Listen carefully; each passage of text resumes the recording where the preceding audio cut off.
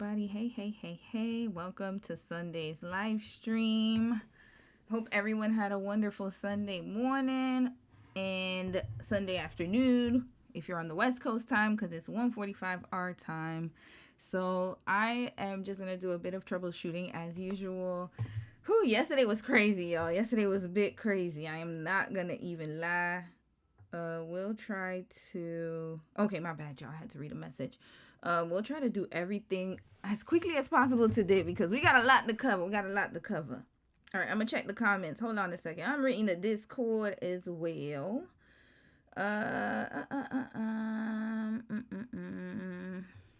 Yeah, today I decided because of time purposes and it's a serious topic, we're just going to dedicate the whole stream to this, y'all. So... if you're not into, and I understand, sometimes, hold on, let me get my lighting right. There we go. Well, actually, I like it better this way. Yeah, we'll leave it like this. But I feel like I'm a little blurred here. So hold on, let's fix it here. Why my camera? Okay, now we're better. Yeah. Since we're talking about some political stuff, I know that it can be sensitive and heavy for a lot of people. So if this is not something that you want to discuss, that's okay. You can catch us on another live stream. I'll be back next weekend. Saturday, I do have to say that Saturday, I might have to change the live stream time. Usually I pop in the afternoon, but we have plans on next Saturday. So I will most likely, hold on, y'all. I'm just trying to fix this up right here. I will most likely come on in the morning. I'll have to do an early morning live stream, and then Sunday will be around this time. So just letting y'all know. But yeah. If this is going to be too heavy for you, then yeah, I highly suggest that you log off. But hopefully, you guys can learn something from the live stream that we're gonna do today. Let me see who joined today. So just give me a second. I have to pull up. I didn't even pull up the chat, y'all. My bad. I'm just yapping away. Da Vinci, hey sis, how are you? Welcome. Yep, you're the first. You got here right early, right on time. Rose, how are you, sis? Some girl, hey. For people who are in the time zone, like if you're in the Europe or on the continent, or if your time zone is earlier, you're gonna be very, very, very delighted to know that next Saturday I must live stream early because I have plans in the afternoon. So we definitely can't do an afternoon live stream. So y'all will be able to catch a real live stream.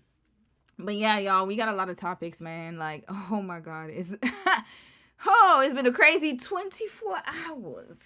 Not even 24 hours. It's been a crazy year, crazy everything. And usually, I try to mix topics. Like last week, we had a very, very extremely serious topic because we were talking about DV. So that was, it had its own segment. And then today's going to be more political things going on.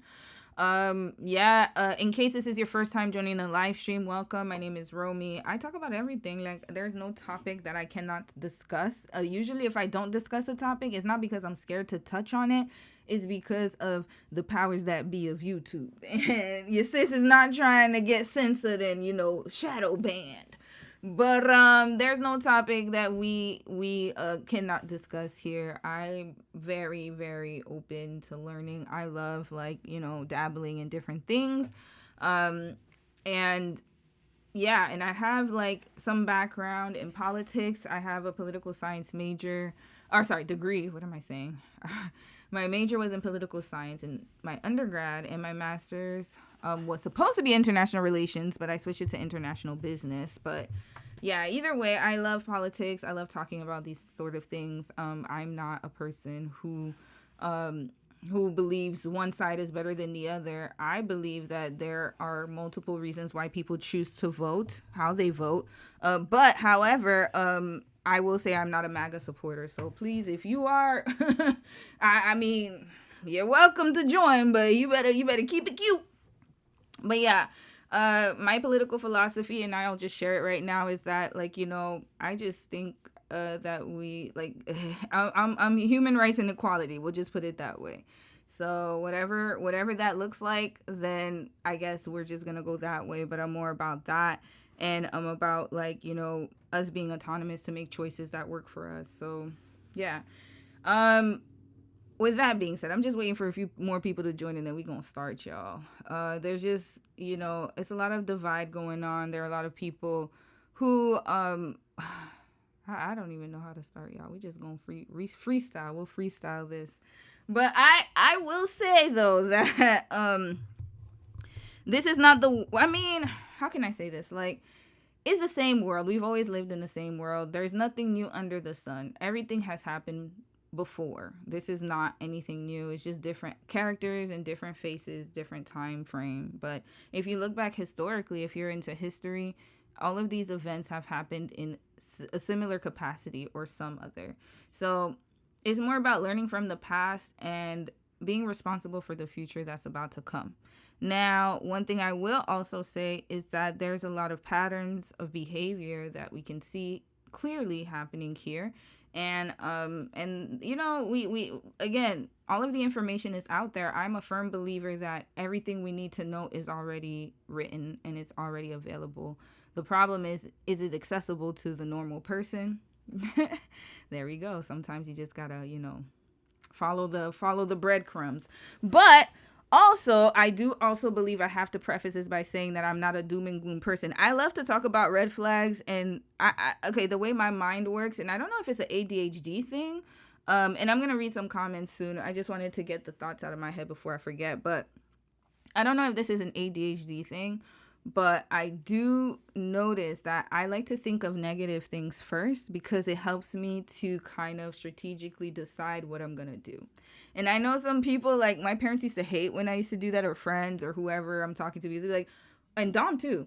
Dom's my husband, by the way, if you're new to this channel. And he always says, why do you think about the negative things first? Why can't you just make a decision? I'm like, no, because I need to think of the negative first. And then from the negative, then I can bring out the positives. And then after that, we can, I can make a conscious decision.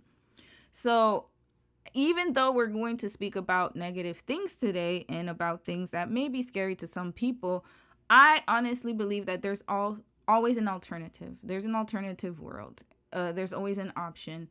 And you can create the world that you want to live in with what you have. So I will put it out there. And, it's kind of like the Matrix when they ask you if you want to take the red pill or the blue pill. Not the red pillars, but the red pill or the blue pill. And if you take the red pill, you'll see things for what they are. And you'll get scared because it's like it's something that, your consciousness has been awakened. It has awakened. But at the same time, it's actually better to know things for what they are, because then you'll be able to move accordingly. Whereas if you keep your head in the clouds and you take the blue pill and you don't want to know what's going on, the events will happen regardless. But the people who already prepared for it, they're going to be in a much better situation than those who decided to live their heads in the cloud and be in la la land. So the better you prepare, the more optimal your future will be. So that's just I believe in that firmly. I'm a firm believer in that. So that is it. That is all for now. That's the intro. All right, now let me read some comments, and then we're going to continue where we left off yesterday. But before we do that, we got to get into what happened at the White House Correspondents' Dinner last night. Lord. All right. Let's see who else joined. Some girl, you said, what time EST would you start on Saturday? Oh, that's a good question. Eastern time, I would start. Give me a second. If it is... my appointment's at 2:30. We probably got to leave the house at like 1:30. So I would go live from 9 a.m. my time, which would be 10, 11, 12 your time. So 12 p.m. your time. So lunchtime. I'd go live like 9 a.m. my time and finish 10, 11, 12. Yeah, 3 hours. So 9 to 12 is good enough. And finish at 3 o'clock your time. Yes, 12 to 3. There we go. 12 to 3. Keep it cute or keep it on mute. That's right. That's right. Because we're going to talk about politics. So, some people, there are going to probably be some new people jumping in and stuff. And that's okay. I welcome everybody. You can think however you want. You can believe whatever you want to believe. I just ask that we all just respect each other's minds and respect each other's boundaries and respect each other's, decisions. So I just think that we all can make a decision of what we what we choose or what we think is best for us. However, I just ask that we be respectful of other people. So, yeah, that's all. But what I'm gonna say is that, like, yes, it's more of like kind of just I'm just trying to get people to what am I saying? Y'all can tell how tired I am right now. I had a long morning. But what I'm trying to say though is that I don't want there to be arguing back and forth, because at the end of the day, and that's another thing too, no one knows who's right. I'm talking about religiously, right? So it's like when you have an argument with people, and this is another thing I want to segue into. It's like when you're arguing with people about what's right, what's wrong, who's right, or this person, or I believe in this, I believe in that. Like, it's such a gray area. Like, you can just see it for what it is. But at the end of the day, like, no one can really prove anything. You're just going to go based off of the facts that you see, and you'll make your own assessment based off of that. But at the end of the day, like, when we're talking about religious systems, we don't know. Half of the stuff is stuff they're telling you, but you don't even know what's real, what's not. Like, you just got to make your own decision. So that's why I said I just hope people be respectful. I just don't like the arguing back and forth about I don't want to call it nonsense, but it is nonsensical, because I'm only going to argue about things I can prove. I'm not going to argue about things I can't prove. There's no point. Because if I'm going to argue with you about things I can't prove, it's just a waste of my time. It's a waste of energy, because none of us can prove it. We can just go by what we see and the evidence. But then at the end of the day, somebody could say, okay, I still don't believe you. And then you walk away. Like, so it's just a waste of time, right? So that's why. Yeah, I hope I said your name right. Hey, how are you? All right, let's start, man. How long it's been? 12 minutes. I think that's long enough for people to join. Listen, if you join late, that's okay. You'll catch the replay. I think I gave enough time. Now, let's get to the nitty gritty, because we got a lot to cover, y'all. And I'll read the comments periodically as time goes on. All right, let me switch this to the back. Let's switch this to the back. Let's order it to the bottom. Here we go. Julia John, how are you? Oh, yep, you're early. Yep. Today's an early day. I know I keep switching the times, y'all. It just depends on when I'm free. And today was a busy morning for your girl, because Mimi had to get groomed. And then we had to, buy some products at Costco. It's just kind of busy, crazy. But I was like, okay, I got to run back, because I don't want this stream to be too late. It's Sunday, right? So, yeah. Sophie, how are you, sis? Welcome. All right. So everybody join. Let's do this. Oh boy. All right, let's put this channel down, y'all. And a disclaimer, if I sound a little discombobulated, don't worry about it, y'all. Okay, so I did not know. So what I did was I increased my medication dose, because y'all already know I'm diagnosed, right? If you don't know, now you know. So I take meds for my ADHD. And usually I take 20 milligrams, and that's usually pretty okay. But I thought that, maybe I just need to, boost it a little bit more, just to have a little, a little zinc there. Y'all, they gave me 30 milligrams, and I've been Hilton-Skilton ever since. I think I'm way too overstimulated. So I realized that I was like, damn, I'm just naturally, I'm naturally overstimulated, even with the 20 milligrams. So 30 is taking it way on another level. So if you see me kind of like a little fidgety and stuff, it's because of that. And then I'm going to go back to my regular dose soon. I'm like, we can't do that no more. We're not going to do that no more. No more 30, y'all, because I just been like this. That's been me all, like, I started last week. I'm like, I'm about to, because I have a doctor's appointment on Tuesday, and I'm about to tell him, look, we're going to run it right back to 20. We can't do 30 no more. We're done. All right, so let's get to the White House Correspondents' Dinner first, and then we'll recap what we went over yesterday in part 1. Yesterday was a very, very busy day in the United States of America. And, let's put here, White House. So there was a White House Correspondents' Dinner. And during that time, somebody tried to pew the president, the orange man. Alleged. Well, I mean, it's not even allegedly. I mean, I'm not saying allegedly because I don't think that it happened. I'm sure it did happen for real. I mean, we could hear the pew pew shots.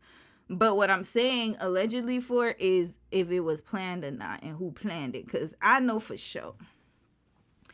This is one thing I will say is that there's something that is not clean here and is not looking right here. So let's go over what really happened and we'll try to piece it together. And based on the evidence, you and I will come up with our assessment. Let's go through the beautiful footage that USA Today. We're going to start with them first, and then we'll go through different news sources and see what we could pick out here. And now, ladies and gentlemen, please welcome the president of the White House Correspondents Association from CBS. Wait, hold on, News, y'all. I just have to go grab something. Jay. 1 second.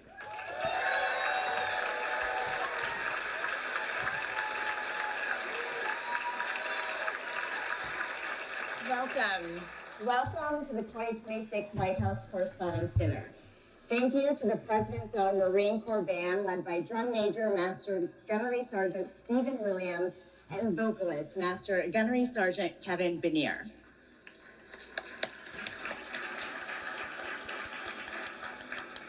Good evening to everyone. President Trump, Madam First Lady, on behalf of the White House Correspondents Association, thank you for being here. It is meaningful that you're with us tonight.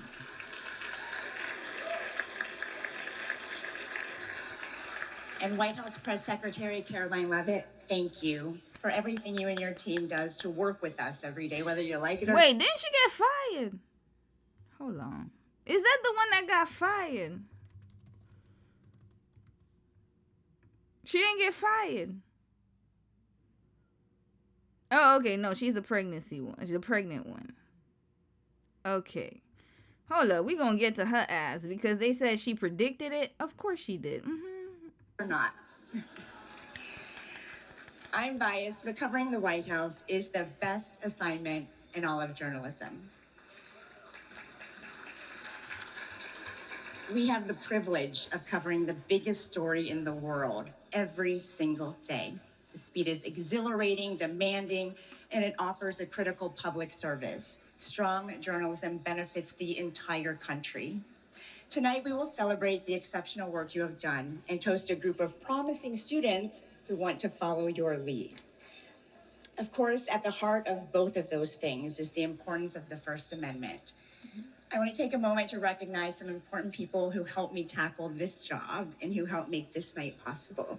First, to the members of the White House Correspondents Association, thank you. Thank you for this opportunity to lead. It is an honor and a privilege. Thank you to my advisor in this role, Kelly O'Donnell of NBC News. And to the other past WHCA presidents who have helped me navigate challenges. To my CBS News bosses, Tom Sobrowski. Oh, wait, what this supposed to be about? Hold on. What am I watching, y'all? She just thinking her dang on body. Okay, that's not what I needed to see. Okay, this is what I wanted to see. Oh, dang, it was after her speech? Okay, hold up. Ooh, my bad. I went too fast. My bad, sis. My bad. Beautiful gowns. All right, let's go. Barry Weiss, Mark Lima, thank you. Thank you for your leadership and support. To the relentless CBS News team, especially the White House unit, I am grateful to call you not just colleagues, but friends. Hold on, we spinning you right up, sis. Is this when it happened? Full of chaos, you are my calm, and I love you. Okay, is this when it happened? And we're going to get started now, so enjoy your day. Okay. Oh, it must have happened around this time. Yeah, okay, people started getting up. All right, let's get it here. Ooh, this is CTV News, y'all. This is a Canadian news source, all right? Just letting y'all know. Okay, let's get to it. Whoa, what's going on here? We might have to put that down, y'all. My bad. Hold up.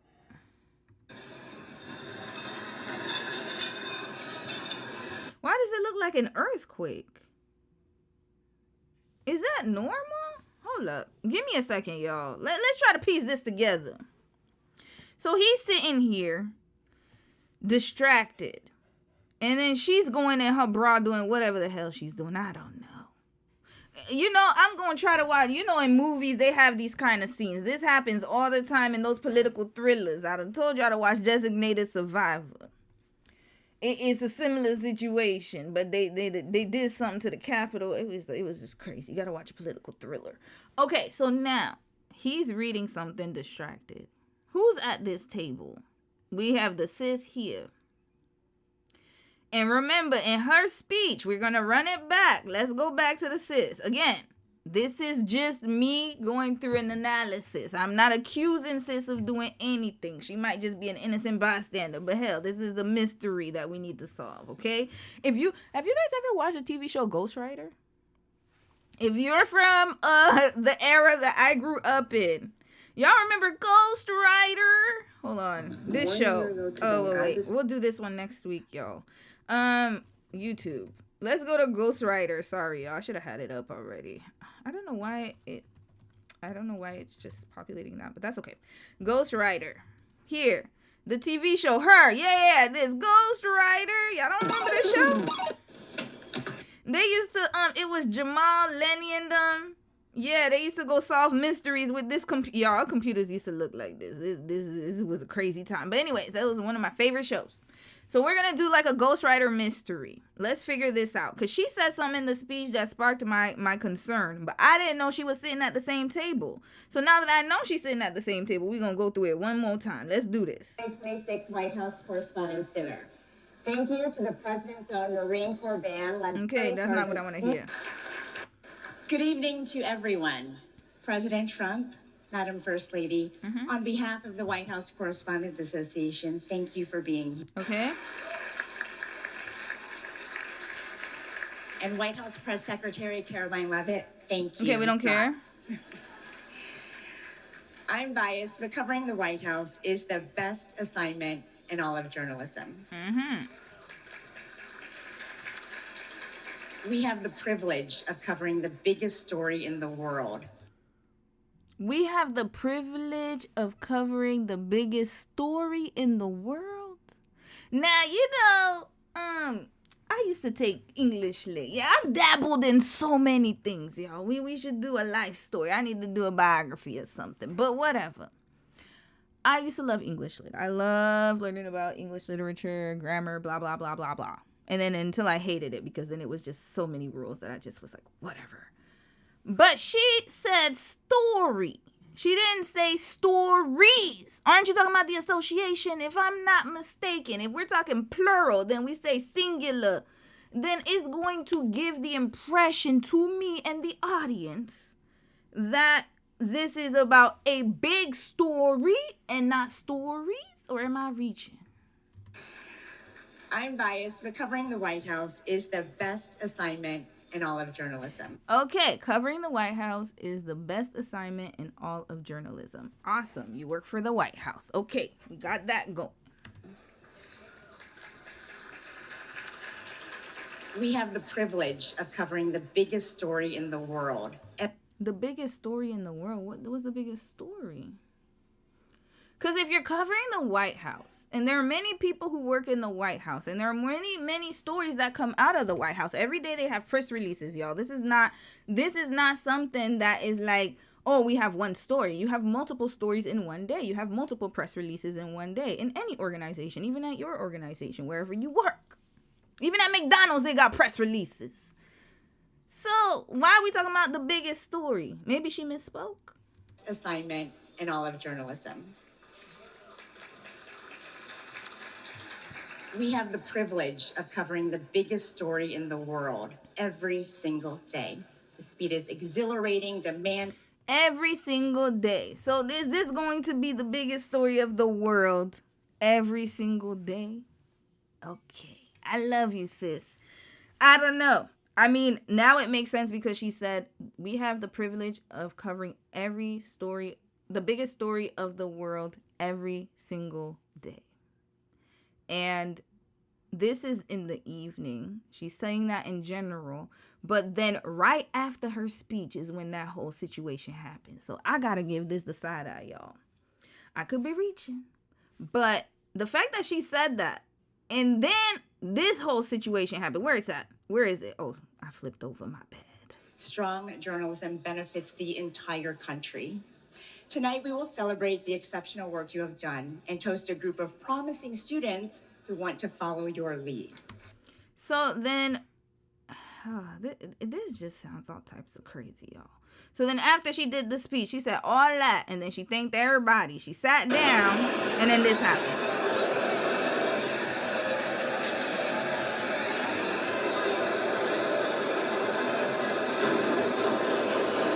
And then you see, like, nobody's moving. Nobody's moving at all. You hear all this commotion in the back. That's that. And then she.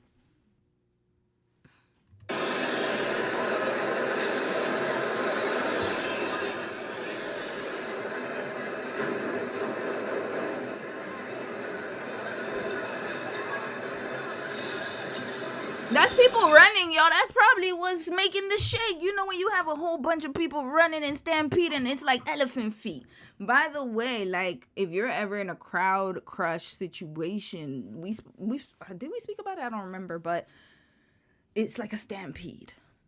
Literally, everybody's rushing. So that's where the earthquake-looking shaking came from. It was people running for their lives. Even the cameraman shaking, like, they probably it's probably an unmanned camera. I'm pretty sure whoever was behind the camera is like, I'm out of here. So, I'm trying to figure out why are they still here? Like, it's like, did they know that this was going to happen? Because to me, if I'm hearing a loud bang, y'all heard me yesterday. If you were in the live stream yesterday, you heard the loud bang automatically. Like, at first I was like, where is it coming from? And then I started calling Dom and I was like, what's going on? Nobody seemed stressed. And sis was like waving. Like, hey, Miss America. He's sitting out here reading. So whoever these people, okay, so I gotta be honest. This we're just assuming. These are assumptions, YouTube. I'm not saying anything. And I don't want nobody to come after me with some BS. But it's either he's in on it or this man got a hearing problem. He is of age, y'all. He's senile. How old is Mr. T? He is 79 years old. Okay, he's hard of hearing? Is he deaf? Because and then sis is just sitting here incredulous. That's why I was trying to say, okay, this is weird. She's all the way here looking at whatever. She can't even hear this conversation. So why is she even, like, this is weird to me. And then this one right here is just sitting there. He's running, the one in the front. And they're all trying to hear whatever he's saying or pay attention to what he's doing, but it doesn't make sense. She's too far to even understand what's going on here. This looks very, very planned, in my opinion. It doesn't seem like a normal reaction for some type of activity going on, especially in a place that's supposed to be quiet. Or, probably people were talking to each other, but you can tell when there's noise that doesn't sound like it's coming from the same, like it sounds different than normal. It's abnormal. And then she's sitting here acting like she could hear them with all that noise going on. There's no way. So what you smiling at? That's what I'm trying to figure out. And was this a distraction?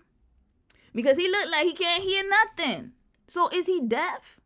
He's hard of hearing. Does he wear a hearing aid? I'm going to need to know.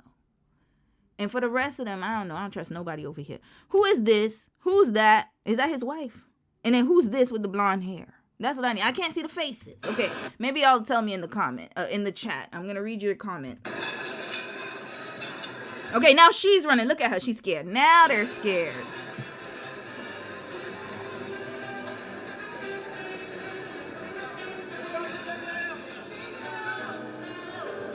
And then, why is this loud music playing? This, I'm so sorry. This is so strange. They don't tell you to cut the music. Okay, let me tell y'all something. If you watch if you've ever been I've never been in that type of situation. But I remember, once I was in a situation not similar to this, but like we ran. And I forgot where it was. I think it was when I was down south. I don't remember. I think it was when I was down south. And it was at like a football game or something, but it wasn't pew pew shots. It was a fight. So if you're used to seeing scruffles, like when we was in the club, stuff like that, sometimes there would be scruffles, and depending on where you were, whatever, right? So once you see people running, you automatically run. That's our code. That's the code. Not only that, but if you start seeing, like, you hear like loud, as soon as you start hearing people speaking loud, and then people start looking around, and then all of a sudden you see one person, everybody usually follows. The thing is that they cut the music. Usually automatically music's cut, everything's cut, and then people just haul ass. Why are they playing this music? It's as if they didn't want people to hear. So maybe that's why I'm like wondering if he's hard of hearing, but maybe it could be because they were playing this loud ass music. Why is the music still on? It's a problem. Who was in charge of the music? They can't see what's going on. Usually when somebody is on the audio, like in the audio or in charge of the audio or whatever, I don't remember what their names are, but the audio technician is usually in the back or in another room, but usually they could still see what's going on. So either the audio technician knew what was going on and ran and hauled ass, or they left the music on purpose. Because I cannot see that all this commotion is happening and somebody didn't choose to cut the music to give instructions. Usually you cut the music, you turn the lights off or something, everybody run, like you're going to hear that. Everybody run, dive. But it's as if it was just like, oh, it's a beautiful day in the neighborhood.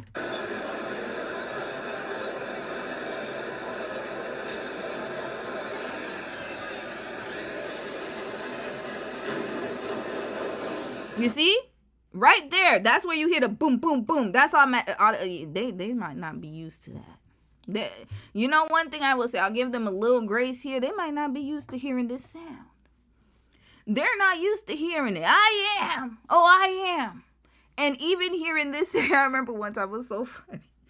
One of my coworkers, like, we all went out for coffee chat. That's when I used to go into the office. And then me and one coworker, it was a few of us.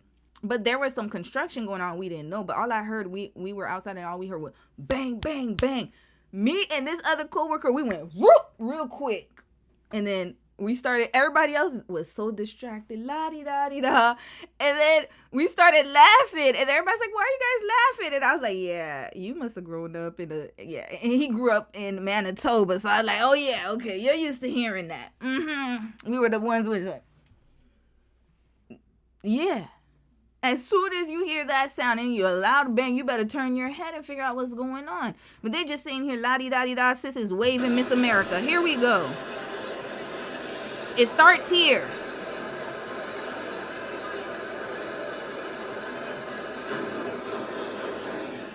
That's like almost 4 shots right here.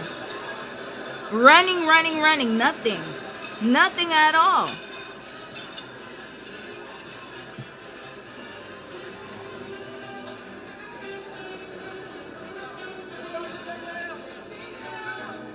And then now they're saying stay down, but you can't even hear them. The music is too loud. Okay, finally, did they cut the music? Okay, they finally cut the music. Sorry, I was too ahead of myself.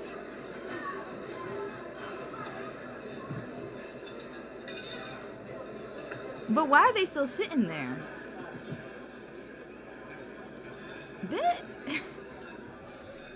Wrap this up. I'm not sitting there.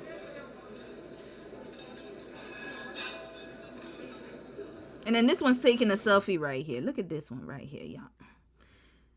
Look at this one right here. Who are you? Who are you? Look at wrap this right up. Look at him. He's taking videos. Look at him. Look at this one. He has no cares in the world.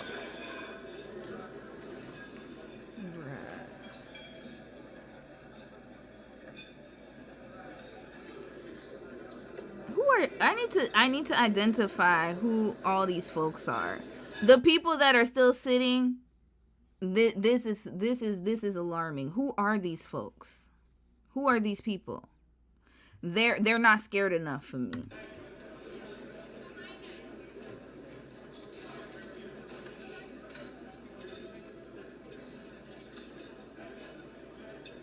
You got broken dishes. Because I'm hearing clink, clink, clink, clink, clink, clink, clink. This one's still filming. Okay, here we go. Okay, what happened here?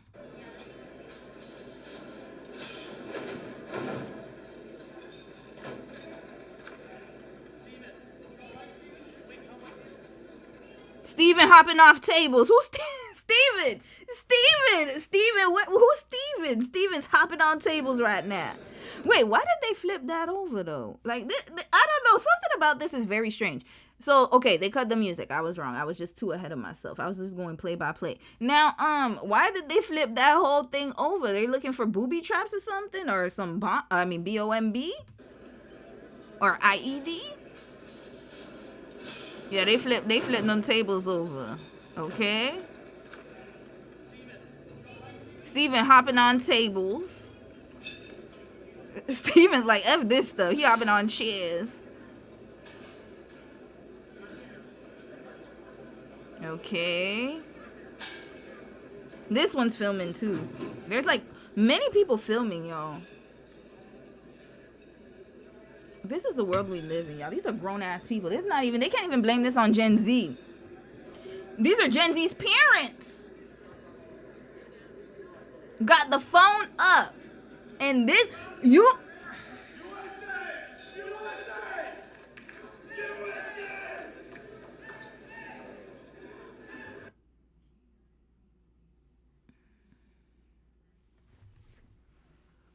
Let me read some comments, y'all. I'm not laughing because it's funny.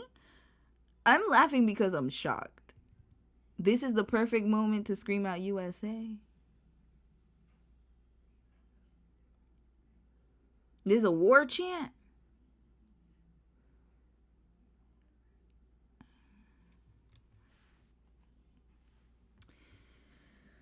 Oh boy.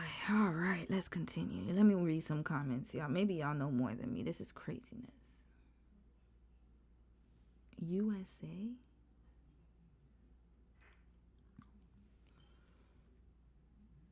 This is it's like a game?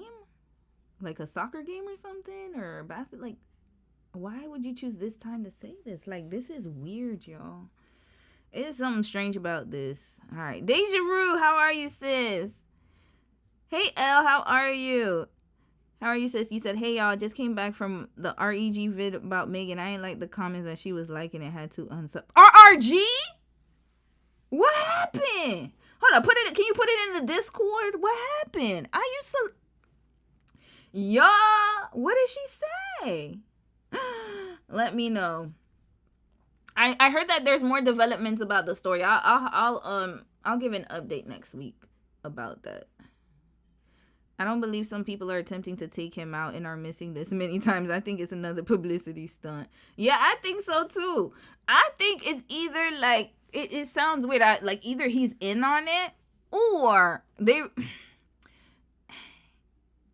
is he deaf? That's what I'm trying to figure out. I mean, it's quite possible. It's either one or two. Okay, one or two. Either somebody in his camp trying to take him out. They've been trying to take him out. Or he's in on it. I don't know, though. With a cluster B, you never know. But to be fair, he is cluster B. So I'm going to lean on the side of he knows. He's definitely cluster B somewhere in that family. He's barking on that tree. And one thing they will do is they will dramatize anything to continue the control. So if it means coming up with like we talked about it last week, actually. Okay, let's talk about this. So he knows, or my opinion is that he knows. Why? Because remember last week when we did the story about that governor, the demon one, the demonic one, and he would do self-inflicted harm to himself, and then he would call the police and blame his wife and make it seem as if she was the one who was, doing that harm.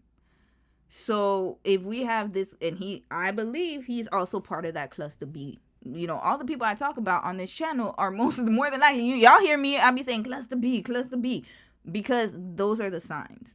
So it's not unusual for somebody if they have this type of illness. And I can tell he does, because the way that he's even approaching Iran is very childish. It's like 1 minute we good, the next minute we falling out. When somebody gives you whiplash like that, that's a personality disorder. It falls under somewhere there. And the reason I'm saying that is because, like, you don't know where you stand with that person. 1 minute when they say hot and cold, or they say, blah, blah, blah, like that person, you talk to them 1 minute, they cool, and then the next minute they're angry at you for no reason. It's undiagnosed. So this is not far-fetched, actually. So I believe it. So it's either he's in on it or somebody in his camp is trying to take him out. But I don't think it's somebody on the outside. I'll be honest with you. It's got to be somebody on the inside. Sophie, you said the star that fell, she is liking even people who are cursing her out. Sometimes. Wait, did she pin the comment? Sometimes she pins comments of people who don't like her. I always see that too. She does do that. So, but if she liked it, I don't know. We'll see. Because is it one comment or many comments? If it's one comment and she pins it, usually she doesn't agree with what they're saying. Jadis is so staged. Y'all, and then the USA chat is taking me out, like, USA. And I'm like, bro, y'all way too calm for people who almost got hit them up styled. Y'all are way too calm for people who are if your life is in danger, you're not gonna be this damn calm. I'm so sorry. I'm running I'm running somewhere else. You're not even gonna see me. I'm gone. So yeah. Miri said, I don't get any notification. I'm still sick, and my mom is asking me to go to the bank for her. My sister is here, but she's always saying, girl, I'm sorry to hear that, Miri. You're going to have to stand up to your sister, because there's no way. There's no way. Especially if you're sick, don't go. Do not go at all. Yeah, if you're sick, don't go. You're going to have to say no. You're going to have to say no. I know being a people pleaser, like, it's hard, y'all. It's hard to say no, especially the family, but you're going to have to muster it up, because ain't no way. If you're sick, she got to move. Hey, Mocha, how are you, sis? You said, I'm sure Comic-Con has better security. How did that man even get through? Thank you. Or we're going to figure that out. I'm just watching the video in the aftermath first, and then we're going to get to the video of the pew-pewer, and then we're going to get right back to the scientist conversation. Honestly, I've sat down reading while hearing pew-pew sounds. My mom kept telling me to get down. We were inside, so I didn't care. We found shells outside the next day. Yeah, I mean, yeah. That's the thing, though, like, it's so crazy, like, to hear that sound. Yeah, you gotta get down, sis. Don't ever, because sometimes it can penetrate to your house. There have been so many situations where there have been pew-pewings on the outside, and somebody's just randomly sitting in their kitchen, and then boom, gone. You're gonna have to get them reflexes up, sis. Get them reflexes up. Let's continue, y'all. Deja, you said the Secret Service looked so foolish and unorganized. Yeah, they did. They pushed over that table. I'm sorry, I'm not laughing because it's, again, I'm not making light of this situation, but it's like, what are you doing? Like, they're pushing now. It's like they're angry, so it's like they're just taking it out on the furniture. No, you need to take it out on yourselves. How the hell he got in there? That's true. That's why I said it's either he's in the know or it's an insider. It's an inside job. It's got to be. And it's not coming. And you know what they're going to do? Frame it as if it's coming from the left. And I promise you, it's not. It's not. It would be very difficult for them to do that. Because they're not invited. So, there's that. It's somebody from the inside. And their priority was to protect all men, not just president and VP. All those ladies left at the table looked dumbfounded. They got left. They need to get up and leave. That's the problem, depending on these men. But then again, this is what happens when you riding, and you want to be a rider so bad for this administration, and this is what's gonna happen. He's gonna leave you right in the dust, and with all them people, and with this one holding his phone up. Let's continue. They just hire random people, and that's a problem. That's a problem too, y'all. But is it because nobody wants to work there? That's another thing. Okay, Steven is still there. Who is Steven? Steven's gone, y'all. Steven's gone. All right, so y'all just gonna sit there?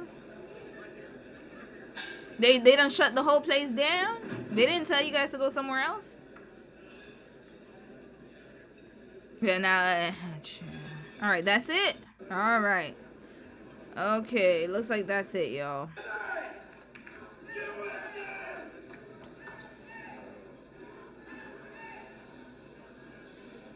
Oh, so okay, so somebody told them to be quiet. You heard the shh. Okay, now let's see what this had. Okay, now let's see. He was identified, y'all. They found this man. All right, they got him. We don't know the motive of the gunman at this hour, but we do know a man charged a security checkpoint at the Hilton where the White House Correspondents' Dinner was taking place. You see the video on your screen. And he was charging toward a room full of journalists, politicians, and the President of the United States. We don't know the motive of the gunman at this hour, but we do know a man charged a security checkpoint at the Hilton. Okay, y'all, this looks like a grandpa. I mean, I got bifocals, okay? I know my glasses are thick. I have really bad eyesight. But even I can see the shadowy figure here. This is the man that's at the checkpoint. Then you got this one here, this one here. Okay. So, did the government lose money? Yeah, they didn't got no funding, y'all. Your money's gone, y'all. I'm not joking. Your money's gone. Your money's gone. This is fugazi as hell. This is what, even the club has better security. Them bouncers be like this at the front. They do not play. Them lines, they will pat you right down at the club. You know, when you used to go to the club, trust and believe me, like there'll be a lineup right there. You can't even boom rush in. They're like 2 or 3 of them. They're deep, and then they're all connected to each other. You be seeing them on them little walkie-talkies. So who did they hire? Because this one right here, look at this. Look at this one right here. Look at his belly. He can't run. He cannot run. The belly right here, y'all. Look at this. So first of all, he shouldn't have even been here. And then you have these two here. Who are these two here? They're just standing there. They're not even, one has their hand on the holster. And then the other one's right here. He's not in position for anything to happen. And then who's here? That's why he was able to go through. And then there's this whole, why is this not barricaded? Of course he's going to be able to pass through. This one cannot tackle. Red flag. What is going on? So I believe that this was a team hired, and it looks like a very cheap security team, in my opinion. None of the bodies look like a body that would be able to outrun the person who charged.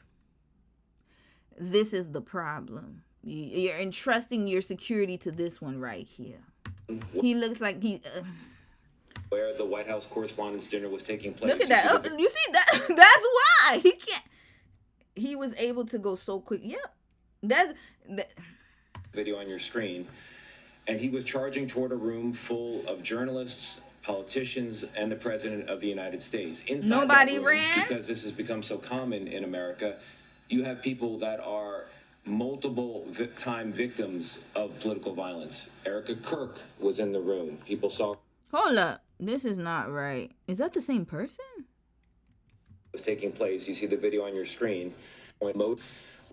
We don't know the motive of the gunman at this hour, but we do know a man charged a security checkpoint at the Hilton. This is not the same man. Hold on. Y'all, who has good eyes? Am I blind? This man does not look. Look at the form. Or is it because he's walking a certain way? Why does he look bigger here? Hold up. Do I need a screen capture? Where the White House Correspondents' Dinner. Okay, we're going to do that. It was taking place. You see the video on your it might have been his jacket. My bad, y'all. I thought he was a big one. Why does... Maybe it's his jacket. Okay, maybe it's the figure. Where the White House Correspondents' Dinner was taking place. But either way, he's not fast. You see the video on your screen. And then they're just standing there. They didn't even chase after him. Full of journalists, politicians, and the President of the United States. Inside that room, because this has become so common in America, you have people that are multiple-time victims of political violence. Erica Kirk was in the room. People saw her in tears. Steve Scalise was a table away from me. That's the reason I'm wearing a tuxedo here as well. He was a victim of political violence. And then, of course, you have the president himself. That is the context for what we're talking about tonight. And we also know more about the specifics on the gunman himself. Matt, you've been looking into that. We do have a name right now, Tony. It is Cole Thomas Allen, 31, from Torrance, California, just south of Los Angeles. Okay, hold on a second. Been looking into that. We do have a name right now, Tony. It is Cole Thomas Allen, 31, from Torrance, California, just south of Los Angeles. Wait, did they escort the sister out? We also know more about these. Yeah, you see? So they were still talking. I knew it. And then look at all this commotion going on. They're not even moving. I'm talking about DT's table. Look at this table. They quick as hell. Himself. And then they still sitting there. Matt, you've been looking into that. We do have a name right now, Tony. It is Cole Thomas Allen, 31, from Torrance, California, just south of Los Angeles. Our understanding so far is that he has no known criminal record. We don't know much more other than the pictures we are now seeing of him being taken down, hands shackled behind him, zip-tied, face down. We do know that he brought at least 2 weapons in, a shotgun and a handgun. He was able to fire some of them as you saw him sprint through that security cordon towards that room that was closed off, sealed, as the president had just said, with many, many hundreds of journalists, VIPs. Okay, so he's from California. His birthday is April 11th. Oh, boy. He's a Taurus? No, he's an Aries. 1995, 31 years old. And politicians inside. We don't have a motive, but we don't exactly know what his target was at this moment. We don't have a moment. We have the context. Well, of course you know what his target was. And I'll give you another note on the context here. There's the pattern of political violence with other politicians for many years now. We've had these conversations, it seems like every other week sometimes. Did this happen with Biden? Because I don't remember seeing this much chaos. It didn't even happen with Obama. I don't remember that. That security detail was airtight. Obama had some of the best security detail. Now, I do remember it happened with Bush. I'm going to show y'all this video, and then I'm going to read some comments. Maybe y'all will let me know. I still think it's a Fugazi security team because they, like, how the hell did they not see this happening? George Bush Jr. I remember when this happened. Y'all remember when he got that shoe thrown at him? Right here. Hold on, I don't know why it's so loud. Here.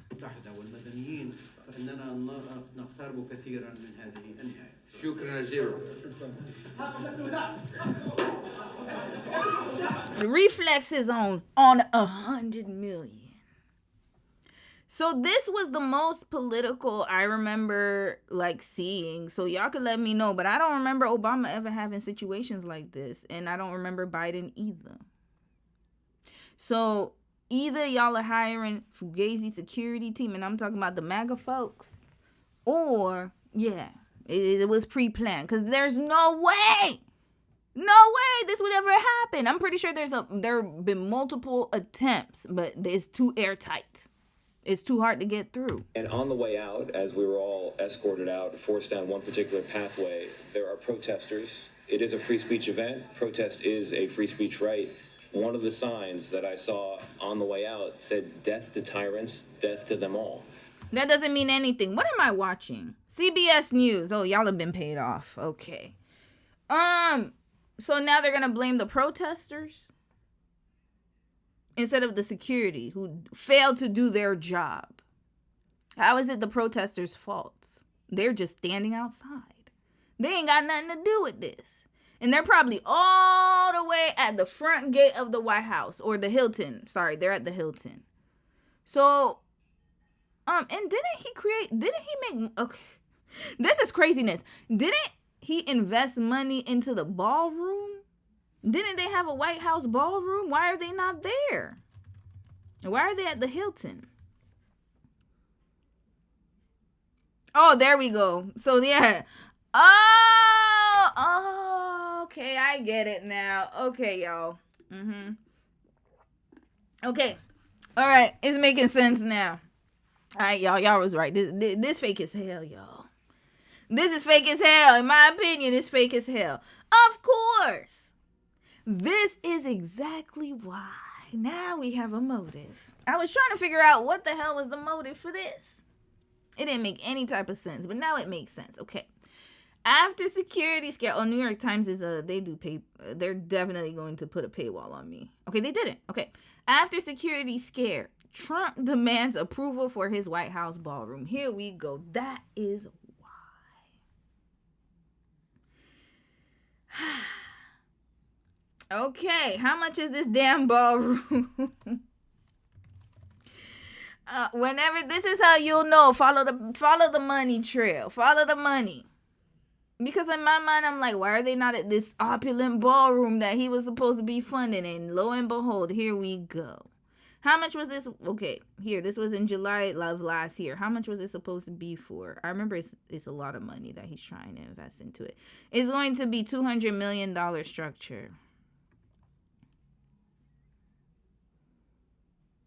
$200 million to build the ballroom. And now, okay, this incident planning commission approves the ballroom plans. This was 3 weeks ago. Legal fight over Trump's enormous construction project will continue despite panel's approval. Okay, so a judge, the price don't went up, construction, So now it was initially $200 million in July of last year, but as of this year, inflation and whatever, that little thing that goes up and down, y'all know what it is. Now it's $400 million, and you know who's gonna pay it? Yo behind. Red flag. What is this? So now look at this. It is synonymous with the United States, one of the most recognizable buildings in America. The country's very first president, George Washington, selected the site himself. He would go on to be the only U.S. president not to live here. Construction started in 1791, built by slaves, and finished in 1800. Built by who? The original interior didn't... Built by who? What she said? The country's very first president, George Washington, selected the site himself. He would go on to be the only U.S. president not to live here. Construction started in 1791, built by slaves, and finished in 1800. 1791, built by slaves, and finished in 1800. And then they have the gall to tell you that, you didn't contribute to any, or what did they say? Oh, you're not the only ones who contributed. You literally built the White House, Black Americans. Literally built the White House. You didn't contribute anything to the economy. Not only did you contribute to this economy, but if we're looking at the effect of the transatlantic slavery, you built a lot of other things in Europe, France, the museums, all them things that they could keep enjoying during the Renaissance era, all that stuff. The work of our ancestors, especially in France. If you're from France, yeah, brick by brick. My ancestors. There we go. So next time they try to tell you, we contributed. Look, you freaking built the White House. They didn't build it. And then there's no slave monument, nothing like that. And then trying to tell you don't deserve reparations. Look at all that free work you did. Black Americans did. Red flag. Come on now. Hell, I need to see what my peoples do. We might need to do a class action. I need to be part of that. I know Ghana was asking for it. We need the reparations quick and stat. Built this. The original interior didn't last long, burned by British soldiers during the War of 1812, leaving behind just a shell. Rebuilt 13 years later, a bit of a remodel. The now famed North and South portico rebuilt by slaves again. That's crazy. Were added. But then Theodore Roosevelt moved in with his 6 young children. Things got tight, given it was the president's house and office, so he ordered the West Wing built. Okay, we don't care about all of that. I love you, sister, though. It's just, I've seen a White House in the condition where it's bigger than the White House. Demolished. Just 4 days for the latest major change to the White House, the East Wing demolished. And the building was... Donald Trump says he will build a more than 8,300 square meter ballroom, which will be considerably bigger than the White House. He says the $300 million cost will be paid with donations. So it done went from $200 million to $300 million to $400 million, and he says it's gonna be paid from donations. I doubt it. I think it's gonna be paid by donations from the taxpayers. That's what I believe, because ain't no damn way. Yeah, here we go. Okay, so now we have a motive, y'all. Wrap this up. We're not even gonna continue with this because I don't believe nothing else about what nobody else is saying. All right, moving on. Let's continue with the scientists, y'all. We got bigger fish to fry. Okay, go have your Mark of the Beast baby, sis. Go ahead. I'm pretty sure that's gonna be Damien. All right, next. Y'all ever seen the movie The Omen? That's Damien right here. Oh, she did with prophecy. Caroline Leavitt's unwitting prophecy came true as shots fired at Trump event. He is ready to rumble, I tell you. This speech tonight will be classic Donald J. Trump. White House Press Secretary Caroline Leavitt said. Okay.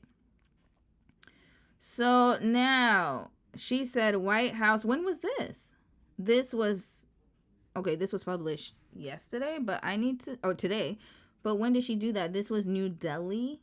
White House Press Secretary Caroline Leavitt's comments that there will be some shots fired tonight has gone viral because of the timing of what she said. She was speaking to a Fox News journalist before a shooter attacked. Oh, so that same night. He is ready to rumble, I tell you. I will tell you. This speech tonight will be classic Donald J. Trump. It'll be funny. It'll be entertaining. There will be some shots fired in the room. So, are they trying to use AAVE here? But how would she know about that? Because we usually do say shots fired. Like, oh, shots fired. Like, if you're, like, roasting somebody. But how would she know that? Don't they not like us? That's what I thought.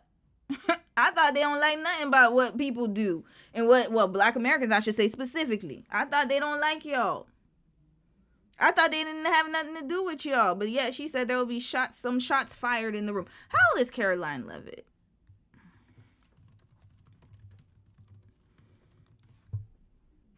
She's 28. Okay, so that makes sense.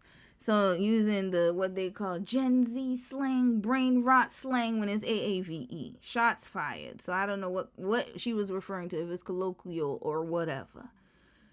So everyone should tune in. It's going to be really great, of course. And then when sis was talking about the big story, that's how I knew. To question about who wrote the speech, she said, I can't take credit. In true, whatever, who cares? Okay, let's listen.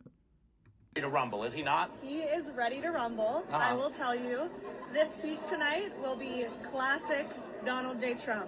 It'll be funny. It'll be entertaining. There will be some shots fired tonight in the room. So everyone should tune in. It's going to be really great. I'm looking forward to hearing it. I love it all. And you wrote most of it, you said. I can't take credit. In true Donald Trump fashion, the man puts his pen to the paper himself. So it's a lot of his own work. Okay, so now, who is her husband? Nicholas Ruscio. I need to know who this man is. I have a feeling he has something going on. Okay. They met in 2022. Oh, he's 60. Yup, he looked older. Okay, so ooh, that age gap is crazy. So now they have their son. Who is he? Atypical love. It's a very atypical love story. What's the love story between y'all? He's a real estate developer. He grew up in Hudson, NH, as one of 4 children. Okay, who cares? Okay, he's a realtor. They met during her congressional campaign. All right. A mutual friend of ours hosted an event at a restaurant that he owns up in New Hampshire and invited my husband. I was speaking, we met, and were acquainted as friends. Yeah, but you were how old in 2022? You're 28? Oh, you were young, girl. Hold up. 3, 4, 5, 6. Okay? 7, 6, 5, 4. You were 24 years old? Your frontal lobe wasn't even developed, Megan. Red flag. What is going on here? This man he's old enough to be your grandpa. Your grandfather, sis. Your grandfather. Grandfather.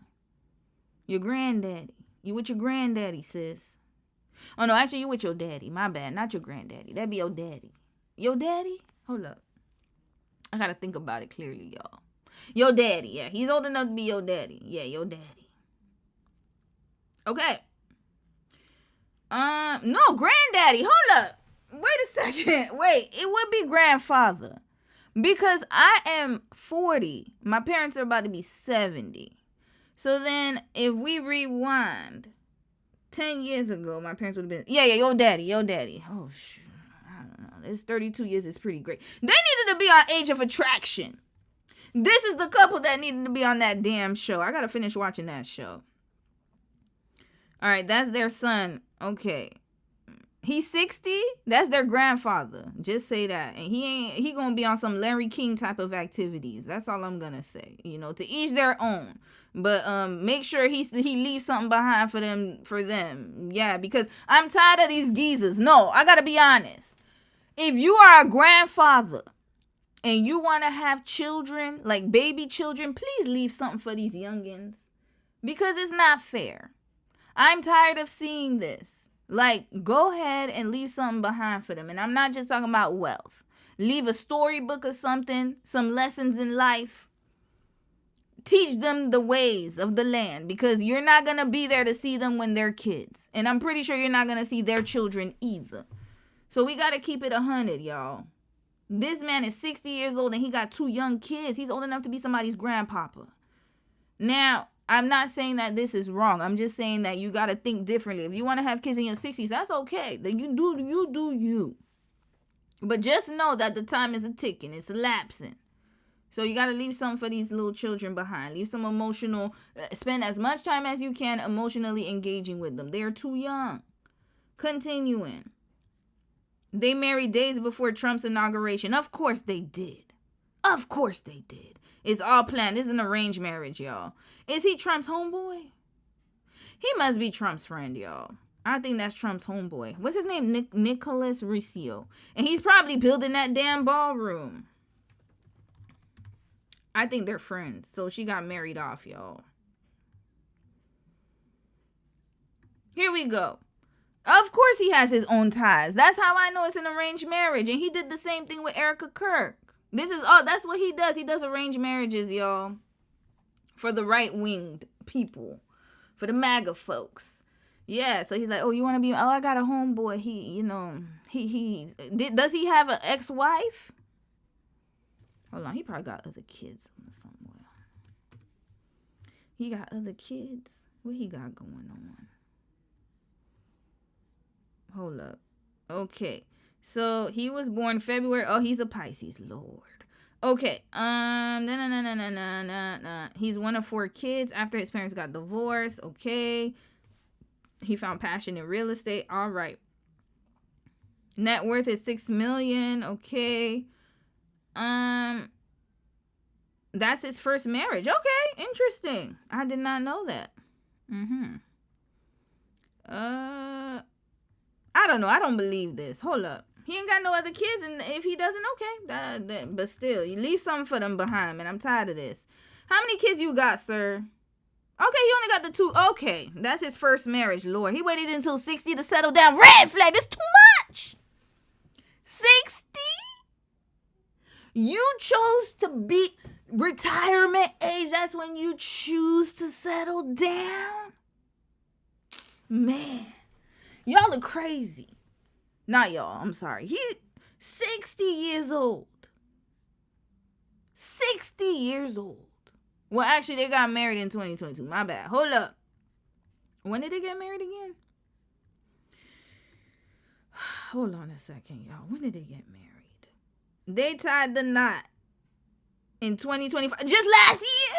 Hold up. When did she get pregnant?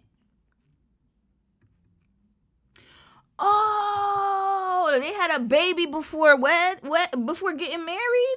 Oh, she was shacking up. Oh, they got married. So he wasn't trying to get married, y'all. He knocked her up before they got married. I thought they were married and then she got knocked up. So they had their first child in 2024. Then he decided, it's time for me to put the ring on it. A year later, this man wasn't on something, y'all. He was still running amok. At 60 years old, this is craziness. Her husband was, he was all through them damn streets. But I must admit, is he Italian? I think he's Italian. He does look good for 60. I must admit, sis. I don't know what filter you got on him here, but he looking good. He was looking a little weird with the receding hairline before, but he's looking okay. He's looking very dapper. Okay, he's not bad, y'all. He's not, but still, 60 is wild, y'all. That's wild. Poor babies. Yeah. You. Now, let me tell y'all something. So Dom's parents, they had him mad young because he is 40. His mother is, I think his mom is 50 something, late 50s. Yeah, his dad is like early 60s. And I'm the third child. So yeah, nothing wrong with that. If you have, look, what I'm talking about is not having kids when you're older. I have to be very clear with that. I'm talking about having kids at 60, kind of like Larry King did, and then not leaving anything for them. But at least it looks like he's there. So I'll give him that. He's there. He's active. He's pushing around strollers. So, all right, we gonna give you some credit, Rizzo. All right, good. I'm not talking about him. It looks like it's his first set of kids. Okay, he's gonna do his best. I'm talking about the ones that got multiple gaggle of children, and then they keep having the younger ones, and then they just have a whole host of kids running amok everywhere. All right, he got his ties to DT. Okay. And G. Bush. Okay, yeah, she put a filter on him. He don't look like that. She definitely put what is up with these? You know who used to do that? Portia and Simon. They be putting filter on their older men. Just appreciate the age. Why are you trying to make him look young? He's old. It's okay. Look, where's Simon? Remember when she used to put filters on Simon?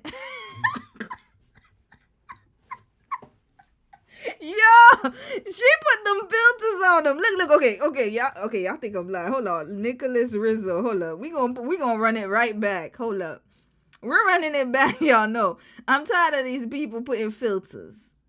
Where he at? No, that's not the filter one. This is his real face. Sis done put a filter on that man. Hold on. Okay, sorry y'all. We gotta take a little pause. Wait, what's his name again? That's not his name. Isn't his name Nicholas Rizzo? Oh, Ricio. Ooh, my bad.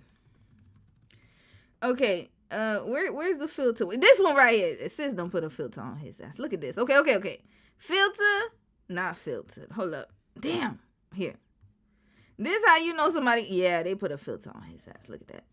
Now this is how he really looks. But I mean, he's not too bad. And then you got Simon right here. Yeah, they put filters on them. Why? Just appreciate the ageness. You married him already. You know how old he is. We already know how old he is. You don't need to put filters on that man. Look at that. She kept putting filters. That's his real face right here. She used to put filters on that man heavy. Hold on. There was another one. Hold on. Where's the one where he was all wearing the muscle shirt?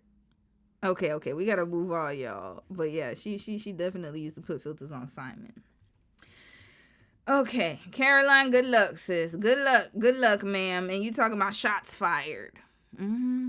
Okay. Well, they were. They definitely were. Was she at the table? Hold up. Okay, we got to move on, y'all. And then I'm going to read some comments. Who was at the table? She was at the table. Oh, she was at the table. Where's JD? Where is JD Vance? Cause Why is he not around? Where is he?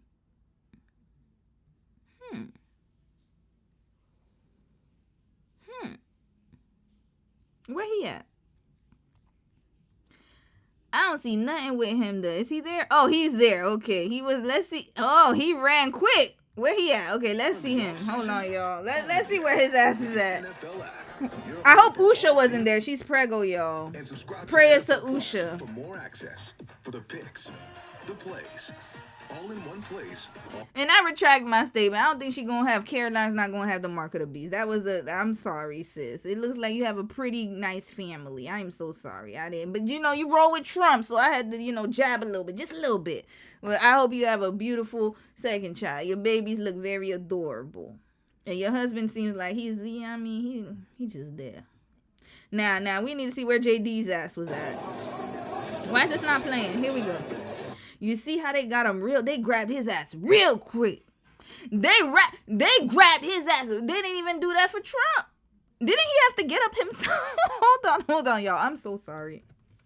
I'm the worst person. This is why I don't do political news, because I know it's supposed to be very serious, and I'm a very unserious woman.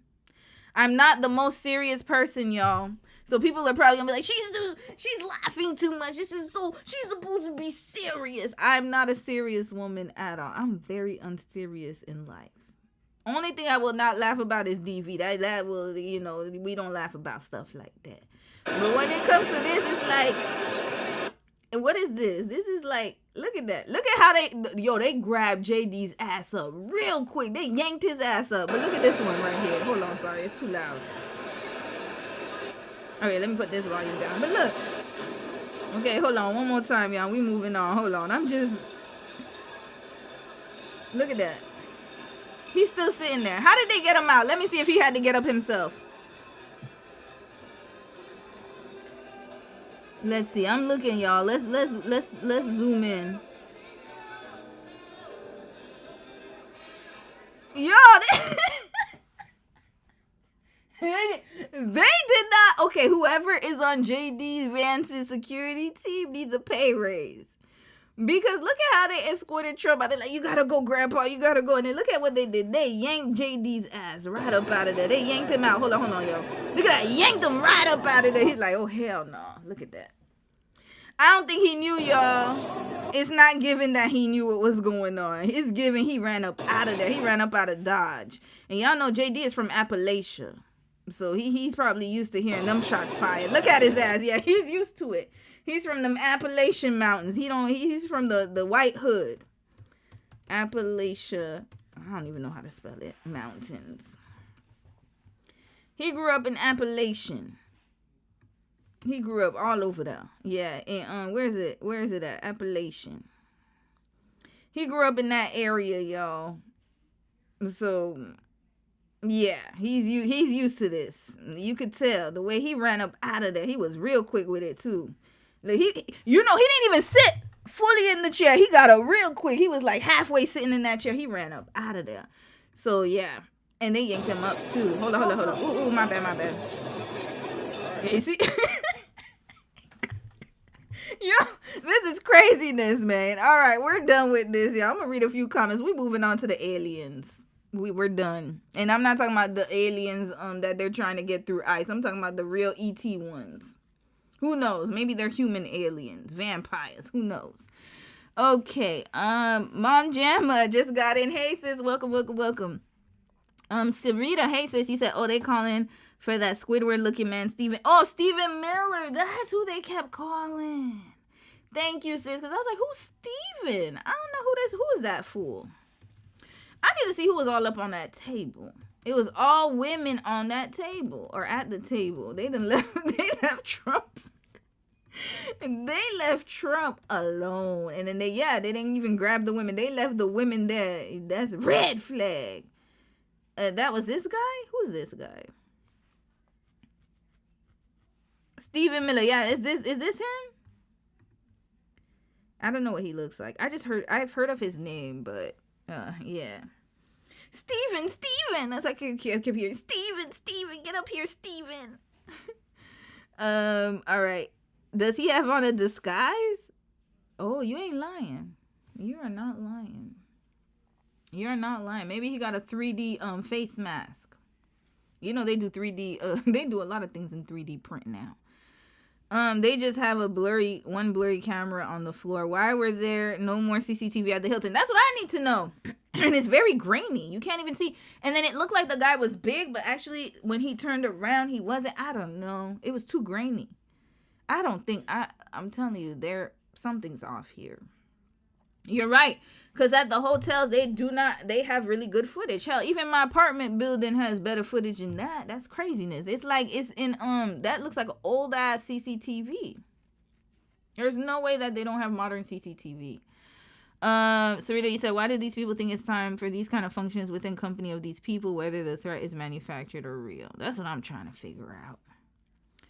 You said that's 28 Mocha. Yeah, she's 28, y'all. She's pretty young. When she said shots fired, that's how I was like, hold up. She's got to be young because we're the only generation. So it's either millennials or Gen Z that use that term. We used to say that when I was young, like shots fired. Oh, shots fired. But how did she know that? That's what I need to know. So she has hung around black folks. Either that, I believe she has.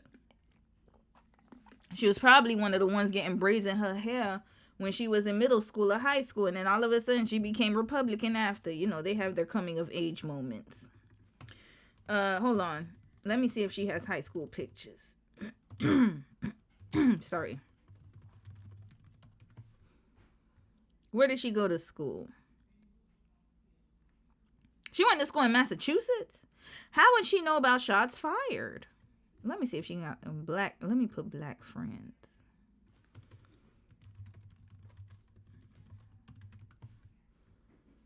She got pictures with black folks. Maybe she learned it from this one right here. She do got a black friend right here. Or maybe family member. Hold up, where her black people? She ain't got no black friends. How would she know shots fired?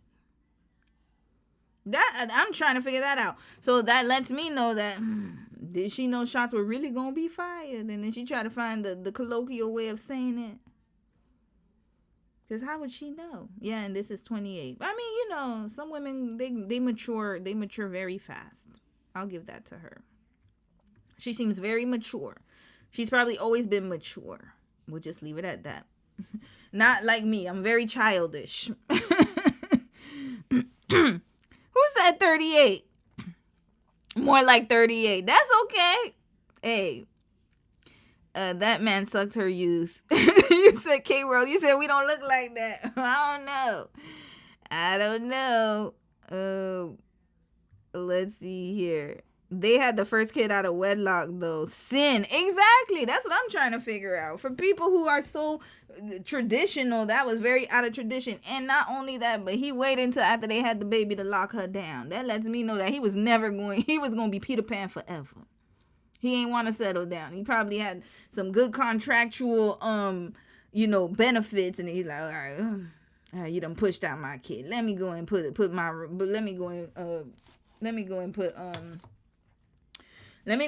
the ring on it. That's what I meant to say. White people watch black people online all the time and appropriate our vernacular. Yes, 100%. But this is the funny thing is, again, obsession. Because why? Like, of all the things you could say, you don't even hang around black people. She doesn't. We clearly could see the pictures. She didn't grow up around black people because as far as I know, where she grew up in Massachusetts, she wasn't in Boston. That's where you're going to see a lot of people that look like us. So you don't surround yourself amongst the black folks. And you don't surround yourself amongst, like, people who you would appropriate this from. So it definitely has to be on social media. So why are you watching us? Red flag. Why? If you don't like us, why are you watching us? Because like I said, I do not watch people I do not like. Why? Why would I do that to myself? So it means you do like us. Because, yeah, always a topic of conversation somehow, right? Doesn't make sense to me. You said, I'm from Appalachian. I don't have one thing in common with J.D. Vance. He basically stole his book title from Bell Hooks. Did he? I don't know. J.D. Vance grew up. I think he was very extremely, and not saying Appalachia's poor, but where he grew up in Appalachia was very poor, and his mama was a drug addict. Like, he has a whole history. Yo. So I know he knows what them gunshots was. He got up real quick. Was like, boop. He got up out of there. He was like, wrap this up. This wasn't part of the plan, Peter. I'm talking about Peter Thiel. This wasn't part of the plan, Peter. I wasn't supposed to be here when this went down. He looked like he was mad as hell. All right, let's continue on. Segue to, since we're talking about Trump, let's just quickly segue through this, and then we're going to move on to the scientists, the aliens. Okay, Candace Owens. We don't talk about sis. I know I did a live stream about her last year. Ooh, I had people ruffled up in the... I got people... A lot of people were upset with my commentary. But I still believe in what I said. Now, I will say that, you know, I think Candace Owens, she's definitely... Listen, I didn't forget about what she did with Kanye. And I'm never going to forget that, to be quite honest with you. I honestly believe that she got her Negro wake-up call. There you go. She got it. And now I think she's eating humble pie. I think she's regretting a lot of the decisions she has made in the past. And I do believe that, do I think that she's a grifter?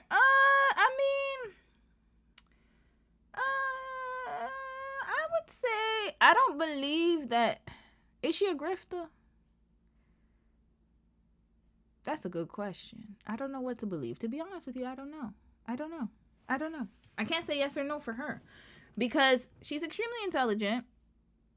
I think she thinks she's overly intelligent, which is, I mean, you should be confident in your intelligence.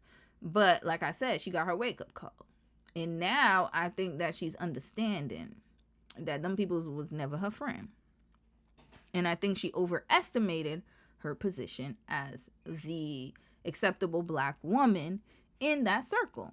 I'll be honest. And I was waiting for her to get the wake-up call, but I didn't think it was going to be this fast, to be quite honest with you. And I didn't think it was going to be this poetic. I thought it was going to take a long time, to be quite honest with you.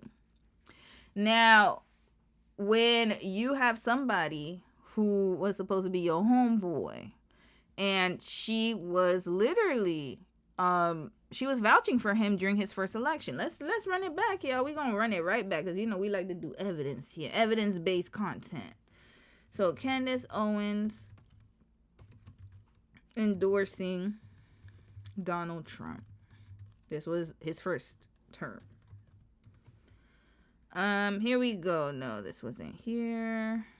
Hold up. Let me see if I can find the video. Why is that there? Okay. Okay, first term. Let me see. Let's just put Candace Owens, Trump. What was it? 20? When was his first term? Was that 20? I think, remember, 2020, 19, 18, 17. Was it 2016? Let me check. Why are they not doing that? That was a year ago.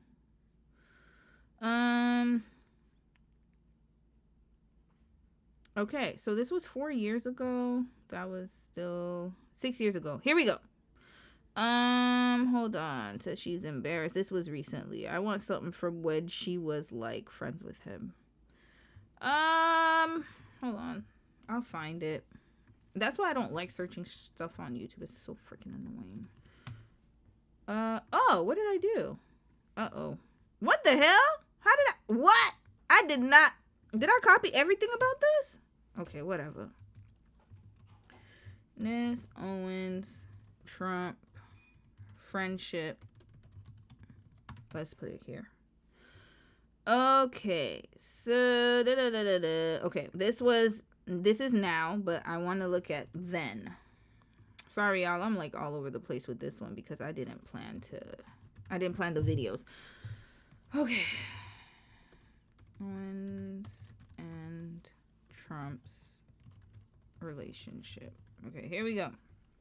Maybe I'll find something here. Okay, you know what? We're gonna have to filter. I don't like this. Okay. You see, look at their filters. Red flag. YouTube is so annoying. I don't want something from this year. I want it from the past. Do I got to scroll all the way down? This is craziness. Let's go down. Let's go down. Let's go down. This is annoying. Why can't you filter something from a long time ago? They used to have that filter. What happened? They don't want people to see old stuff. Okay, if I can't find it here, listen. 6 years ago. No, that's Trudeau. Okay. That's why he hated Trudeau. Okay. We don't care. Next. Okay, you know what? We're just gonna go on Google. I'm tired of this nonsense. And then why does it Candace, Owens, Trump. Let's put 2016. Okay, whatever. I don't remember when he was there. Okay, so buyer's remorse. Okay, I don't want to see that. Why is this? Let me check videos. When was this? 2020. Okay. Okay, here we go. 2020. Okay, this was during COVID. It's long as hell, but we ain't gonna watch some of it. A delight to have you with us. Why she wrote her book, influence of her her grandparents. Okay, here, conservatism, blackout, second escape, Obama's speech, being a victim, victimhood in America. Hold on, stop here. Okay. Which one should we choose? There's a lot of chapters. Thank you for your services. Where did BLM come from? Role of government, most replayed. Okay, let's see this one. You know, speaking of President Reagan, recall this was the era, you were only this tall at the time, but, the whole mantra about welfare queen and the concept of welfare to work. And in your book, you come straight out at it. It's, listen, welfare is one of the key things that has destroyed the Black community and the Black family. I know your answer, it could be 6 days long, but how would you distill if I said, well, what is the answer to the dissolution of the Black family in America? Two answers. The government is obviously the dissolution of the Black family was systemic. It happened because of welfare policies. The government, saying we will be the dad, incentivizing bad behavior. You have more kids, we'll give you more money, and it's your right. We should give this to you because of all these things we did in the past. Sort of repackaging and making it seem like it was reparations when it was the exact opposite of reparations. It was a destructive pattern that began, and Black women didn't marry the father of their children, and Black fathers felt delegitimatized.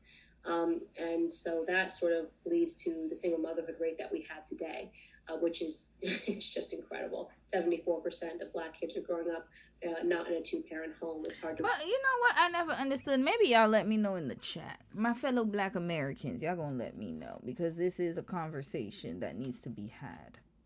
So if we think about this, let's think about it logically, from a logical perspective. And I'm not negating what she's saying, but I'm just adding another layer to it. When we think about the largest percentage of welfare recipients in the United States, it is majority white Americans, okay, by logic, right? And also by facts. It is factual information. You cannot have 13% of the population be the largest recipients of a service. It is almost virtually impossible, especially if they know something's benefiting the Negroids, they're not going to keep it going. I'll let you know that. So, if white Americans are the largest recipients of welfare, and yet Black women are the face of single mother parenthood, then maybe it's not the welfare, and maybe it's something else. Or am I thinking too abstractly? Because it wouldn't make sense to me. How are Black women the largest demographic of single parenthood in America, and yet not the largest recipient of welfare benefits? How is it that white Americans are the largest recipient of welfare benefits, but yet they are not the face of single parenthood? Because if we have these laws that were in place to ruin the black family, then wouldn't it also have ruined the white family too by proxy? Or are there two different laws that were in the books that I don't know about? Because if you have to have, they said the man couldn't be in the home to get social assistance, but then the largest recipient are white Americans, then how is it possible, unless they have different rules in the books, or they're not practicing the rules properly or something? Can somebody let me know? Because how can this be? I've always wondered that. I'm like, okay, all right. Yeah, they kicked the men out the homes. Okay. They wouldn't let the women get welfare benefits. Might be true. But then, how is it possible for the white women then? How are they still getting welfare? Did they say only white men can be in the house but not black men? Is there a rule, a law like that? Y'all let me know. Please. Because logic is escaping me somehow. I don't know. Maybe I don't understand the laws of the land. You know, I've been gone from the U.S. for a long time. Maybe there's a history lesson that I forgot to pay attention to. Because I've always questioned this. I don't think it's welfare benefits. I think it's much deeper than that, and nobody's talking about that. Yes. Okay, you're saying black women didn't want to get married, but it's not because it doesn't make sense that it was a legal requirement that the men couldn't be in the household. And if it couldn't be in the household, then why is it not the same for the white families who are also benefiting from SNAP benefits? Somebody let me know. The math is not mathing for me. Wrap your head around that number when it was 23% before the government came to help, right?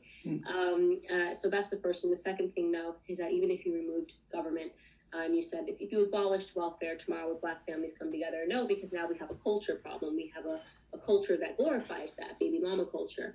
When you listen to, and I talk about this in my last chapter on culture, the disintegration of black culture, and what I was listening to when I was a kid, people will say that you don't get black culture.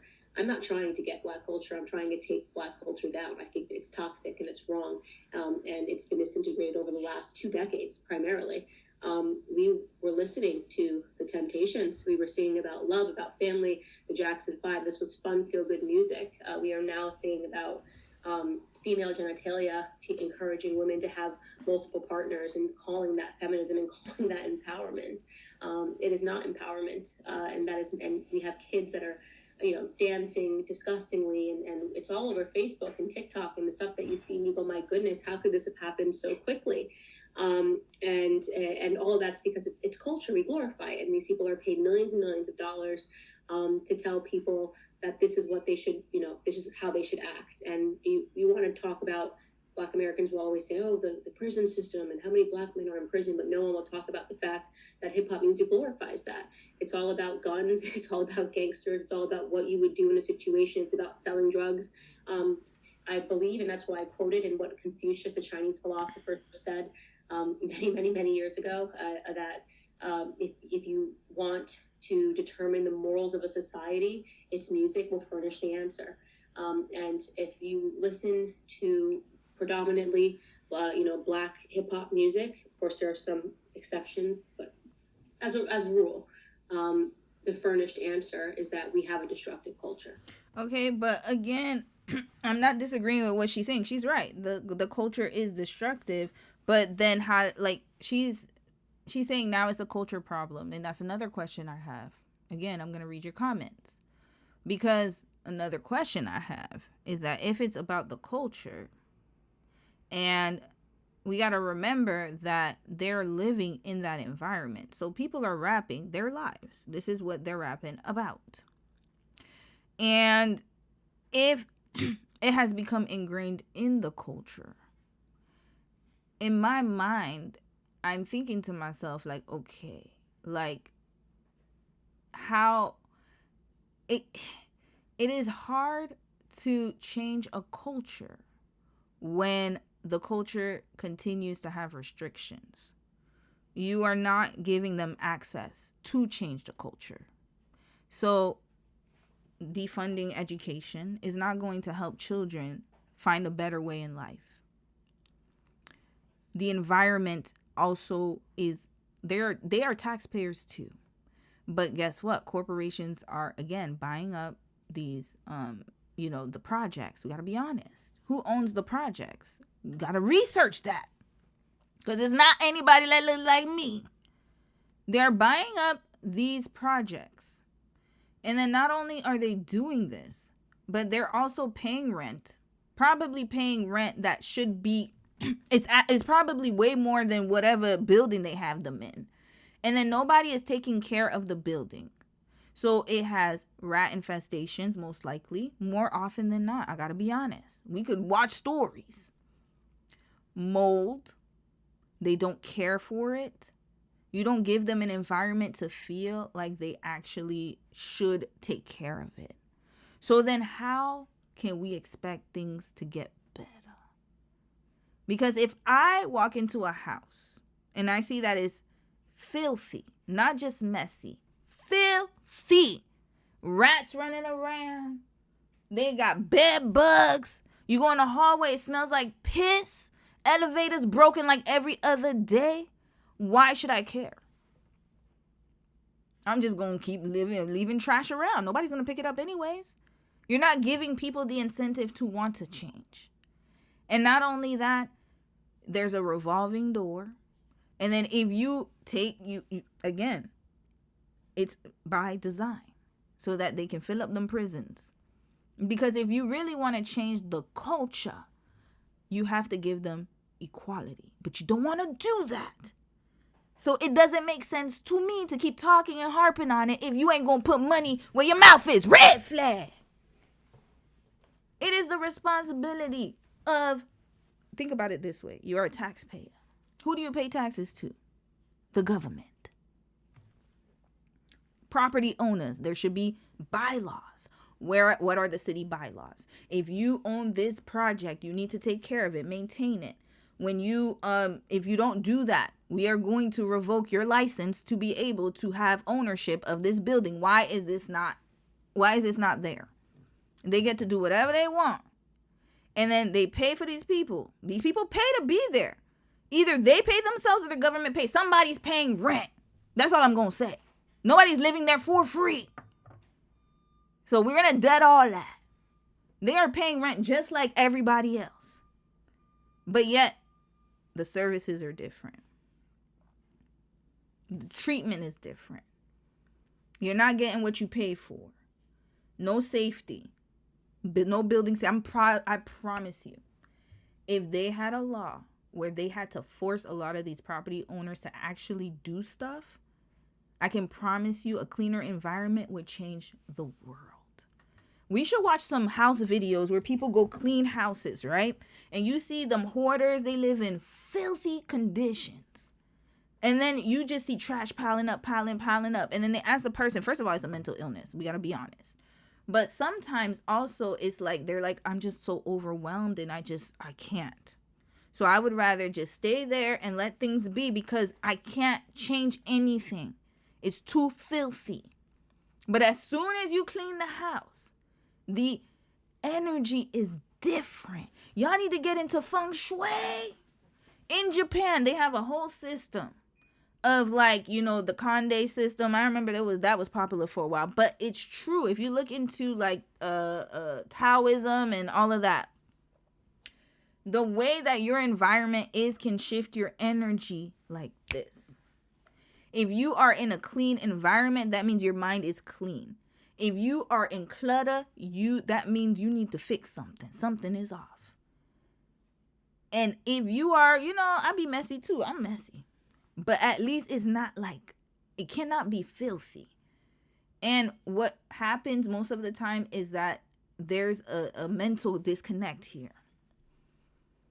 And so people are, and again, of course, there are some people that are living there that probably shouldn't be there. They need to be up in them jails. Probably not, I don't know. But majority of the people who live in the hood, they don't want to live like that. I've watched so many videos of people I just want to escape. I just want to escape. I can't stay here. There was a grandma. I felt so bad. She had a GoFundMe. I'm like, yeah, I got to donate to grandmama's GoFundMe. A senior living in affordable housing got freaking rats the size of cats, y'all. Red flag. This was in New York. Let me see if I can find that video. Real quick. And we gonna segue. Sorry, I didn't mean to talk about this. We just, while she was talking, I was like, okay, I got a question for y'all. Hold up. Let me see the senior housing. This lady had rats, y'all. Them rats look like cats. I was shocked. Senior living in rat infested house. Apartment. Here we go. Was it her? No, it was recently. There was a senior living with rodents. Let me see if I could find it, y'all. I'm gonna see if I could find it in my stuff. But anyways, let me put New York. Oh, it was her. It was her. It was this sis right here. Y'all go see this. The Bronx, where a woman tells Eyewitness News she is fighting a losing battle. She says her apartment is being overrun by rats. After repeated calls for help to her landlord and complaints to the city, she is now worried about her health. Here's Anthony Carlo. This is what we used last night to catch that other one. We had to put the weights on them, the hammer. And her house is clean, y'all. Her house is clean. How is this possible? Red flag. It's because they don't care. These property owners do not care. And what'll end up happening is that she's keeping her house clean. And I'm saying, there's a lot of family in the hood. And they're not all gangsters with pew-pews. Some of them, that's all they could afford. And then now she's keeping her house clean. We don't know what the building situation is like, and they're not enforcing it on everyone. It's the wild, wild west, and yet you still have to uphold the rent. Imagine you don't pay rent 1 month because they don't want to fix this problem. They're going to evict your ass real quick.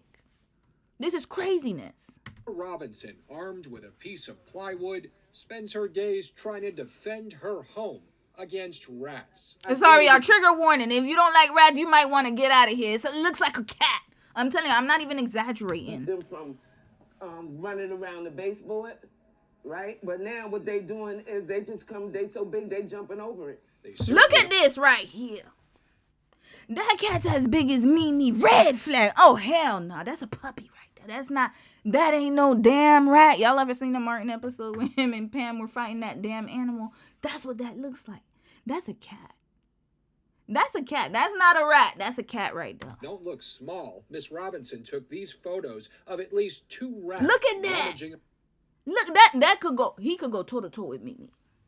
That rat could go toe to toe with my puppy. Around her kitchen Friday night.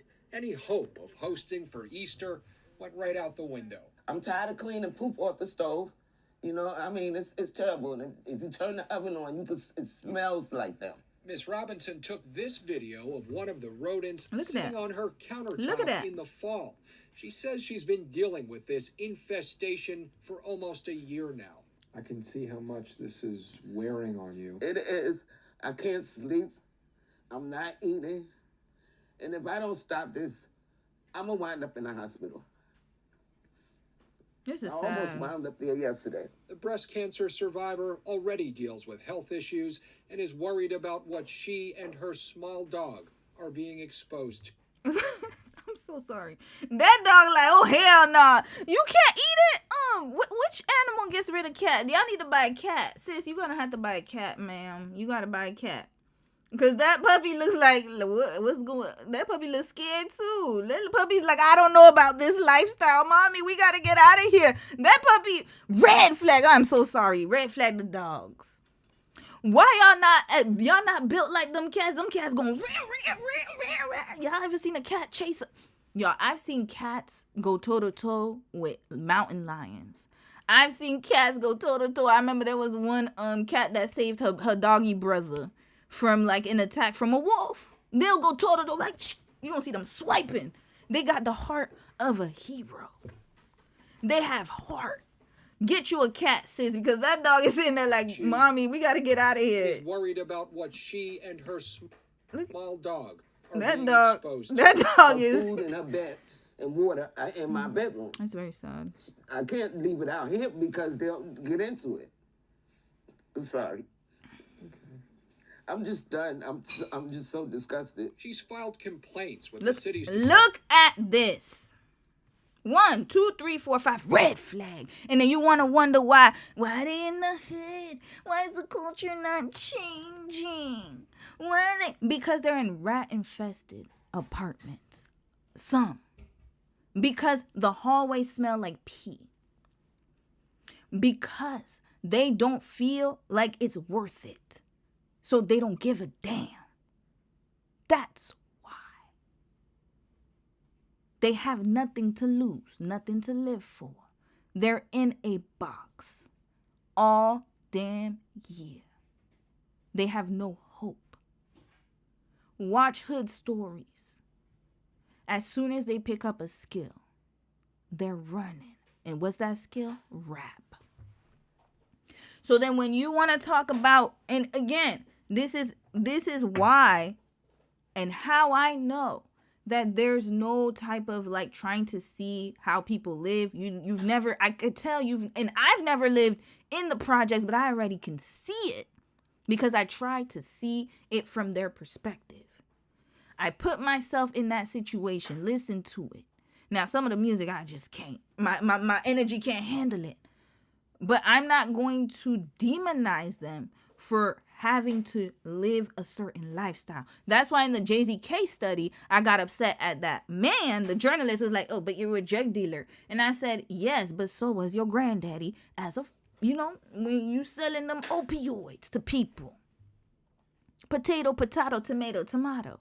Do not sit on your high horse and act as if you don't understand the gravity of what's going on. It is more than just the music. The music is an escape. That's how they can get out of this environment. That's the only thing that was provided to them as a way out. And yeah, some people are going to be like, well, what about school? Look at them student loans and go ask me if you're going to sign up for that. If you already live in the projects. And by the way, even if you get a scholarship, do you know how many people are fighting for them scholarships? You got to be the top of the top of the best of the best. And most students are average at best.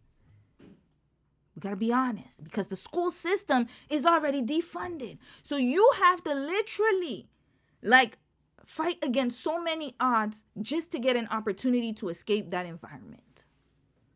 Some people are just going to give up and they don't give a damn. And then other people like her are going to try their hardest, go the legal way, right to the city. Okay, y'all said that I could do this. And then look at how they're ignoring her. Red flag. And then you want to sit here and ask, why is the music so violent? Why is the people so aggressive? Shut up. And go live in the hood for a day and you're going to see if you're going to survive. How about we do this? Get all of them. Go and live there. And let me know how that works out for you. Go to your closest trailer park if you don't want to have those type of activities. If you're like, you know what, I'm too scared. Go to your local trailer park and ask them how they're living. Go ahead. Go do that. And then the water's not clean. Food, they barely have access to grocery stores. They have food deserts all over up and down. And then you wonder why their mind is going crazy. Nutrition is out of whack. Feeding children potatoes and Mexican pizza. I remember that's what I used to eat when I was in school. When you had the reduced lunch. I had reduced lunch. Sure did. But you know what they used to feed us? You had the little salad bar. And then after that, you had the sausages, the snack, the vending machines. That was feeding us. And then when I went to Korea, I was like, yo, we are getting scammed so bad. Korea really opened my eyes to the scam hood. Because in my mind, I'm like, yo, when I was a teacher, we eating rice, like full meals. And it cost way less. I only paid, literally my meal plan was like $80 a month. And every day we got rice, soup. They didn't even eat meat. They were vegetarians up in there. They had your sister eating all them damn carbs. That's why I gained so much weight when I was in Chunchon. If you watch my videos, my face was like, and then it went, that sodium did it to you, sis. I can't eat that much carbs. But at least it was, it was filling. You ain't had them kids running amok. That's why. They understand the concept of needing healthy food in order for your brain to work. Why don't you try to go without sleep for a few hours and see how your mind is going to be like this, all shaken up? Food, sleep, water, essentials. It's on the Maslow triangle, the triangle diagram. They don't have access to that. And then on top of that, they got rats in their houses looking like damn cats. You even got the dog scared looking like this. And then you wonder why the music is so violent. And then once they get out, they start rapping like Pooh Shiesty. They were like, I don't give a damn. I'll just be a hood dude, make all the money, have all the glorification. I'll be the king of the ghetto. And then they get into these record deals, these 360 deals where they're taken advantage of by who? By the same people. Let's go back. Same people here that own the record labels. Red flag. Profiting off of the pain. Because the more pain, the more money. Please go ahead, young Negro. Get angrier and angrier and angrier so we can make more money off of you. Red flag. And then they go to jail. Because they got to still live up to the lifestyle. Because that's what people's going to consume. Because when the kids from the suburbs listen to the rap music, that's not their life. So they could listen to it, take it off, and then go cook dinner next. Mom, what's for dinner? But then when the black kid listens to it, if they're in the hood, because not all black kids grow up in the hood. But if they're in the hood or low-income neighborhoods, they're going to listen to the music and they're going to identify with it. And then they're going to perpetuate it because their house is rat-infested. And then that's all they see outside anyways. That's how I'm going to make money. Well, that's why I might as well just ball out. Let me go sell some crack. That's why. Damn it. Now we moving on. Anyway, she was on that. That's what I'm saying. Now, her and Trump had beef. Let's finish watching sis right here. Y'all go donate to her GoFundMe. I think they had the link somewhere in there. Department of Housing Preservation and Development, which according to documents, has cited the landlord in the past. Hi, who am I speaking with? We left a message for Asden Management and emailed the landlord. Asden Management. Let's find this fugazi ass. Oh, hold up. I'm done with these damn people. New York. I love my New Yorkers. Asden Management. Look at this. Look at what they own. Bronx, Miami, Columbus, New Jersey, Atlanta. I knew it was one of them. It gotta be. Now, it says sis was in the Bronx. Browse our newly updated Bronx residences below. How much is the rent? How much is the rent? How much is the rent? It's one of these apartments that's rat infested, y'all. It's not this one. Is it? We don't know. DeKalb. Which one is it? Concourse. I don't know. Look at all these apartments, y'all. What's the rent? You know what? Let me just choose one. We're just gonna be selective. Rats usually come from rivers. So let's see if it's the Bronx River one.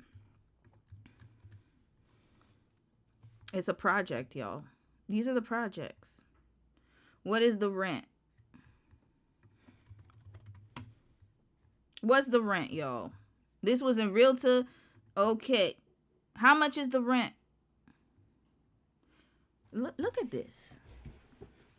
Look at this. Look at this.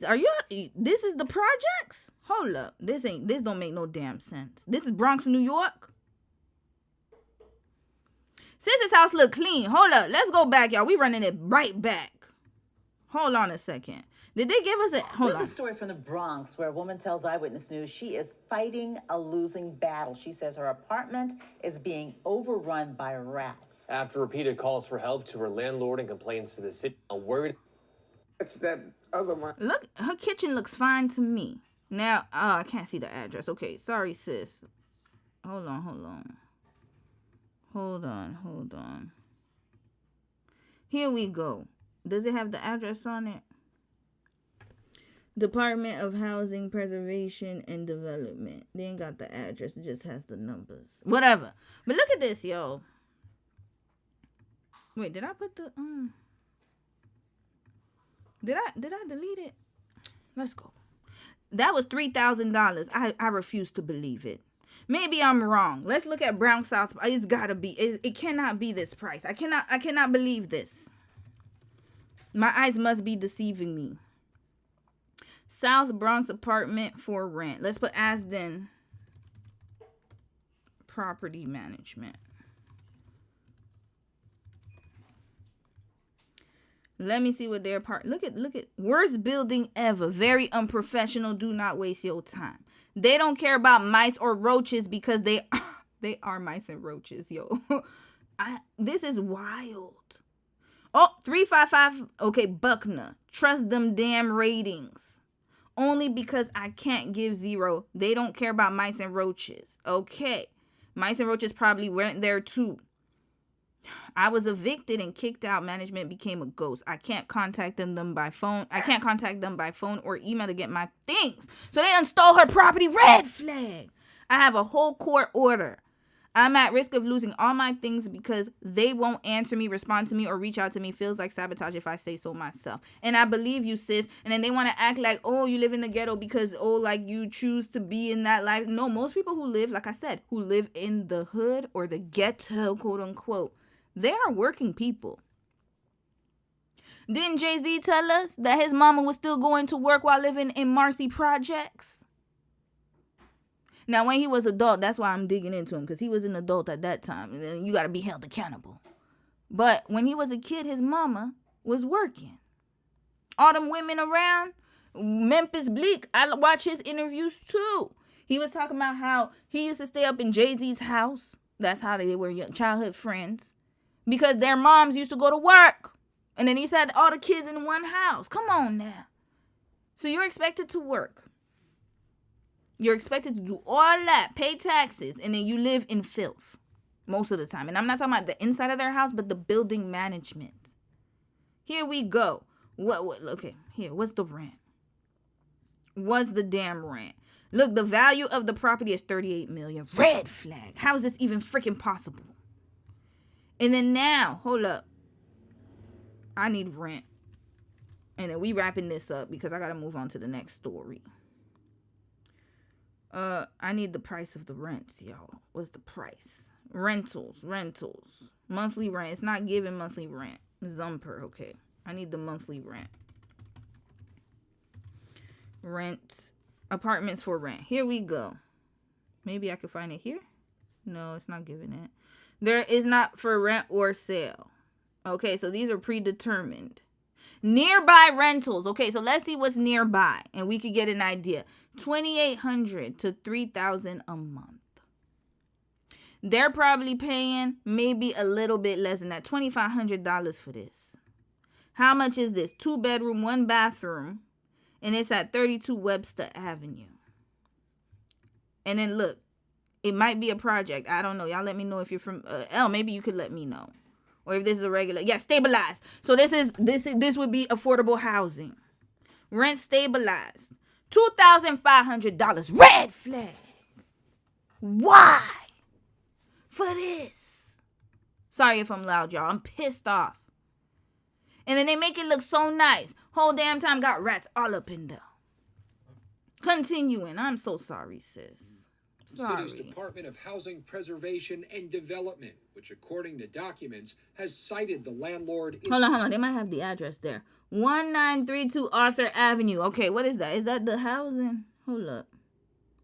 Bro, I think that's it. 1932 Arthur Avenue.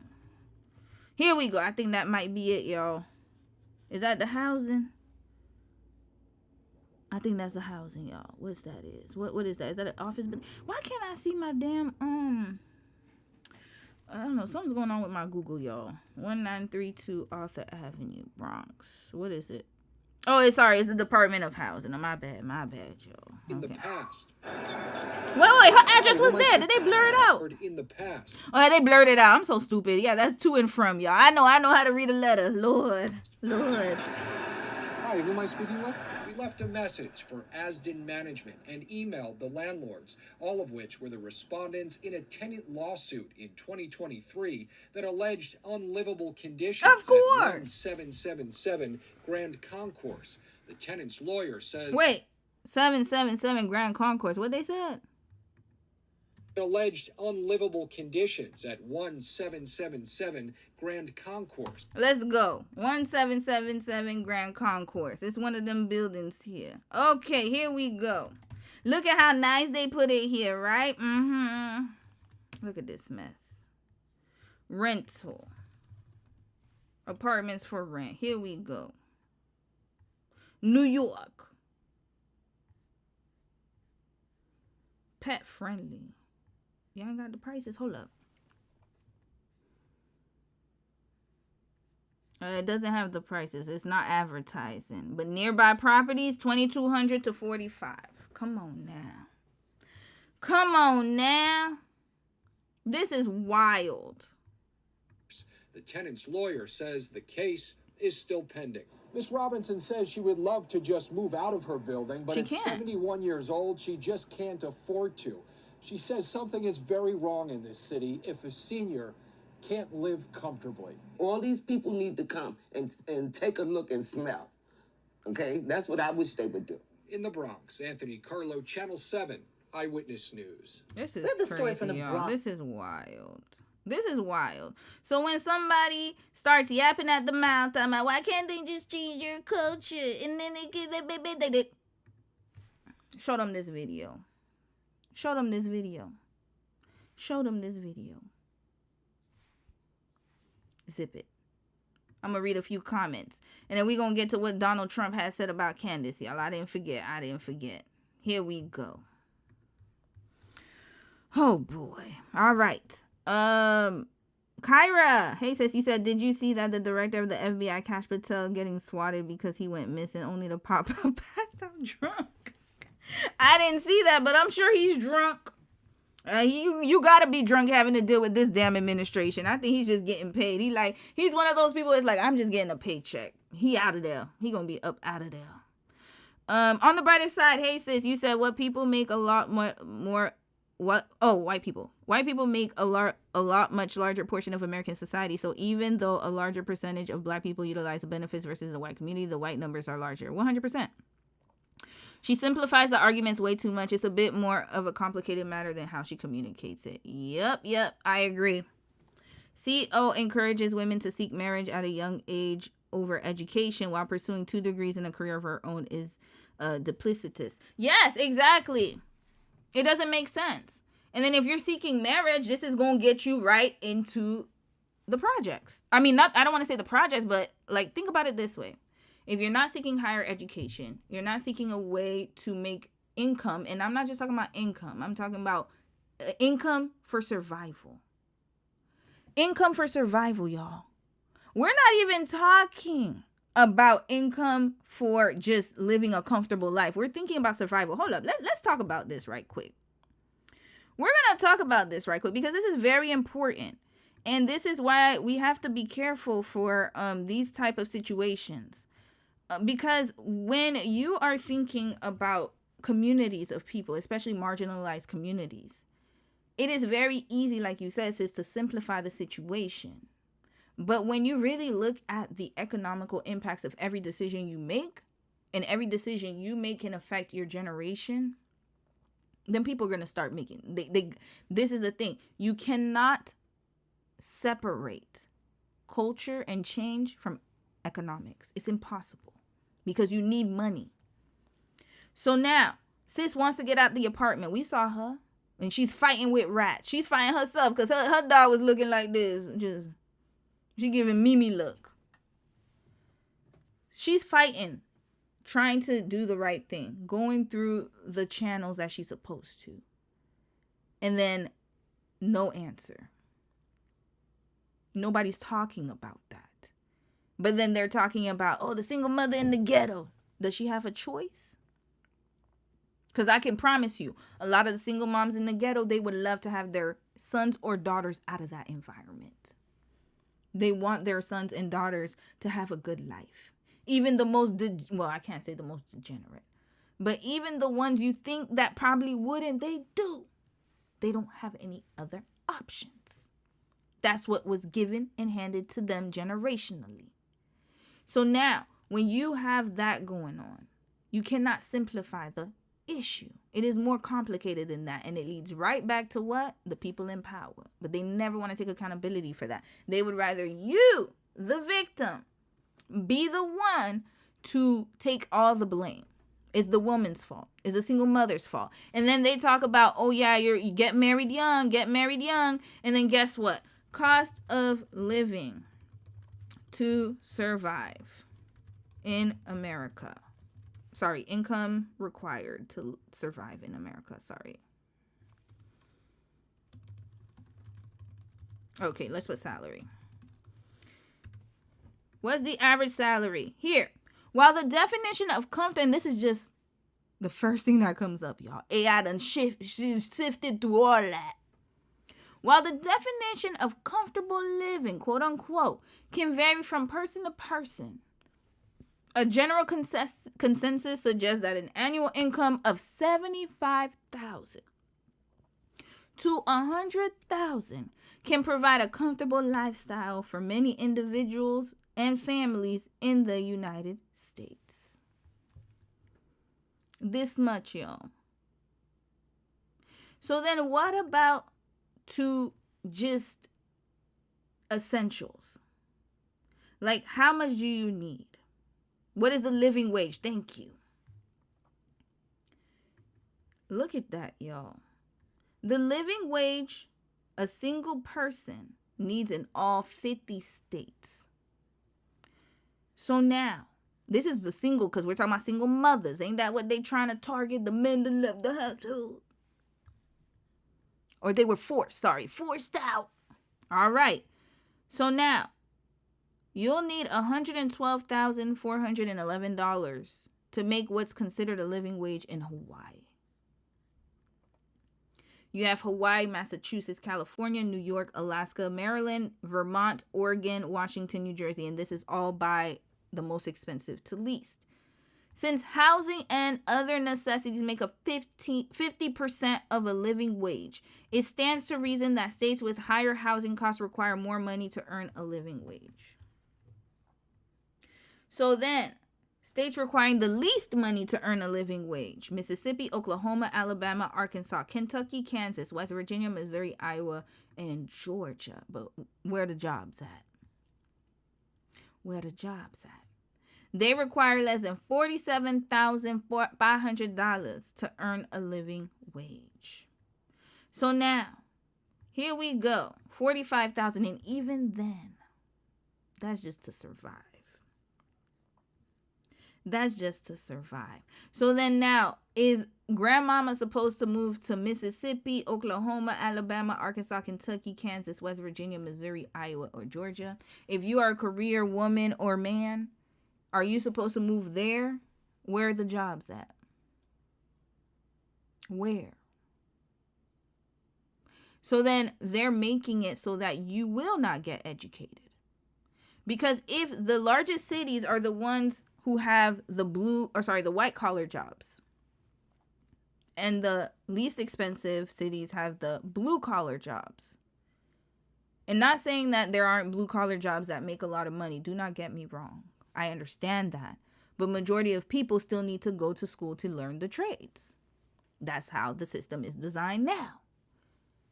So if you have to go to school to learn a trade, and you got to live in one of these states, that already limits your opportunity to go into another state. So you're stuck here too, because you cannot survive anywhere else but these places. And some of these places got sundown towns. So where you gonna go? Where you gonna go? All these places, except for Minnesota and maybe the Texas. Oh no, wait, is this the list? Yeah.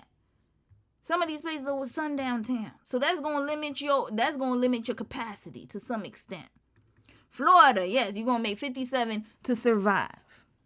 That's good.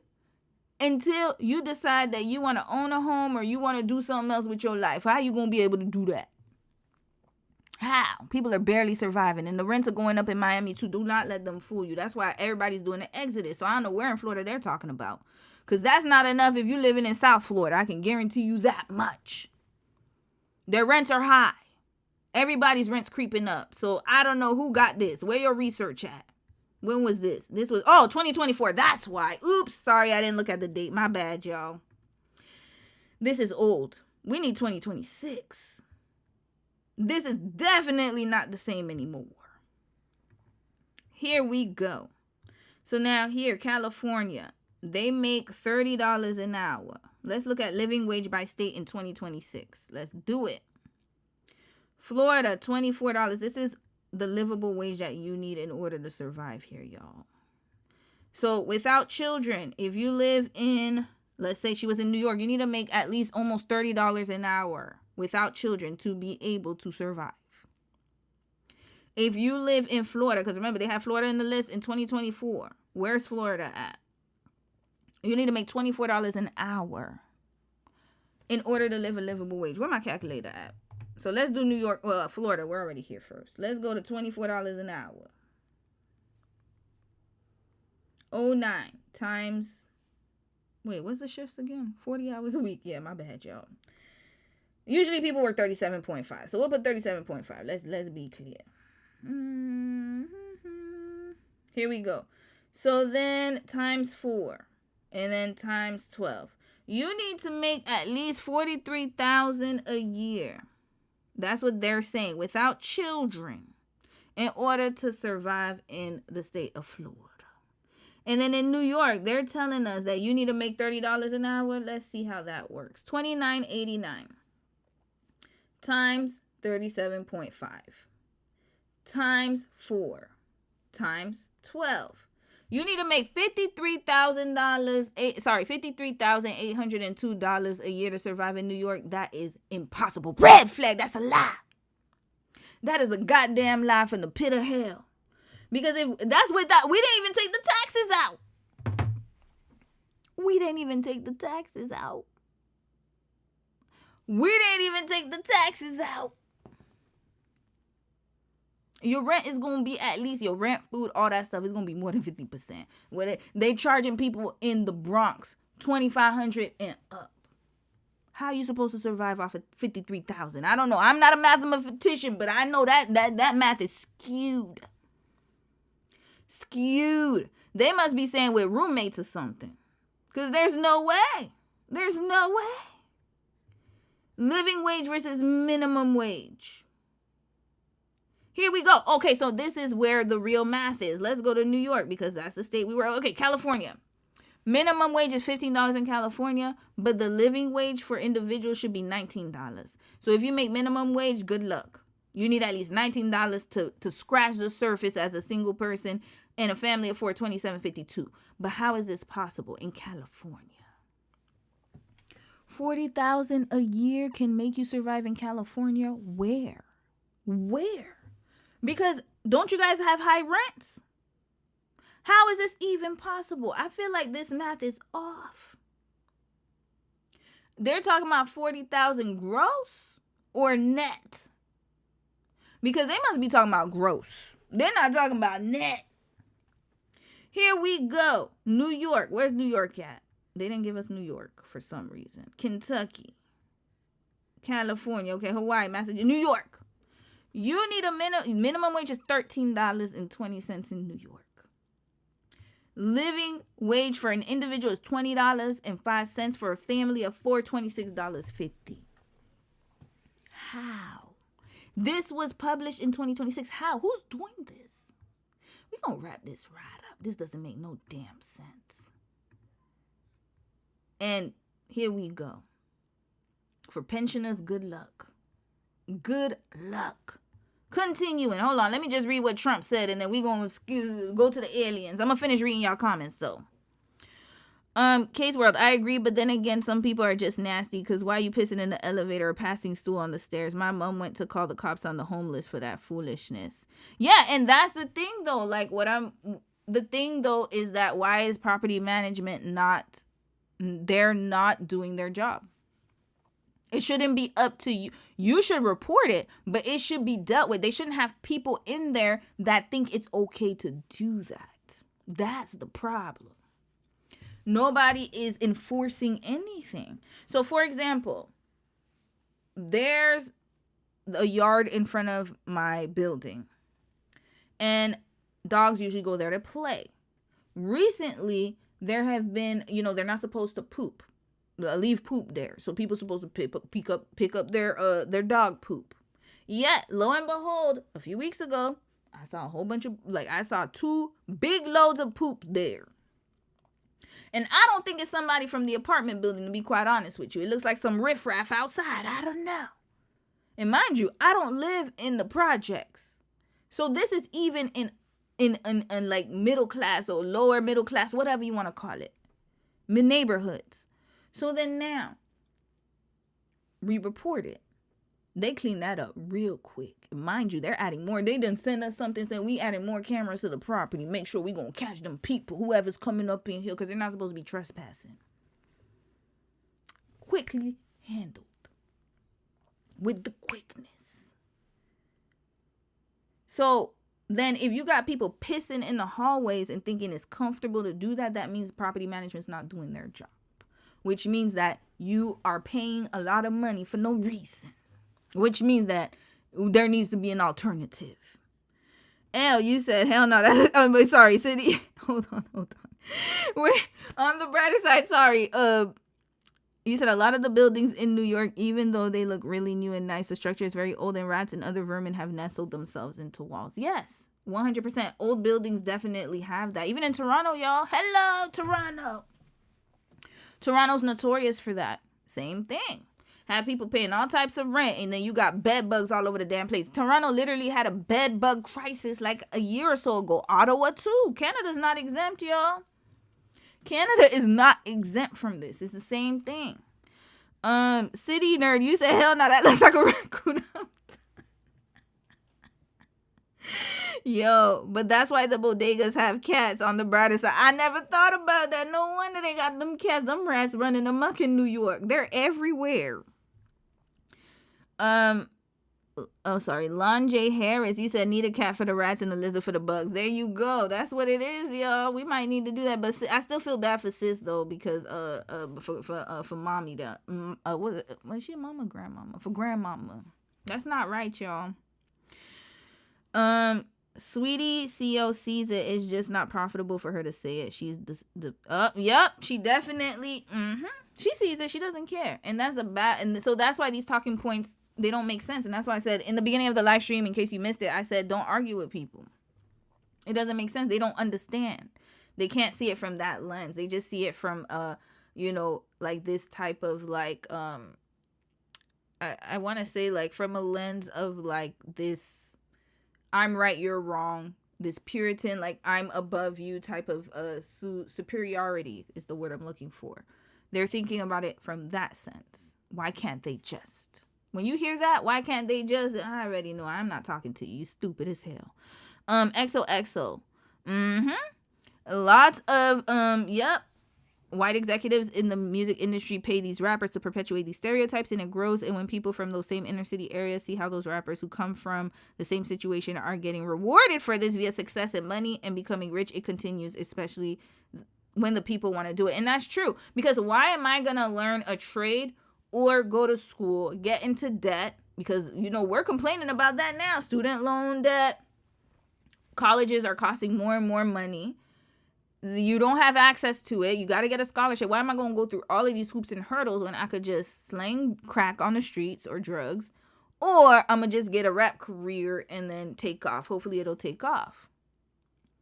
That's the problem. There are no, like, the alternative doesn't seem lucrative to them. And to be honest with you, if you're thinking with that mindset, it wouldn't make sense for you to go to school, because you're like, hey, I can make fast money and then I can get myself out the hood. But most of the time they get caught up and then boom, boom, gone. And then they're either on a shirt, RIP shirt, I gotta be honest, either on a shirt 6 feet below ground or in someone's prison, working for $1 an hour to make these corporations billionaires. That's the problem. So then that's why when they have these little talking points and conversations, they know it's not going to change, but they don't care. They just want to be able to say it so that they can make you feel like you're less than, because you're going to blame the victim instead of the person who actually is causing it. And not saying that victims, like some people, like I said, there are some people who do not care at all. They will do whatever they want to do. The problem, though, is that for the people who do want to get out and the people who do want to escape, they're not giving them that option. It's like they're putting everybody together. That's the problem. One apartment said 1432. Lord, I don't... Where? And even 1432 for some damn rats? Hell no, I'm not paying that. Hell no, it's $3,000 for the transplant. Oh, not the cab, the ones in the Bronx. Okay, the $3,000 for the transplants. Honestly, I wouldn't pay rent at that point. Yep, without Section 8 aiding New Yorkers or getting roommates, their rent is $25,000 to $4,000 a month. That's crazy. That is wild. They're definitely not paying $2,500 for rent if they're in those buildings. Most people can't afford that much for rent. Okay, thanks for clearing that up, sis. But even $1,400 is still high. $1,400 for rats? That should be like $800. I'm being honest with y'all. Actually, to be honest with you, there should be no rats. If I'm living in squalor, I'm not paying no $1,400 to live in squalor. Purdy Girl 86. Hey, I love your name. Sis, those apartments cost the same as a mortgage for a 4-bedroom down in Virginia. There you go. That's why I'm saying I'm not paying $1,400 to live with rats in a box, in a shoebox. I refuse.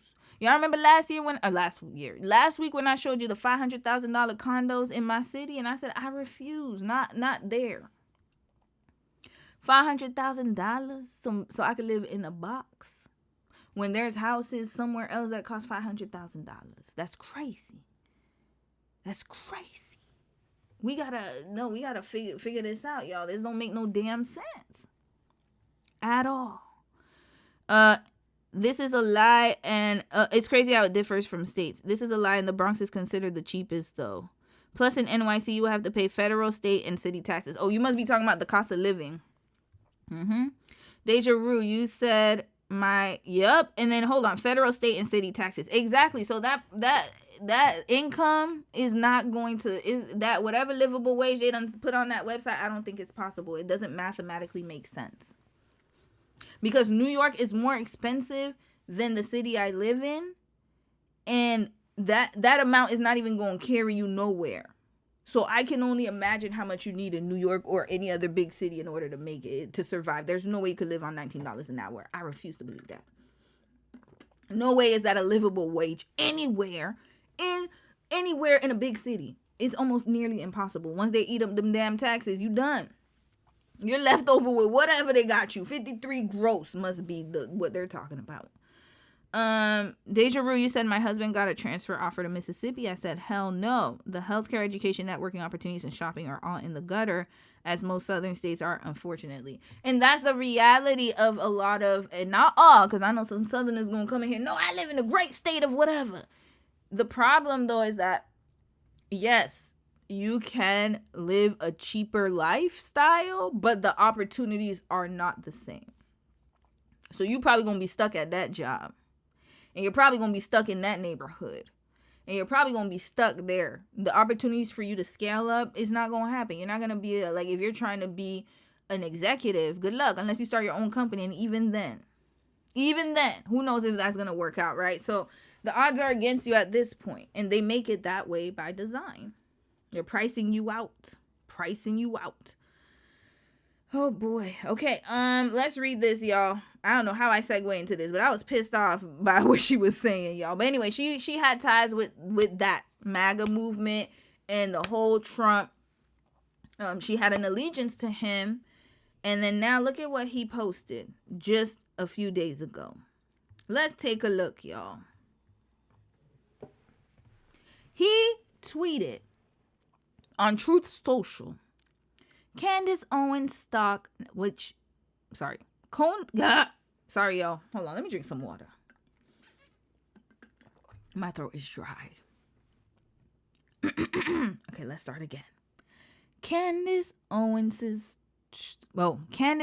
stock, Lord, which was never very, very high, has fallen a long way. Her attack on the First Lady of France is despicable. He talking about the Brigitte Macron lady, Lord. They still on that? I thought that was done. I believe in this case, without verification, she is an extremely low IQ individual. Vile person of the year. And then you see this right here. This is his true intention. We already knew this man was a vile racist. My opinion. Because look at the picture he chose to use of her. Candace Owens has a lot of... She's a beautiful woman. She's not... This is how she carries herself every day, y'all. This is how she carries herself every day. Like this. This is what she looks like naturally every day. Every single day. She looks like this. Every single time you see her, her silk press is on 20 million. She has always a full beat face of makeup, maybe light makeup. She's very well presented. Her nails are always done.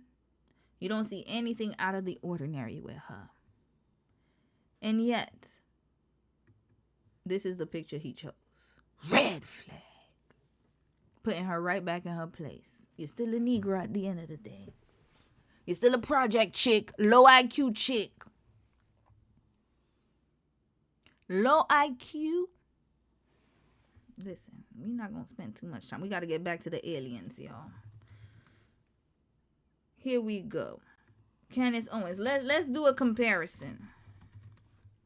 Let's do a comparison. And we're even going to use her channel. All right, ladies and gentlemen, get locked in. I have a good one for you. I told you about this yesterday. There's a lot to unpack. And I think it could provide a lot of answers to some lingering questions that we have. I am very honored to welcome Corby Hall, the Candace Owens Show. Okay, let's fast forward a little bit. I'm just hearing her speak, y'all. I don't know who this man is. And so... I don't know who this man is. Okay, listen. I've had plenty of them between juggling work, family. Victor... Hold on. Okay, let's hear her speak. It was, Okay, I don't know who this man is. Sorry. I just need to hear her speak, y'all. I need to hear her speak. Okay, here. Another example. All right, you guys. Happy Monday.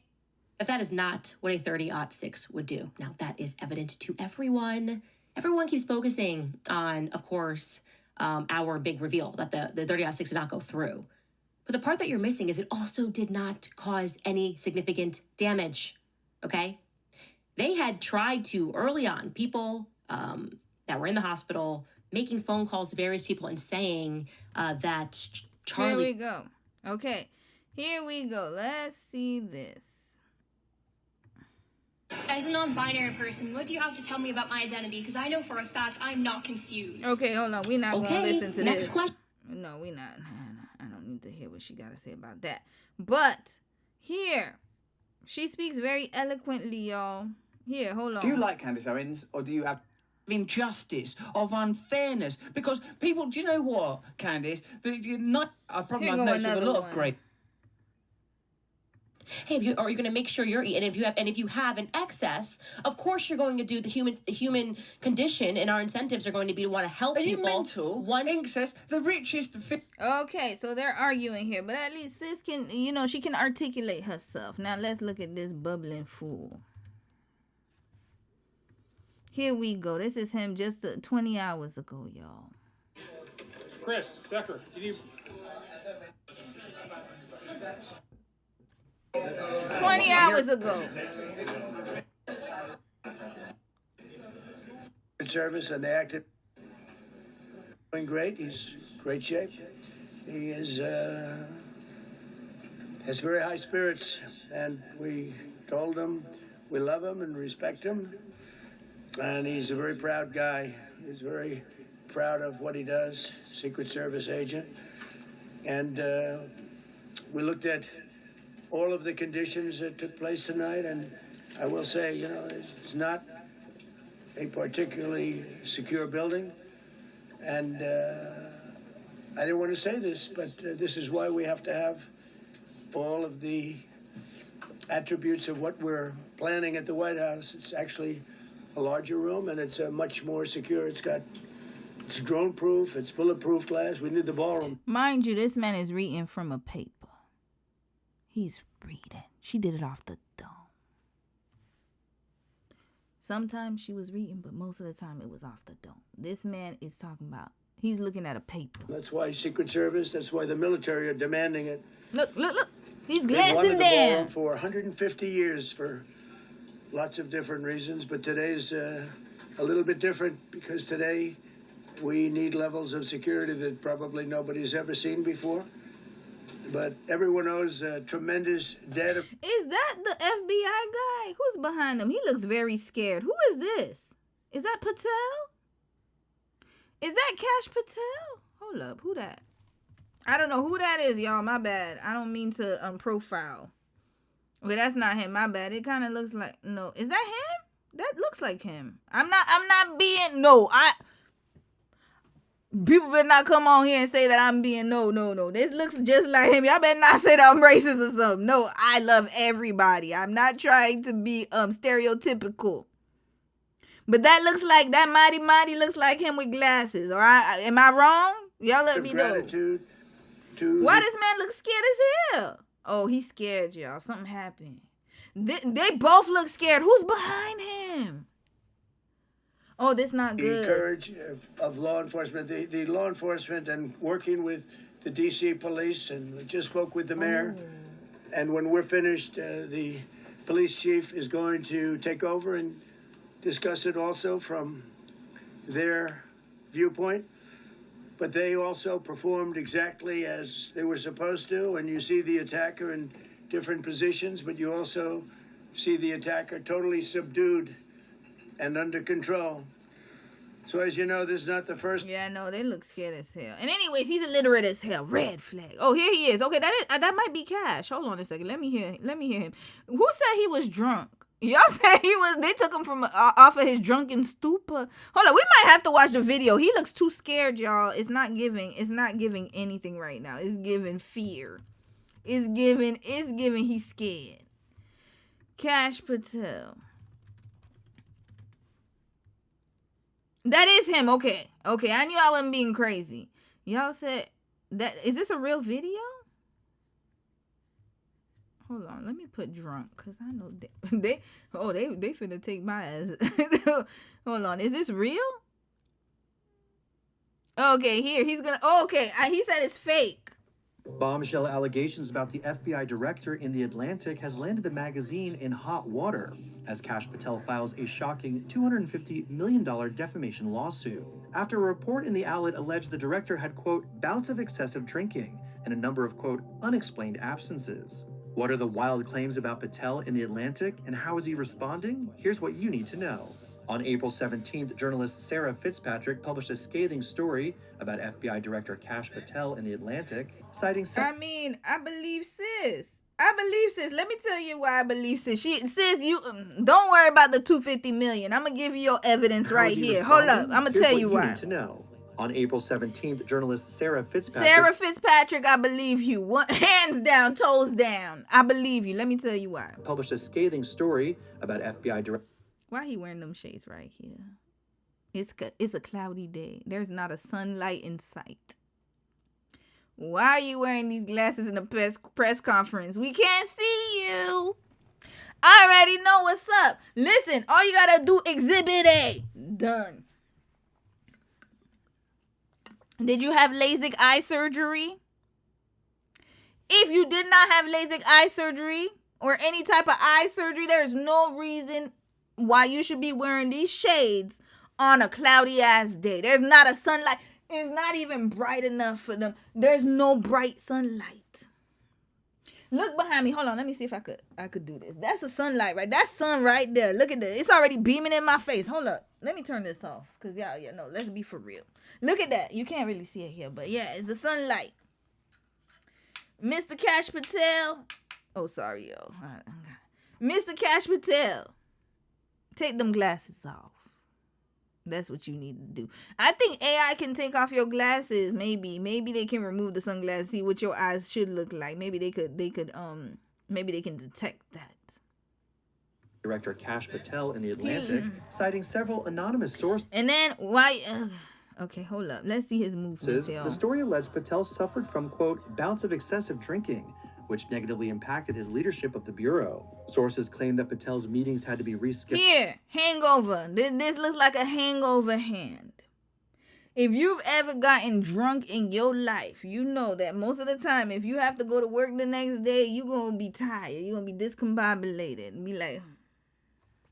Scheduled for the later half of the day because of his, quote, alcohol-fueled nights. According to the story, which Patel's lawyer later referred to as a, quote, hit piece, unnamed sources claim Patel was, quote, known to drink to the point of obvious intoxication, especially at private clubs, such as Ned's in D.C. and the Poodle Room in Las Vegas. The Poodle Room? Wrap this up. The Poodle Room? Now, I would normally, I say, hey, it's your extracurriculars. But you can't bring that to the workplace, Mr. Patel. This ain't right. This at the Fountain Blue. These people are hood as hell. I'm so sorry. Like, what is the Poodle Room? Okay, I shouldn't say hood as hell, but they're not like what they act like, is what I'm trying to say. What is the Poodle Room? This is giving the Kit Kat Club vibes. Private members high above the Las Vegas Strip. I don't think so. It sounds like it's like a strip club for rich people. What is this outline here? What is included in the Poodle Room? You see, when they have the entertainment, I already know what that means. They're just like the rappers. Why do they act like they're so above? Like, that's what I'm saying. That's like going to what's that place in Atlanta the rappers go to? Hold on, what's it called again? That strip club in Atlanta. What is it called? Hold on. Oh, let me write it right. Magic City. Yeah, Magic City. Sorry, y'all. It's like going to Magic City for them. This is Magic City, but then they try to act like, oh, we're not like those hoodlums. Those hoodlums, they're denigrating the whole society. And then look at their asses. Refined and relaxed setting featuring a cigar bar, specialty cocktails, elevated light bites, and signature dessert cart. There's no way they're sitting around here just talking business. There's something going on over there. Somebody's doing something. You see, your private escape. Exclusive lounge with floor-to-ceiling views of the city lights and a refined, intimate atmosphere. All right, there's something going on in the Poodle Room, y'all. What's the other place they said? Why it sound like the Velvet Room? That's another thing. What was the other place they said? They said the Poodle Room, and what else? Let's look at the other Especially at private clubs, such as Ned's in D.C. Ned's. Okay, let's see what Ned's talking about. Ned's, D.C. Club. Let's see. This where he going, y'all, in Washington. Oh, oops. I went back to the Poodle Room. Hold up. Not Poodle Room. Ned's. Let's get here. Does this have entertainment as well? Let's see. Situated at President's Park. Apply now. Ain't nobody applying to that raggedy ass room. I'd rather go to the Magic City. At least I'm going to really get a show. Get out of here. Okay. Restaurant bars. This is what they feeding y'all. Aphrodisiac food. Ain't that oysters? These are aphrodisiac type of foods. Why y'all feeding them oysters? Okay, I'm just joking. I'm being too much now. Private hire. Okay, what y'all doing up in there? I know y'all be doing some stuff up in there. Here we go. Who works there? I need to see. Maybe somebody has a TikTok of an employee working there. Ned's Club is an elevated members-only space for professionals with diverse... Oh, he feels more comfortable here. This is what it is. Oh, he don't feel comfortable with them other folks. He like, look, I got to get with my brown people. That's literally what he's saying. Professionals with diverse backgrounds. He like, F all that. Offering a welcoming and sophisticated environment for members to thrive and connect with diverse individuals. Okay. Okay, Mr. Patel, you're too tired. You're tired. You're tired of masking. That's what that is. All right. Yeah, you see, and then here, inclusivity. They keep saying it. Diversity, inclusivity. Interesting for an administration that got rid of DEI and you are promoting this? I mean, you're going to a club that promotes this. What does this include? Look, in keeping with Ned's commitment to inclusivity, Ned's Club Washington, D.C. will showcase 2 permanent art collections featuring work by local and underrepresented artists. Oh, so you got a lot of... Also, this is where them other folks be. It's not people that look like... These are people that look like this, too. So, Patel, you scamming, too. You trying to act like you MAGA light, but you not. You really want to be on the other side. You really want to go to Magic City, but you can't because you know you're going to get caught up in that. So you're like, look, I got to go somewhere. I can't be around this. Like, I need to be with my peoples. But then you supporting him when he got rid of DEI. Interesting, because if you work for the administration, that's what you're doing. You're supporting the policies. Now, interesting. They said it 3 times. Diverse, inclusive, underrepresented, meaning black people and people of color. Because we got to separate. Look, I know that we all POC, but hell, I put us in separate groups. That's a big difference. Okay, so Ned is privately owned by Ron Burkle. Oh, who are you, sir, with this inclusive and diverse mindset? Who is also the majority shareholder of Soho House and Co. Inc. Whilst there is a relationship, Soho House and the Ned, including Ned's Club, are separate entities, and there is no crossover in membership access. Basically, they say you're going to have to pay 2 different prices. Play with it. It's not, and you can't just go to one. You know when you have a gym and you go to, like, let's use Planet Fitness, for example. You go to Planet Fitness and then you get a membership at that Planet Fitness, but then if they have like an affiliate gym, you could probably go there and still use the same membership card. They're like, no, you pay 2 different memberships, not the same thing. All right, we don't care about none of that. No. How many guests can you bring with me? You can bring up to 3 guests. Does he have a girlfriend or wife? Mr. Patel, who is going with you to the Neds and the poodle room? These Yo, this is wild. This sounds like a scandal. Like, this sounds like an episode of Scandal. Oh, so this is the man who wants diverse, underrepresented art. Ronald Burkle. That's you, right? Okay. Who are you? Are you left or right wing? We gonna find out. Is he a Democrat or Republican? Let's put that. Is Ron Burkle a Democrat or a Republican? Is he a liberal? Patel. What is... Wait, hold on. Wait a damn minute.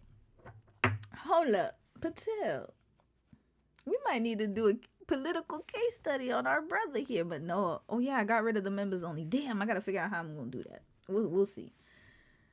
Mr. Patel. Yeah, because once I saw listen, these are code words. Diverse, inclusive, underrepresented. Then I know that they talking about me right here. They talking about us. Or them or Patel. They talking about us, Patel, Dom's people, them, or who else? Or Hispanic folks. Yeah. That's who they talking about. So you frequent a club that's mostly for the Democrats. Okay, I mean, not saying that people cannot be friends with others, but it's very interesting. Is the poodle room the same? Hold on, y'all. Sorry, I just gotta check. Sorry, the poodle room, Las Vegas. I need to see who the owner of the poodle room is. Who owns it? Oh, Fountain Blue. Fountain Blue. Michael Costa, Dog Walks, Cash Patel. Michael Costa? Who is that? And why did they... Look at this. Why are they using this? And who wrote this? What is going on? First, we got Caroline Levitt using... what did she said? What the hell did she say? Something about shoot up. Shots fired. My bad. And then you got a freaking Yahoo article. What is happening to journalism, guys? No. What's happening? Michael Costa Dog Walks. You know what? It's a great era for Black Americans. Because who wrote this? Dog Walks Cash Patel over bizarre poodle room allegation. He must be a Gen Zer. He must be.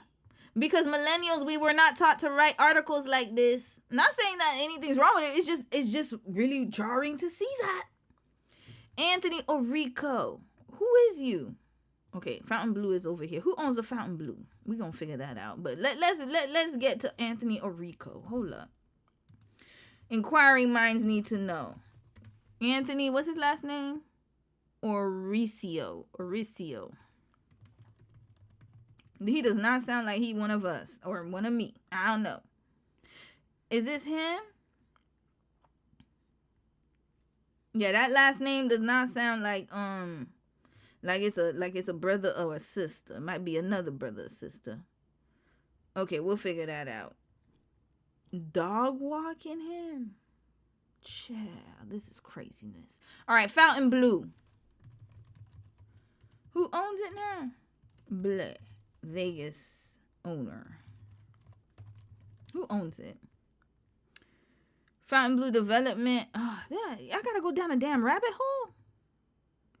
I don't have time for this. Okay, let's continue, y'all. We gotta get to the aliens. That's what we're supposed to be talking about here. Aventura Mall. Who owns it? Damn, they own Aventura Mall in Miami? That one? Oh, interesting. Okay. They're about to head to the, they're about to build a Fountain Blue in Aventura Mall is what I meant to say. Okay, I don't know. Whatever. Anyways, a company. Whatever. Excuse me. Either way, sis, I believe you on him being a drunken stupor. And the Poodle Room in Las Vegas. The story also claimed that Patel's alleged excessive drinking was, quote, no secret. The report referenced a notorious video that circulated on X showing Patel partying and exuberantly chugging a beer with the USA hockey team in Milan after the team bested Canada in a thrilling sudden death overtime win during the 2026 Olympics. According to NBC News, President Trump let Patel... Yo, you can't tell me this man ain't scared. What does Trump have against you, Patel? He's holding you hostage for something. You really want to be around diverse people. You don't want to be around them like that. And then you are shifty all the time. You're in a drunken stupor, according to sis. Allegedly, because we don't know if it's true or not. What is he holding? And then you look shifty every time you're around him. This is weird. Look at him. Olympics. You see, notice here when he's with his bros, the drunkies right here, or the hockey players, the drunk hockey players, I should say. He looks very happy, celebratory. Look at him. Sudden death He's happy as hell. Look at him. He knows how to be happy. Olympics. Look. According to NBC News, President Trump let Patel know he wasn't pleased with the director's behavior during the viral clip. He around his daddy, y'all. That's like a kid who's around their dad, y'all. You know when you around your friends, you like, hey, yo, what's up? You like, hey, you act like yourself most of the time, and then when you're around your parents, you're like, yes. Daddy? During the viral clip. On his personal X account, Patel confirmed he was partying with the hockey players, writing, "For the very concerned media, yes, I love America, and was extremely humbled when my friends, the newly minted gold medal winners on Team USA, invited me into the locker room to celebrate this historic moment with the boys. Greatest country on earth and greatest sport on earth." The Atlantic article went on to claim that members of Patel's security team had, on several occasions, failed to wake him up because of his alleged drinking. In one shocking instance, sources alleged officials made a request for SWAT team door breaching equipment after Patel failed to answer the door. Sources told Fitzpatrick that they worried about Patel leading the agency during a potential domestic terrorist attack and questioned whether alcohol was a factor when the director publicly shared misleading information during the Charlie Kirk assassination investigation. Jessie Banal, the FBI director's attorney, shared a letter on X that was sent to Fitzpatrick before her story was published, asserting that, quote, most of the article's claims about Patel were, quote, false, I'm not going to trust the lawyer. No. No. I'm so sorry, y'all. I'm so sorry. I'm so sorry. I'm not going to trust him. No. I can't. You know what? I'm going to leave it alone. Let's just leave that alone. No.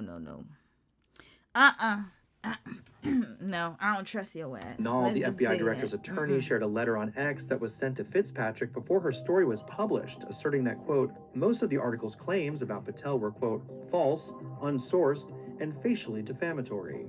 The lawyer specifically called out an allegation about Patel's security detail requesting breaching equipment to get into his locked room, writing that the claim, quote, has no corroborating public record whatsoever and appears to be either fabricated or drawn from a single hostile and unreliable source. First of all, Mr. Lawyer, how would the scandal done taught us y'all could cover stuff up. He's the director of the FBI.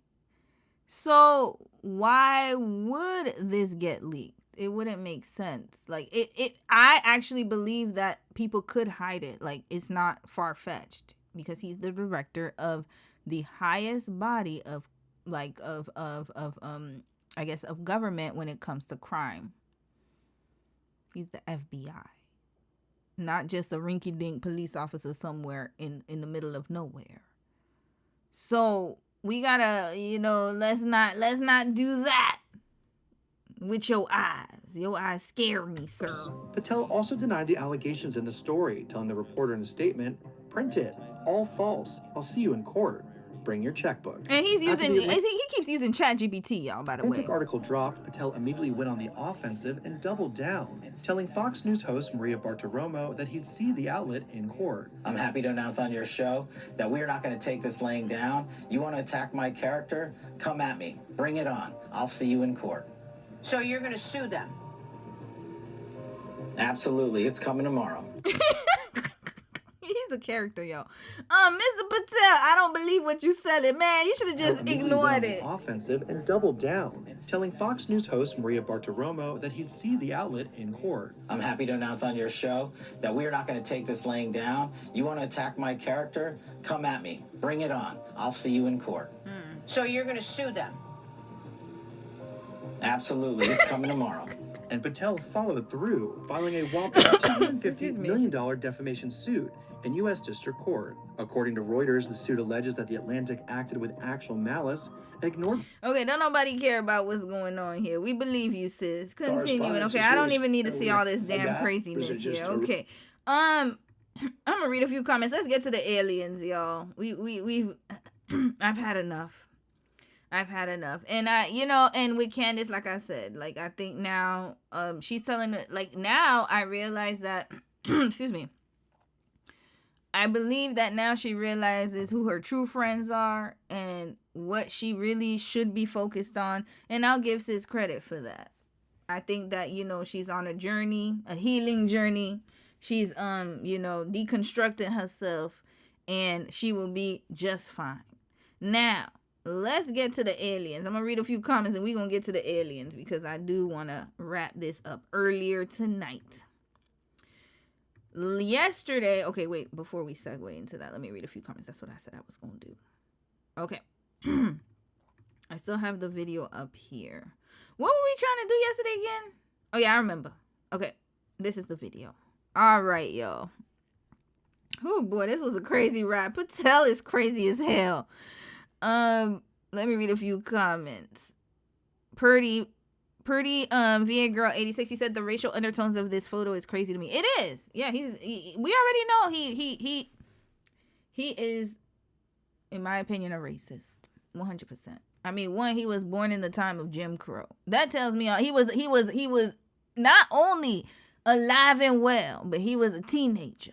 Him and his homeboy, Mr. Ice, the leader of the country with the that starts with an I. Ice cream, that's what I call them. And he says a lot of things that are racially motivated, and not only that, microaggressive. He's Mr. King of microaggressive / racist. Didn't he just show, like, didn't he have the video of Obama coming from the White House? Come on now. We all know that's what it is with him. So this is what I don't understand is that, for black people who align with him, how could you trust what he says? One, he's been proven to be a liar time and time again. He has sex assault charges against him. That's number 2. And number 3, and this is the most important, is you're supporting somebody who is making like very visible microaggressive comments about your race, and you think that you can trust this person to have policy that's in the best interest of you and your family. Now, I can say the same about the Democrats as well, because to be quite honest with you, the system is still the same no matter who operates under it. But I'll just say that one is the best of the worst. Or what was it called? The best of the worst. So you have somebody here who literally is tweeting that, calling her low IQ, dog whistling. Even though she could She could dog walk his ass when it comes to an intellectual debate. She's smarter than he will ever be in this lifetime. Him and his daughters. Except for Tiffany. She seems like she has a good head on her shoulders. Barron, Trump Jr., Ivanka, all of them. And his damn wife. I ain't forget about your ass, Melania. She could dog walk all of y'all together, even if you put all your brains together. She could do it with only 10% of her brain. And you calling her low IQ, an educated woman? An educated black woman at that? Please. And, you know, it just goes, like I said, like, who would support him? I don't get it. I still don't get it. I don't know how there are any black MAGA supporters, unless they just don't see themselves as this. Well, hello, wake up. You got your wake-up call. And then guess who is going to build the ballroom? Who's going to build it? He done deported everybody. So who's going to build it? It's going to be the billionaire hands. Which company is going to be the construction company? Because they had slaves build it first. The White House back in the day. You know, they like cheap labor. We'll see. Rena Wally, you say he always looks scared, high, constipated, bewildered. This is not a good look for somebody who's supposed to be the head of your security force. This is wild. He's supposed to be the head of the top criminal organization in or the top I guess police organization, I should say, in America, and he's always looking like he's out. That's scary. Rosa said, you said they look like they have a pew-pew to their head or something, right? No, they do. They don't want to work there. When you have somebody who has a drinking problem, I gotta be honest, that means that there's something going on mentally. They're not happy. Somebody who is happy with their life is not going to be an alcoholic on purpose. Like, usually, most of the time, yeah, people like to dabble in drinking, but somebody who drinks, like, excessively, there's something going on here. When it becomes an addiction, you're trying to escape something, or you're trying to run away from something. Most of the time, that's what happens. That's how addicts get into, sometimes, it's just an escape for them. They feel good after the hit, after the high, after the drinking. But for him, it seems like, he's sleeping all the time. That man is not happy, y'all. You said the glasses ascended me. He was probably high. He sure was. He came from the Poodle Club. That's what happened. All right, let's continue, y'all. Segue. This is the last part of the live stream. One more hour and we're out of here. So yesterday, we started talking about the missing scientist and the 3-body problem. And when we went over that, there were some developments. Tom DeLonge from Blink-182's name came up in this, y'all. I still don't understand how he's connected. And we're going to try to figure it out. And so we were watching a video by Jesse Michaels. Shout out to him. Or Jesse Michelle's. That's his name. Sorry. And he's trying to uncover all of this. And then I spoke about, we found out about Project Blue Book. And then there was also like some not allegations, but how the U.S. used scientists, or took scientists, we'll say that, from Germany during the, the thing that went on over there. And they came here and they helped the U.S. with intel. And so yesterday, based on the information that, we saw, I proposed that it's possible that the country that starts with the name of the ice cream government, might have a hand in this, because it seems very suspicious, one. And two, they would be the only ones that would be able to do it without detection. So now we have a top military official, the mechanic guy. I forgot his last name, unfortunately. It starts with Meg. He went missing. And he took a red book bag and a pew-pew with him to go into the mountains. And I believe he was instructed to do so. He is still missing till now. The rest of them were either unalived in suspicious ways. And some of them went on a hike and never returned. So we are going to continue watching this. If you haven't watched it yet, I guess you'll have to watch yesterday's live stream to get to speed or catch up to the parts that we went over. So we're going to continue this, y'all. DeLong was after UFO disclosure for the American people. That's the whole point of To the Stars Academy. General McCaslin being involved in those early efforts is a big deal. Some people try to dismiss Tom DeLong and say that he was never in touch with Neil McCaslin. After all, these leaked emails were never publicly confirmed. But even his wife Susan would come to acknowledge that McCaslin was caught up in the Russian hack and had less contact with Tom after the emails were released. Key word here, less, not zero. And she's implicitly admitting that they were in close contact previously. In fact, in that same email batch that leaked, a calendar notification shows that Susan herself accepted a Google Calendar invite for something called a DeLong Podesta meeting. So at minimum, McCaslin and his wife were in the room for conversations about UFO disclosure. Hold up. His wife was there too. Why was his wife included in this conversation? She's not a military official. She shouldn't have any type of this is supposed to be classified information. So why is she doing why is she part of the meeting? Why does she know about it? This is supposed to be top secret, y'all.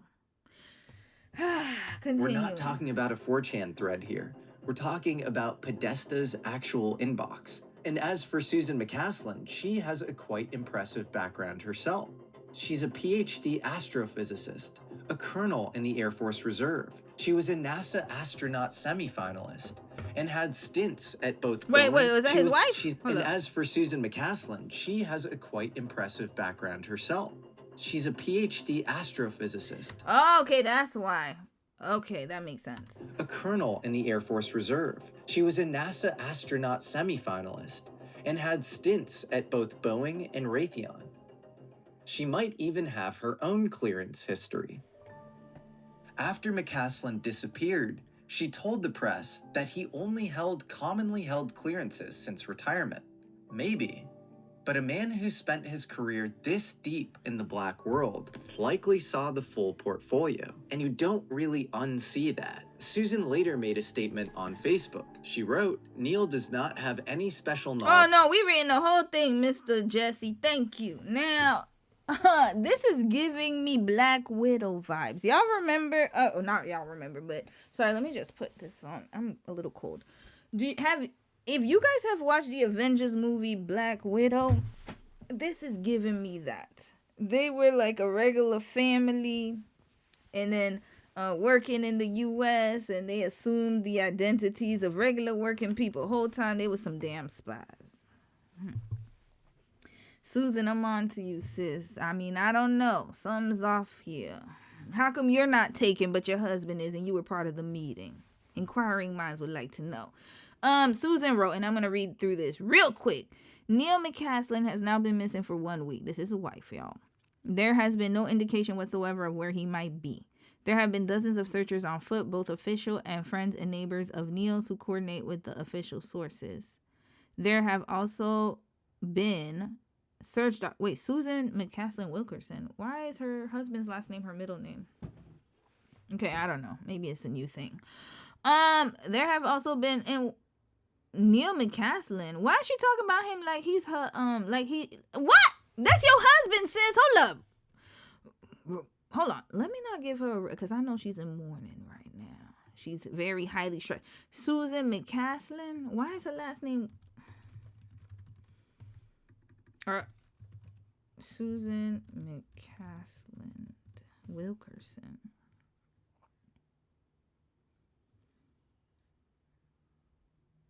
Okay. That's his wife?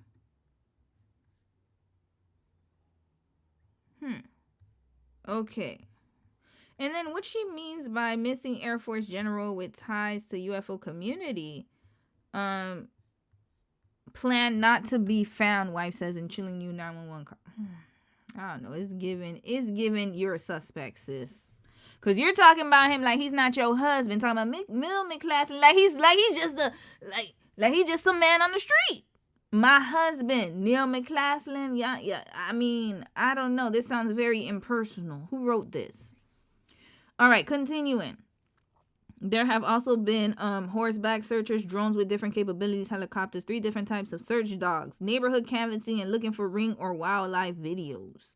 Organizations involved are Bernalillo County Sheriff's Office, which is the lead organization, Albuquerque Field Office of the FBI, NM State Search and Rescue, Albuquerque. Okay, there's a whole bunch of people involved. This is the damn tax dollars being used galore. Continuing. I would like to take this I'm skipping through all that. I would like to take this opportunity to dispel some of the misinformation circulating about Neil and his disappearance, mostly from uninformed media sources.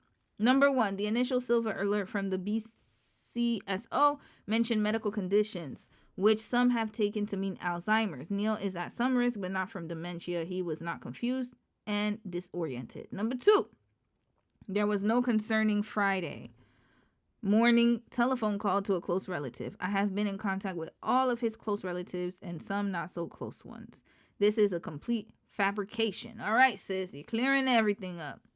It is true that when Neil was in the Air Force, he had access to some highly classified programs and information. He retired from the Air Force almost 13 years ago and has had only very commonly held clearances since. It seems quite unlikely that he has taken to extract very data secrets from him. Number 4, it is true that Neil had a brief association with the UFO community through Tom DeLonge, former frontman for Blink-182 and founder of the organization To the Stars. Neil worked with Tom for a bit shortly after his Air Force retirement as an unpaid, Neil's choice, consultant on military and technical scientific matters to lend verisimilitude to Tom's fiction book and media activities. After the Russians hacked John Podesta's email, see Neil's Wikipedia page. What? Sis, I know you're not referring us to Wikipedia, but whatever. All right, that's cool. There was less contact with Tom and the community pushing for release of UFO information. This connection is not a reason for someone to abduct Neil. Neil does not have any special knowledge about the ET bodies and debris from the Roswell crash stored at Wright Pat. Though at this point, with absolutely no sign of him, maybe the best hypothesis is that aliens beamed him up to the mothership. However, no sightings of a mothership hovering above the Sandia Mountains have been reported. All the thoughts and prayers from around the country are much appreciated. I will update if/when any real information comes in. All right, sis. I'm on to you. Now, what's the organization again? To the Stars. Lord, please do not get me in trouble with this, Mr. Tom DeLonge. I don't need the RCMP. That's our FBI. And they are not drunk like Miss... Oh, sorry. Let me not say that. Let me shut up. They're not drunk like Cash Patel. They will come. They gonna come quick to my door, y'all. To the Stars. Tom DeLonge. One bad search, y'all. Let me not do a bad search. They finna take your girl. Okay, that's it. What is this? He has a book. What's his book about? What the projects is, Mr. Tom, bringing you to the future. Tom, I'm curious. What is this about? What's going on here? Okay, he's just writing books about monsters. What's he doing? Breaking Bar, Poet Anderson. Who is this? Okay, we might need to read some stuff. Okay, I can't go through all of this. All right, let's finish up, Mr. Michelle.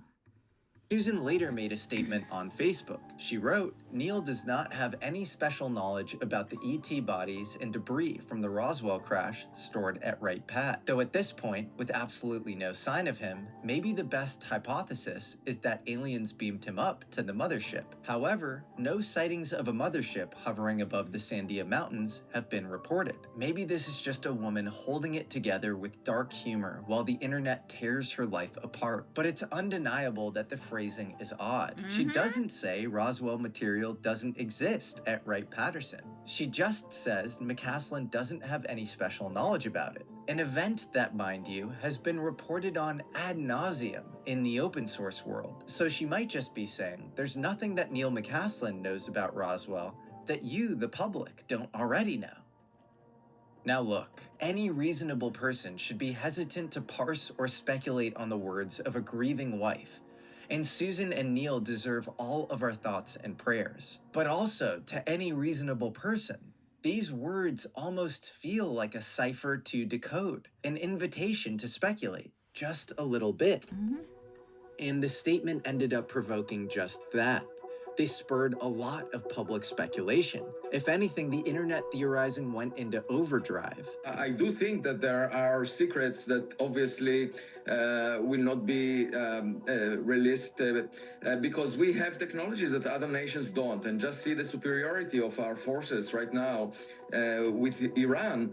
Had McCaslin been quietly folded into some continuity of government program, or taken into protective custody in preparation for the war with Iran? Had he been taken by a foreign adversary that understood exactly how valuable he was?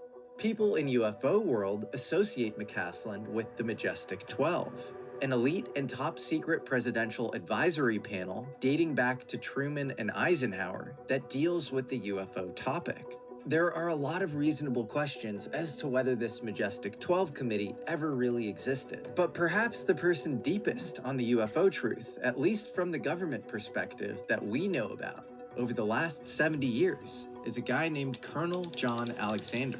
And at one point, he admitted that the Majestic 12 was basically just a cover for continuity of government programs. People in the military-industrial complex, where if the president and his direct cabinet were incapacitated, they would take over. To be honest.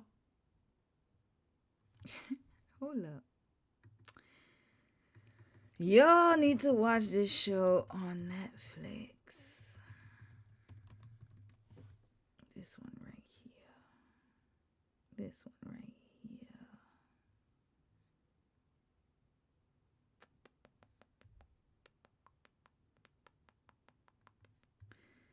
Okay.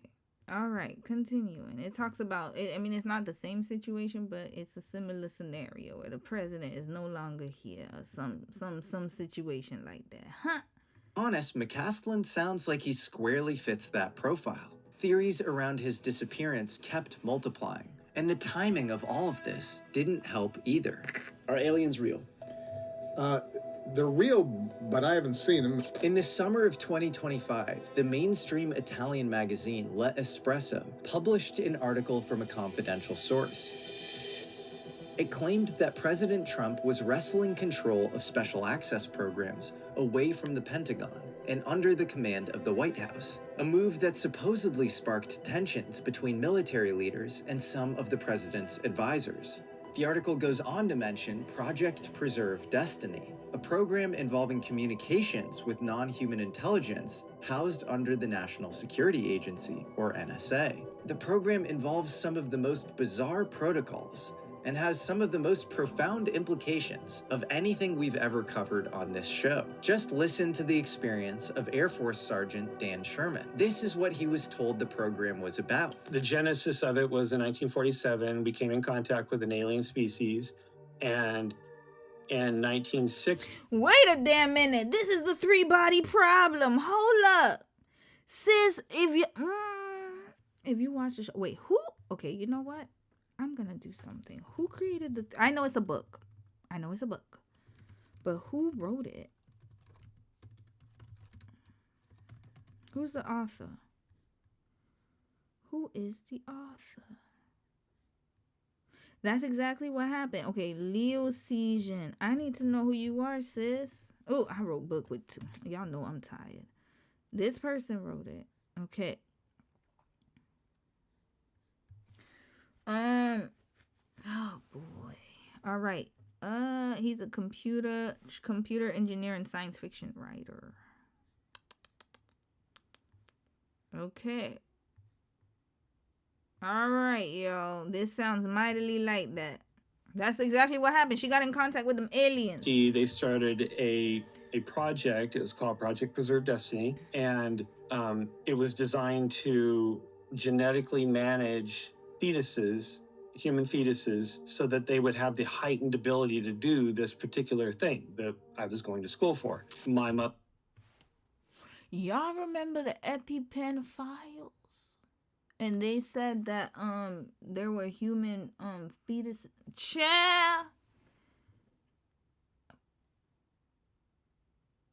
You know, I always wondered when people deleted.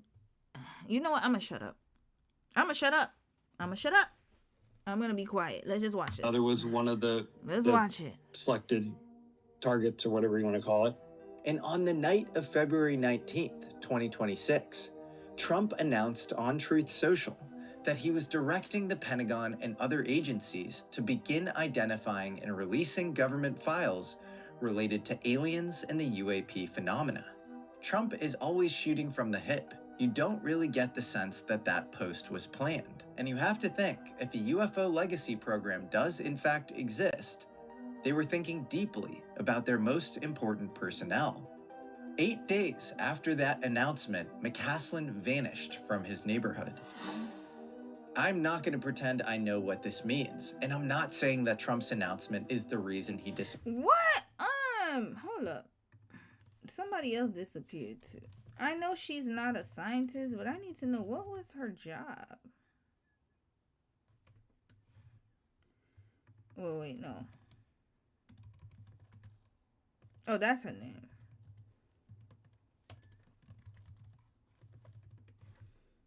Okay, here. I need to know what, maybe this was random, but I don't know. I find it very suspicious. I know she had to do with the EpiPen files, but what was her career?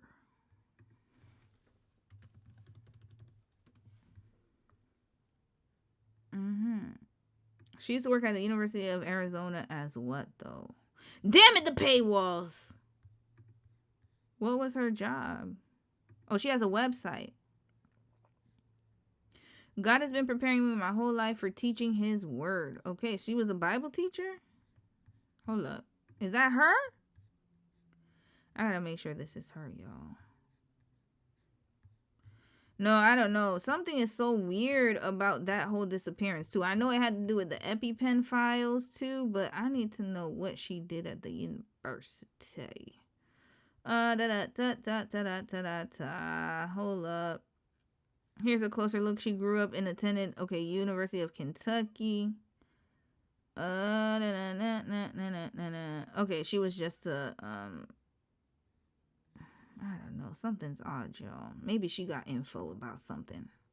Disappeared, but the timing is all connected to each other. There could be a few reasons why that timing is important. Neil McCaslin, I mean, you have to wonder the timing. President Trump saying, I'm going to release these files, and then 6 days later, Neil McCaslin goes missing. If McCaslin was involved in these programs and felt he could be implicated in any way, the release of these UFO files could have been a pressure point, maybe enough to make him crack and disappear into the wilderness. This also could have explained the deep anxiety leading up to that moment. Maybe the intense hiking and biking was to relieve stress.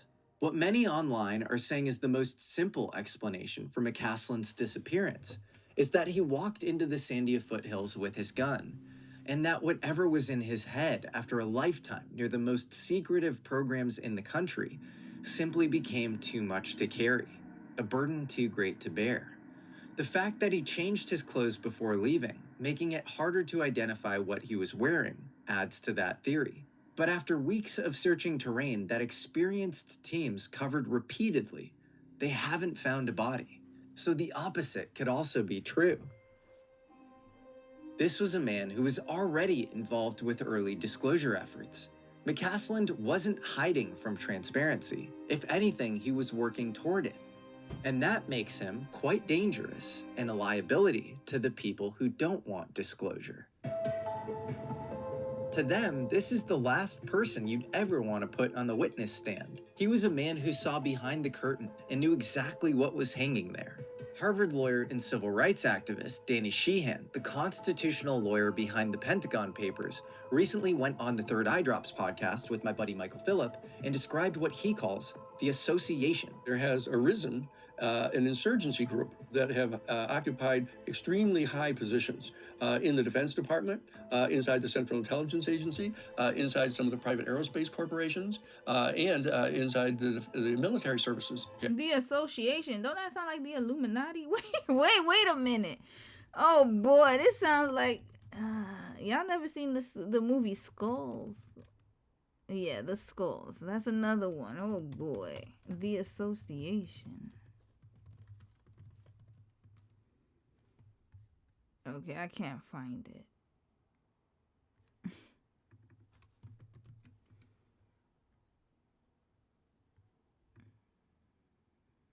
Who are these people? Oh, Elizabeth Vargas. Okay, I trust sis. So, the documents are apparently from 1991. Do they confirm that top scientists at Los Alamos were investigating UFOs 35 years ago? Let's ask Jeremy Corbell himself. Hey, Jeremy. Yeah, we ain't got time to watch Jeremy. Love you, sis, though. All right. Okay. Oh, boy. The Skeptic. Who owns this? I don't be trusting this stuff. Who is this person? Michael Shermer. We gonna see. I don't know. I gotta be careful with the sources that I find. Who are you?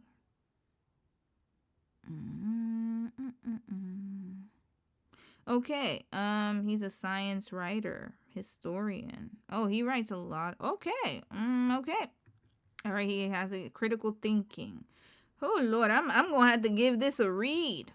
I'm gonna give this a read, but I will read this at my own time. Let's finish watching The Association. Okay, and I have to know who they are.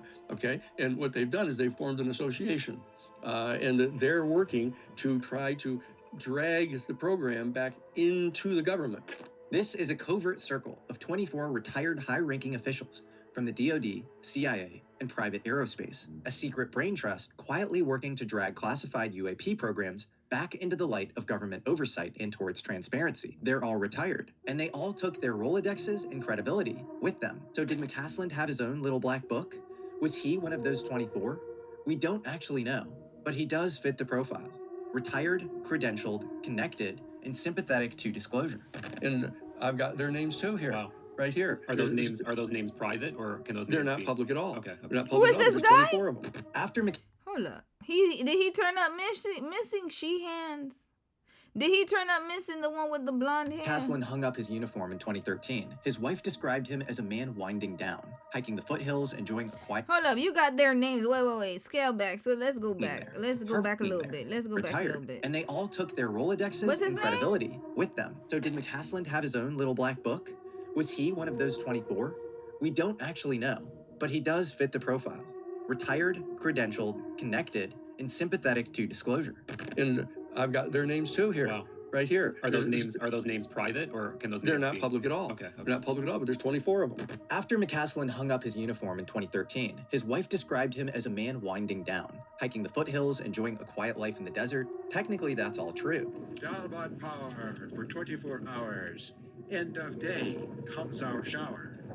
But that's not the full story. In fact, after leaving his post in government, he's listed as a founder of DBE Consulting, a New Mexico national security consulting firm tied to James Tegnelia, the former deputy director of DARPA, and the director of the Defense Threat Reduction Agency. This agency, also known as DTRA for short, is the Pentagon's agency for countering weapons of mass destruction. But it also might have a thing or two to do with UFOs. The person in charge of collecting all of the information from DTRA dealing with extraterrestrials and, as he put it, quote unquote, little green men, happened to sit next to me at my computer terminal and began pulling all the documents on my system and the systems in our skiff. This consulting firm wasn't just two old colleagues starting a fishing club. It represents two aerospace graybeards with connections way too deep to ever really walk away, advising clients across the Pentagon and Department of Energy. Make of that what you will. In 2019, he joined the board of trustees at Riverside Research, a nonprofit with hundreds of millions of dollars in defense and intelligence work on the books. He was also the director of technology at ATA, Applied Technology Associates, one of those aerospace firms with a deliberately vague name, working in sensitive areas in space systems and directed energy. That doesn't sound like a quiet retirement to me, but that's exactly the kind of person who makes a very specific set of people very nervous, a potential whistleblower. operating in the dangerous margin between intelligence agencies and private contractors. Two groups with their own distinct methods of making problems disappear. And if you're in the business of making problems disappear, you make sure you give the public a story they can wrap their heads around. This is the Fixer Handbook 101, which brings us back to a detail that doesn't get enough attention. Just because McCaslin's gun is missing doesn't mean he was the one who took it. Think about it. If you wanted to stage someone's disappearance to read like a probable suicide, what would you take? You'd take a gun.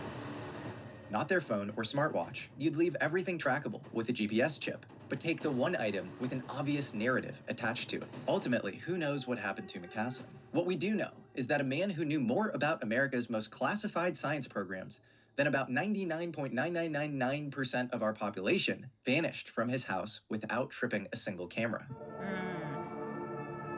And as of today, despite 700 homeowners canvassed, search parties, drones, helicopters, FLIR sweeps... Nah, he gone. I don't know where he went. I don't know if he went up or if he's somewhere else, but he's definitely not... He's not in that location. We'll just put it that way. 9 units. And the FBI, we have next to nothing. No confirmed sightings. FBI with Cash Patel and his glasses and his hangovers. Good luck. No scent trail. He's just gone, like a ghost. For one of the most intensive searches in recent New Mexico history, the absence of evidence is bizarre. But it might be a data point unto itself that points to someone who's sophisticated, who knows how to work the blind spots. And McCaslin isn't the first to vanish. Congressman from Tennessee, Tim Burchett, has been trying to get answers himself. But Wait. This guy looks very familiar. Did we cover him in the AI stuff? Hold up. Tim Burchett. Why does his name sound very familiar? I think we covered this man. Hold up. Wasn't he talking about the data centers?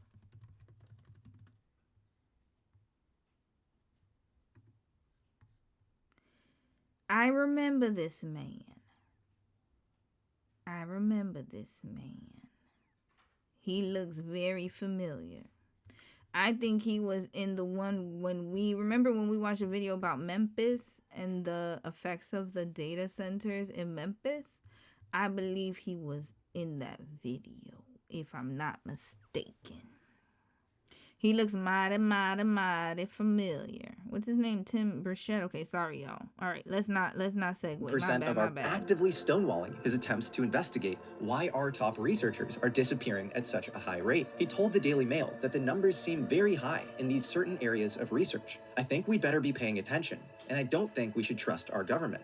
I had a t-shirt on my merchantforcongress.com website that said more people believe in UFOs than believe in Congress, and it's sold out. So, I mean, there's something going on out there, brother.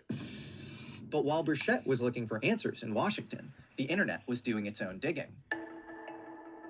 After his story broke, an online manhunt zeroed in on a potential smoke. Yo, if the Redditors and the TikTokers find this man before the government, it's over. It's over for them.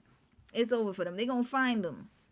They're going to find them, y'all. Trust and believe me, they will find the answers. Smoking gun. An X account called TMB Spaceships. The account posts about plasma propulsion and spacecraft systems, but hasn't posted since February 27th, the day McCaslin disappeared. I looked into it.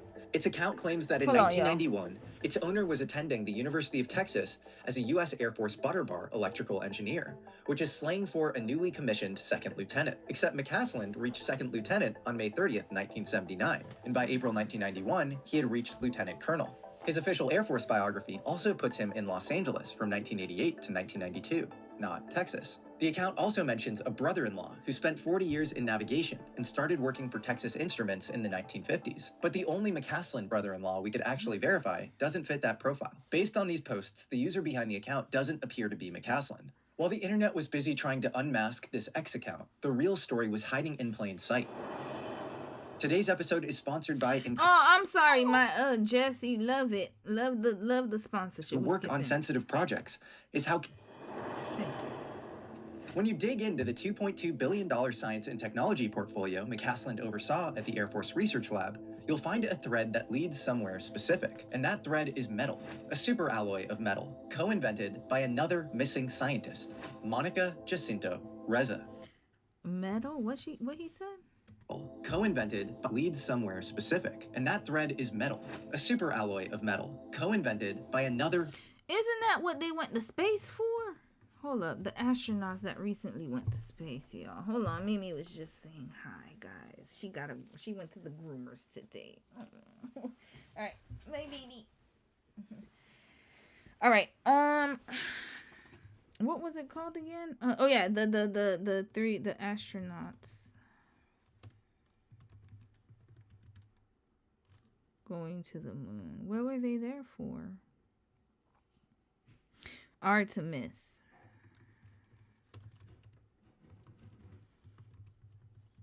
They were looking for minerals, y'all. I remember that. Oh, wait. Artemis, NASA. Here.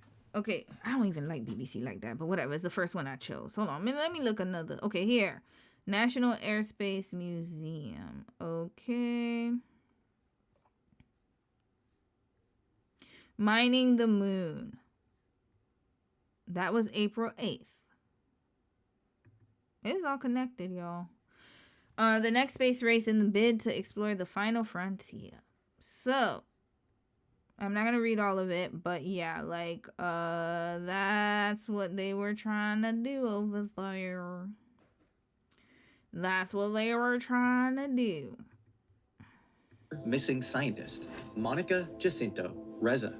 Monica worked in one of the most brutal corners of propulsion science. An age-old limitation had kept advanced rocket propulsion pinned down by the same ugly problem. If you want to get heavy satellites into orbit, you need a high-pressure, oxygen-rich environment. The metallic alloys strong enough to hold the engine together in these situations would go up in flames. And the alloys that didn't catch on fire were too weak to trust with the guts of an engine. So the US military needed to find a sweet spot, but nobody could find one. So we were forced to rely on the Russian RD-180 engine for sensitive national security space launches. This meant that during the Cold War, we were literally stuck buying defense hardware for the most sensitive missions from our biggest geopolitical rival. The stalemate finally shattered in the 1990s, thanks to the hard work of Dallas Hardwick and Monica Reza at the Rockwell Science Center. They engineered a nickel... Wait. I just saw her face. Give me a second. Wait a minute. Do I still have it up? What is that her? Oh, no, that's not her. My bad. Okay, my bad. Hold up. Dr. Dallas Hardwick.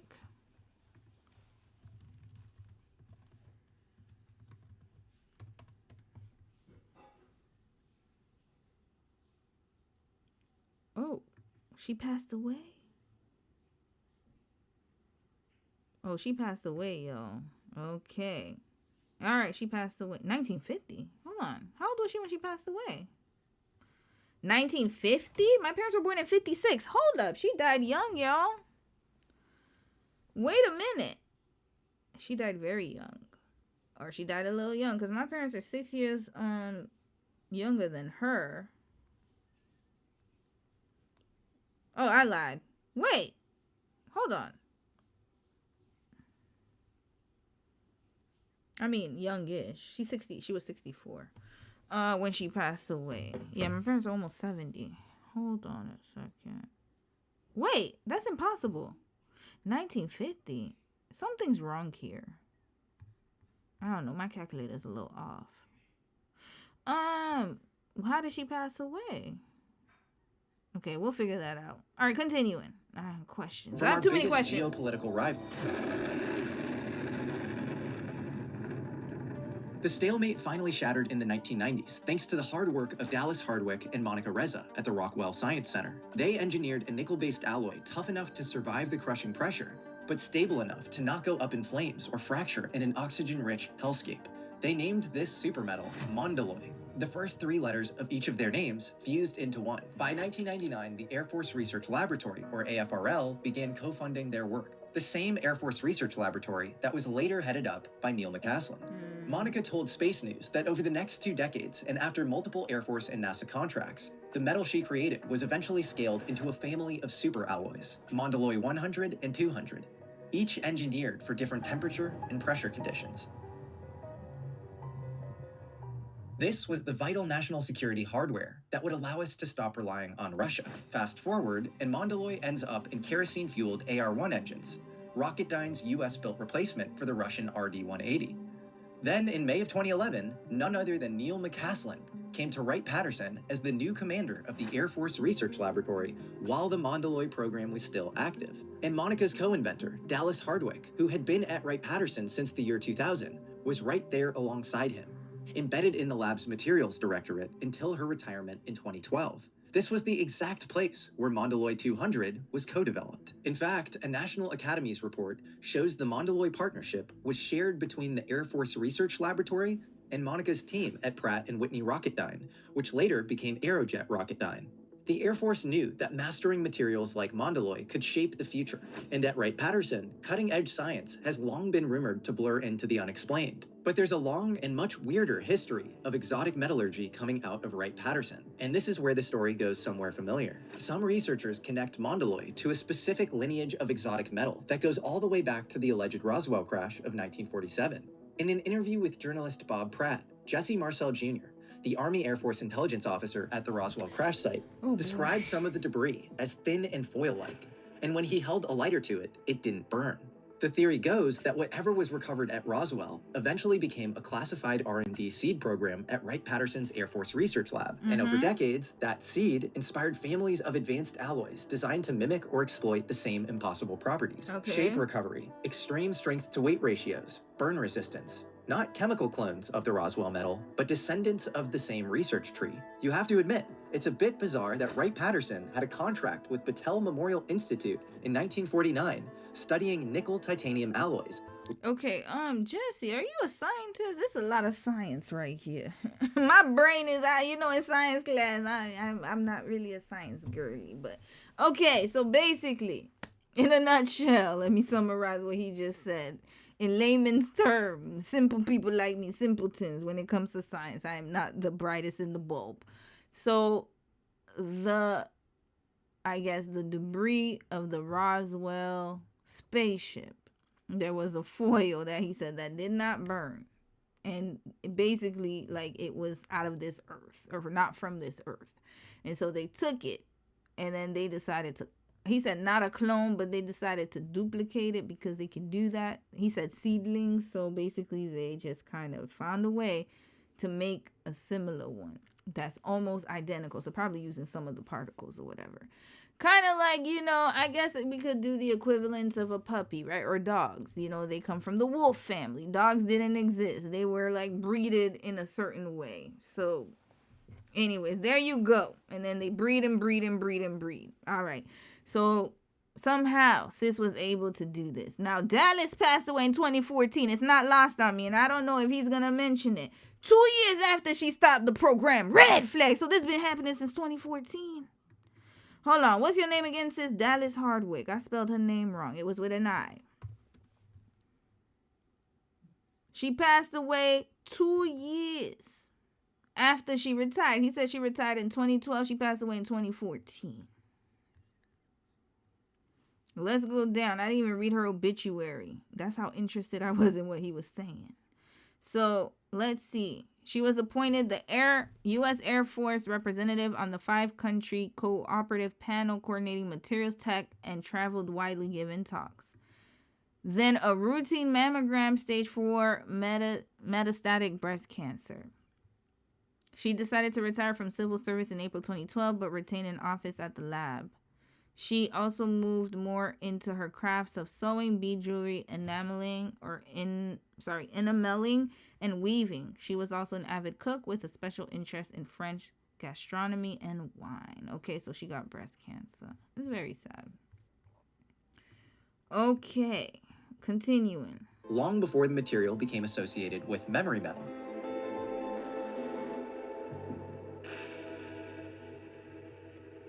What is that?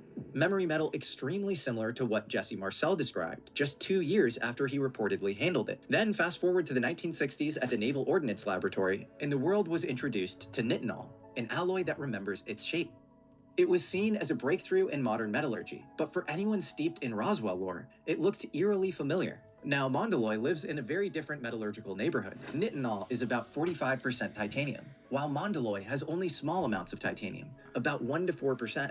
And if you look at the actual science behind Mondeloy, the exotic metal theory hits a wall. Monica's patents for Mondeloy mentions Haynes 214 and Monal alloy K500. So is Monica's super alloy some kind of Roswell Starship derivative? Maybe not, but who's to say these exotic metal lineages didn't have a little outside inspiration along the way?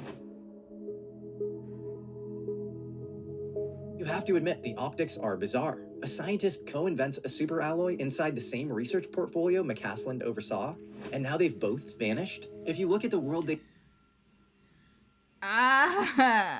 Yeah.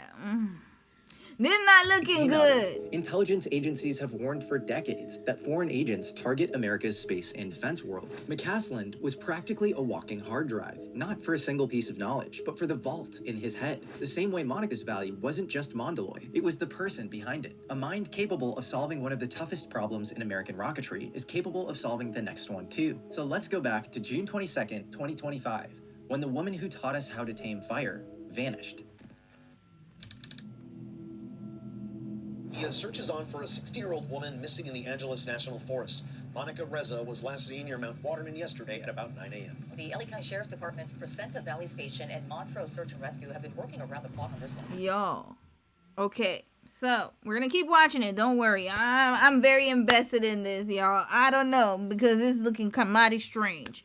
But if you could tame fire, do you know how many lives would be saved? How much that technology would help people? Forest fires. Y'all saw the wildfire that happened in California. I live in a province that has a lot of wildfires as well. So many lives, like, you know, like car accidents. You know, some people hit things and then the car explodes on fire. Well, but maybe they can make cars that are, like, you know, protected from that. This could save lives. So I'm assuming. Now, I'm really invested in this because I have a feeling that all the other ones that went missing, something about what they were researching could help the people like us. Okay, all right, let's keep going, y'all. Ooh, boy. Search and rescue scoured the area for 8 days by land and by air, but found nothing other than Monica's beanie, which photographs from the day show was tucked into the hip belt of her pack. The visor was recovered about 400 yards off the trail the day after her disappearance. When no other evidence surfaced, as is protocol, the synthetic aperture radar mission was concluded, and the investigation was handed off to the homicide. And not only us, but militarily speaking, I don't think she's not here anymore. I think she's gone somewhere else. Because if you're in the military and somebody is trying to set something on fire, especially explosives, you can survive. Because if you've learned or used material from that, that can show, basically it can prevent burns. You can put that protective shield over you. You're indestructible at that point when it comes to fire. And then McCaslin, he had all the... Child, this is crazy. Bureau, the missing This is persons craziness. unit. But Monica's community had already mobilized, organizing volunteer groups, including expert mountain rescue teams, who began searching the areas outside the search and rescue perimeter, and would continue to search by land and by drone when the official search and rescue mission was called off. Hikers have been known to survive for 2 to 3 weeks in the wilderness at times, but the weeks wore on. She's not and dead. the volunteer exhibitions kept going out every few days. She ain't Hope dead. of rescue dimmed. But the goal was to at least recover Monica's body. The organizers begged for volunteers to keep deploying. Nobody's going to take her away unless she did it to herself. That would be the only way, because she doesn't want, but I don't know. Till Monica's birthday Doesn't in make December, sense. 6 whole months after her disappearance. The weeks turned into months, and still no sign of Monica. She had vanished without a trace. That fateful June morning, Monica was well equipped with a backpack, hiking boots, hiking pants, and plenty of water. It's still unclear if she had her cell phone on her. Some theorized she could have been attacked by a mountain lion or bear, but no dens were found in the area. No remains. The San Gabriels are mountain lion country. The terrain is extremely rugged. There are many giant boulders and cave-like shelters that could obscure Monica from the view of rescuers. It wouldn't make sense, though. You want to know why this is not an isolated incident? Red flag to whoever's thinking that. Probably somebody part of Kash Patel's group. It doesn't make sense because she went missing and she's doing some very extremely sensitive research, and she's connected to McCaslin. I don't know how to say his name, y'all, who also went missing, and they're connected to all the other people he gonna talk about here. So how could she just get eaten by a mountain lion out of nowhere when she was on a group hike? Come on now, let's use our brains. I'm tired of this. They're probably just as drunk as their leader. Still, multiple civilian searchers who descended the ravine nearest to Monica's last reported location described the terrain as steep, but not steep enough to be fatal if someone fell. Something about her disappearance feels off. If someone had wanted to kidnap Monica, it's conceivable they could have intercepted her on the trail and led her to a car parked along a different section of the highway. We may never know if her disappearance was just a tragic twist of fate, a crime of opportunity, or something much more nefarious. Don't nobody know who she is except for the people who have an invested interest in what she's doing. I don't know why they would kidnap her of all people. Why her? What's so special about her? Exactly. Only people who have a vested interest would know this. Come on now. Beyond her invention of the Mondaloy, the heat-resistant coating for interiors of rockets and satellites that allow for entry and re-entry into our atmosphere, most importantly, we want to honor Monica's life. The outpouring of prayer, support, and resources from her family, friends, and colleagues demonstrates how deeply she is and will continue to be missed. The last entry on the volunteer Facebook group for Monica's search and rescue efforts was on November 18th, 2025. 150 days after her disappearance, the group was still planning a recovery expedition that week. As disturbing as Monica's disappearance is, 4 days later, another woman disappeared. Lord. Back in the day, I used to chug coffee like I would... How many ads you got here, Jesse? I appreciate you getting your money and your coin, but my goodness, Melissa Casillas. Well, I guess, he has ads. Let me go and add ads to mine in the middle of the case study. This has been brought to you by... Maybe I should do that. Pause break. Got to insert an ad. He got like 4 or 5 ads every half hour. Make your money, but damn. It's been nearly a month since anyone has seen Melissa Casillas. Her stepdaughter says a doorbell camera showed Casillas walking a couple miles away with a backpack, and she was last seen walking on a highway in Towns County about a month ago. It was June 26th. A family friend even saw her walking along the highway. He turned around to see if she needed help, but then all he saw was a blue truck driving by. No Casillas. Her family thinks she got into that truck. Her family says her personal belongings are all still at home, including her phone, which had been factory reset. This time, an hour from Los Alamos National Laboratory in Ranchos de Teos. Melissa Casillas is a 53-year-old administrative assistant at Los Alamos National Laboratory, one of the most secretive research sites on Earth. And of course... So she's an admin? She's not even a scientist, y'all. Lord. Of course, the original home to the Manhattan Project, where the first atomic bomb was developed under Oppenheimer. On the morning of June 26th, 2025, around 6:15 a.m., Melissa dropped her husband Mark off at the campus. He worked at the lab as a superintendent and said he watched Melissa swipe her badge at the gate. But instead of heading to work, Melissa drove an hour back home, telling her daughter Sierra she'd forgotten her badge and was going to work from home instead. Sierra didn't think anything of it and left for her own job. But he saw her swipe her badge. Hold up. Instead of heading to work, Melissa drove an hour back home, telling her daughter Sierra Mark off at the campus. He worked at the lab as a superintendent and said he watched Melissa swipe her badge at the gate. But she swiped her badge at the gate and then she lied to her daughter. Is that what I'm understanding? Okay. Instead of heading to work, Melissa drove an hour back home, telling her daughter Sierra she'd forgotten her badge and was going to work from home instead. Sierra didn't think anything of it and left for her own job. Around 12:30, Melissa dropped off lunch for her daughter at her work. Everything seemed normal, but around 1:30, Mark got a call from Melissa's boss. She never showed up at work. He texted Sierra, who sent a text to her mom, and it was quickly marked as read. But by 2:30, her second text wouldn't deliver at all. Around 2:15, doorbell cameras caught Melissa walking along State Road 518 in a turquoise shirt, blue jeans, and a maroon sweatshirt around her waist, heading in the direction of Carson National Forest, about 3 miles from her house. Back at the house, her daughter came home to a locked... Wait a minute. So we got McCaslin, who went into the forest. Then you got the other sis, who went into the forest, who got, she went missing on a hike. And then you have this woman, Monica, who also went into a forest. And then they want to say that other sis got eaten by a mountain lion. Red flag! Come on now, we're not that stupid. Somebody gave them instructions to go there. That is why they went into the forest. There's somebody who gave them explicit instructions. One went with a backpack. We don't even know if he took the pew-pew with him. The other one was on a hike with a backpack as well. And then she got snatched up. Or she maybe went wandering off to wherever she needed to go. And then this one right here, she said her husband said she swiped her card. And then she told her stepdaughter that she didn't. And she had to go back home. She was working from home, but yet the people at the job said she never showed up. So that means she never logged in. So between the time of when she went back home to work from home and the time she went missing at 12:30, something arised. And then they saw her walking to bring her daughter lunch, but she never showed up to work. So she was in conversation with something or someone. And then she went ghost. She left somebody on red, and then phone was factory reset.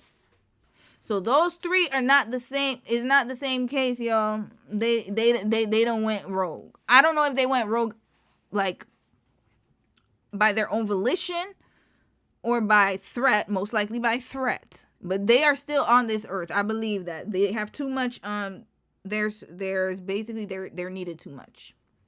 It wouldn't make sense. They are more valuable alive than unalived. Let's just put it that way. So, continuing.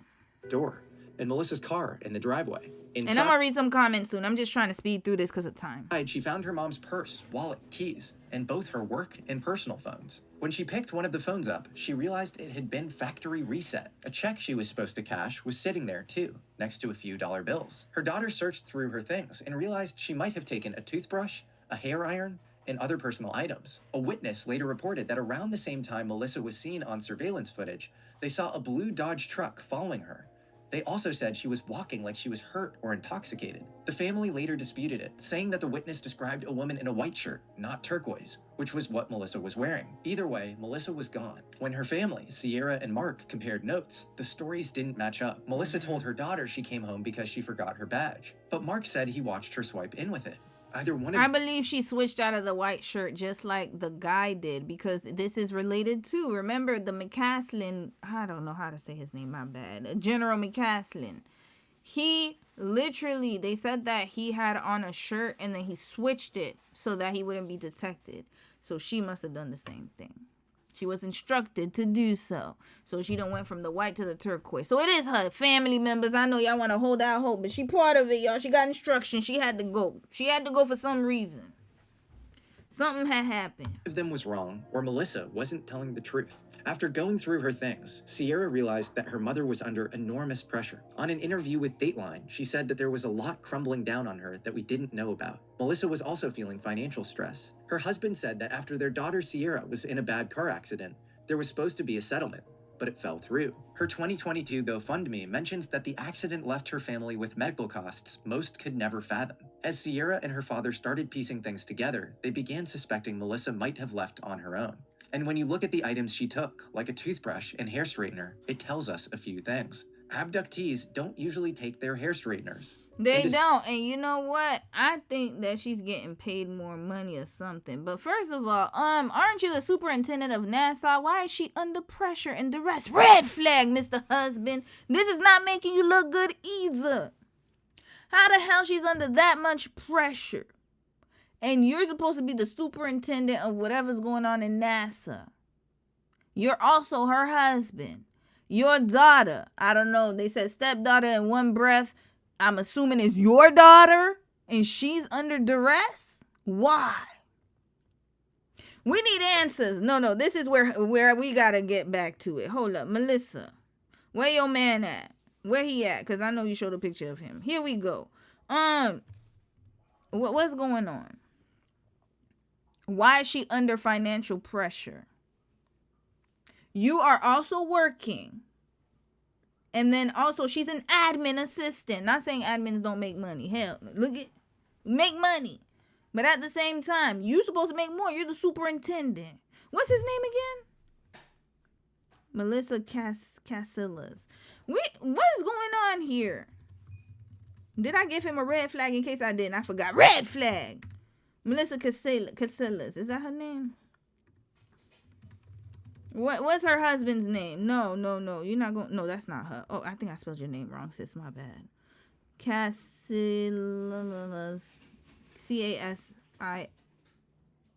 I think that is her. No? Yeah, that's her name.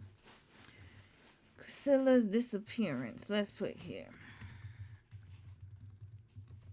How much I need to know what her husband here, okay. This is not sounding right, to be quite honest with you. Because why is she under financial pressure? Something's off here. What's her husband's name? Okay, at least I have her name here. Melissa Casillas. And then also, NASA doesn't give y'all health insurance. How is this possible? Something is off here, y'all. I don't know. They're acting like she's like working at some, like just a regular place. This is NASA. Like, what is going on? Yeah, she was an administrative assistant. What's her salary? Let's check here. Okay, it's not gonna give me that. I don't know. We'll have to find out. But like, that doesn't make sense. Okay. Anyways, we'll figure that out, y'all. Something's not right here. Oh, there's a bombshell clue. Yup, she's linked to all of them. I already knew that, yo. But why is she under duress? They're saying, oh, she's so stressed, all these things. And I'm not saying she's not, but at the same time, why is she? That's the problem, husband.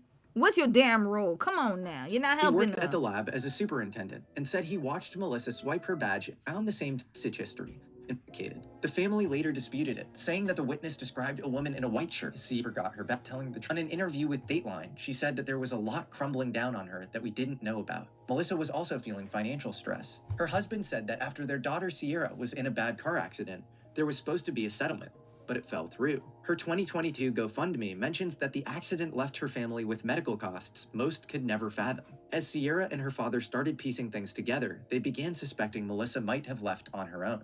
And when you look at the items she took, like a toothbrush and hair straightener, it tells us a few things. Abductees don't usually take their hair straighteners, and a suicidal person doesn't care about frizzy hair. This behavior describes someone who might be expecting to go somewhere with running electricity, a mirror, and maybe even someone to see. The factory reset phones left at home are another clue. If she had left voluntarily, she might have wanted to wipe her message history and make herself harder to track down.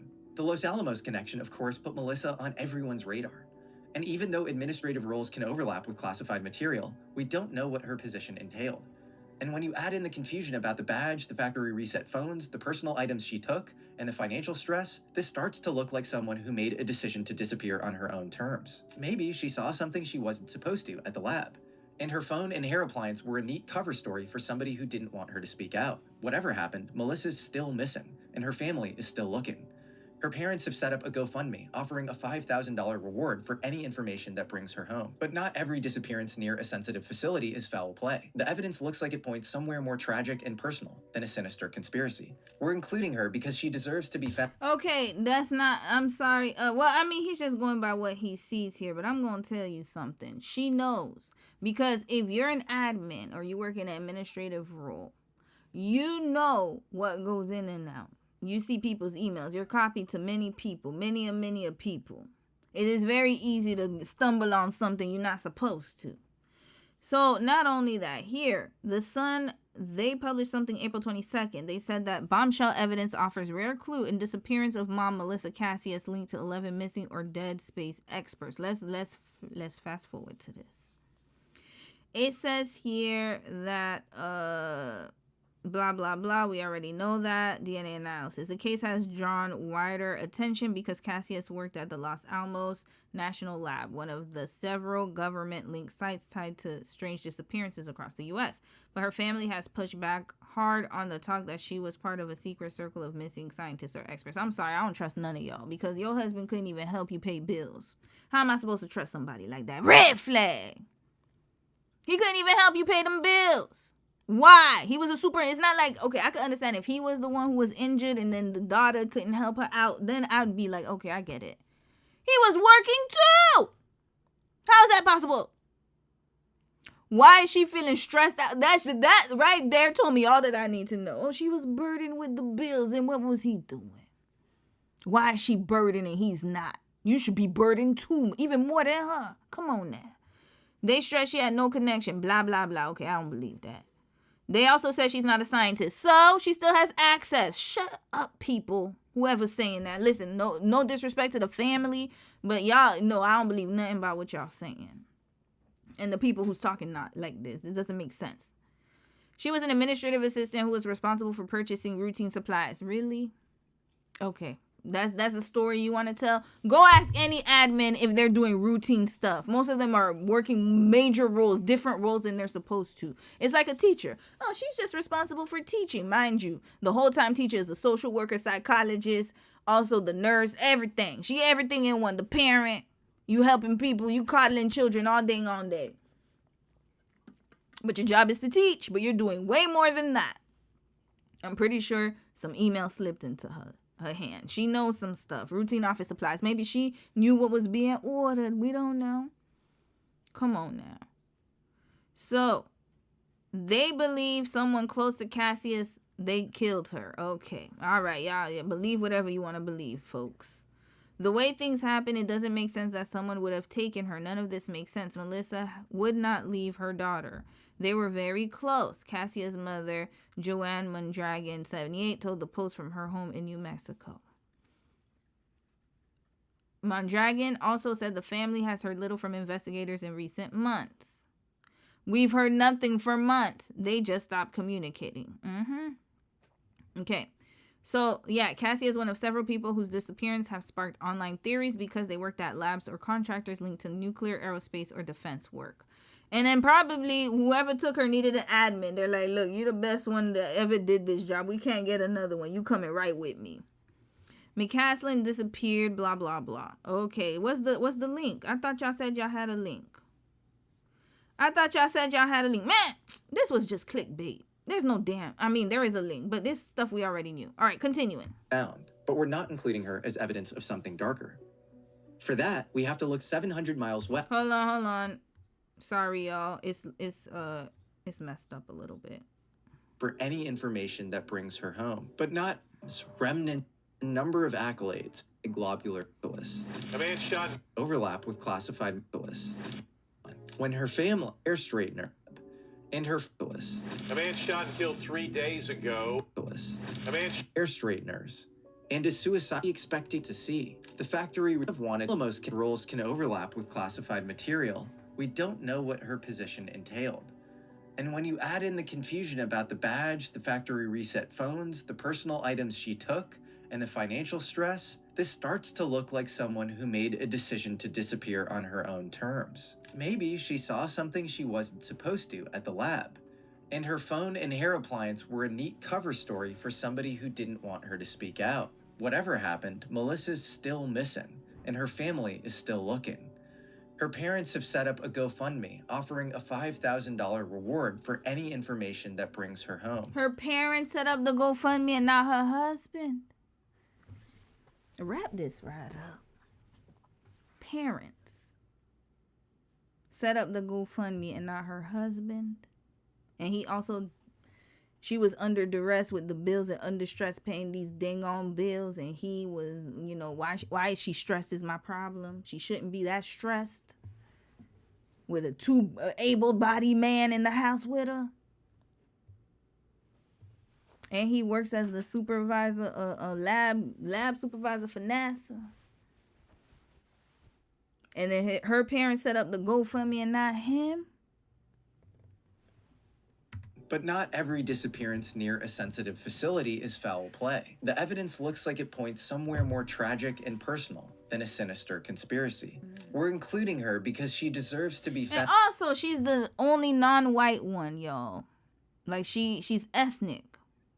So, I don't know if she's indigenous or she's Hispanic. Cassia sounds, to me, I think she might be, I don't know what her background is, but I believe that she has some type of another race mixed situation going on. All right, let's continue. But we're not including her as evidence of something darker. For that, we have to look 700 miles west at what was happening under the stars just outside Los Angeles. A man shot and killed 3 days ago. His mouth didn't sync up, so I think it's a video. Has been identified as Carl Grillmayer. He was a Caltech scientist. Colleagues say the 67-year-old made groundbreaking discoveries in astronomy and will be greatly missed. On February 16th, 2026, about 30 miles northeast of Waterman Mountain, where Monica Reza disappeared, another colleague from Caltech and JPL would meet an equally tragic and suspicious end. the great astronomer Carl Grillmair. In the small unincorporated community of Llano, tucked away near the Los Angeles and San Bernardino County line, a world-class astronomer had built his own observatory on a remote stretch of land. He chose to set up shop in the secluded Antelope Valley, 20 miles east of Palmdale, precisely because of how thinly populated it was. Carl Grillmair wanted the darkest night skies possible, with the least amount of light pollution. Carl Johan Grillmair, born in Calgary, Alberta in 1959, dedicated his life to studying galactic astronomy. And another thing, so he's from Alberta. He's Canadian. And then not only that, but then they have one astronaut that's Canadian on the damn spaceship. They sure did, because I remember when Mark Carney showed up and said hi to them, they were all excited. And then when you know, the orange man showed up, they were like, So, okay, interesting. Astronomy in distant planets. His work focused on mapping the structure of the Milky Way, identifying stellar streams, remnants of smaller galaxies, or clusters torn apart by gravitational forces. These incredibly faint, stretched out ribbons of stars drift through our Milky Way and tell the story of what was left behind. Modern science sometimes suffers from hyper-specialization, but Carl Grillmair did not. Within astrophysics, he was a Renaissance man, a polymath with research interests at every scale, from the research of our own solar system to giant galaxy clusters to the search for extraterrestrial life. Grillmair discovered the Lethe Stream, a vast river of stars yanked into the Milky Way from nearby globular clusters. Using the Sloan Digital Survey, or SDSS, Grillmair tracked subtle disturbances in the paths of these stellar streams, leading to key insights into dark matter, a mysterious missing mass, which forms a cosmic glue that holds galaxies and their clusters together. Stars, galaxies, planets, and matter as we know it are only 5% of the observable universe. Think of them as the foam on an incoming wave crashing on the beach. Dark matter forms much of the rest of the ocean. A vast halo of dark matter envelops the Milky Way. Its immense gravity would disturb the path of incoming stellar streams by tugging on them and changing their paths. And by tracking these changes, Grillmair was able to make profound insights into one of the universe's biggest mysteries. What is most of it made out of? Through his comprehensive study of stellar streams, Grillmair helped reshape our understanding of how galaxies evolve. And his work with exoplanets was arguably even more profound. Using the Spitzer Space Telescope, Grillmair did pioneering work studying the atmospheres of exoplanets, breaking down light passing through distant worlds to search for molecular fingerprints that tell us what they're made of. In 2007, Grillmair was part of the team that discovered the first ever instance of water vapor in an exoplanet's atmosphere. Today, the techniques he pioneered are proving pivotal in the scientific search for alien life, as the same capabilities can now probe the atmospheres of habitable planets for biosignatures, footprints of living ecology altering the planet. They don't want us going wherever they're going, y'all. That's what I'm getting from this. Wherever these billionaires are headed, they don't want our asses nowhere near there. Red flag. They're about to leave us all here. They gonna leave us all here. When they made that movie, Leave the World Behind, they meant leaving our asses.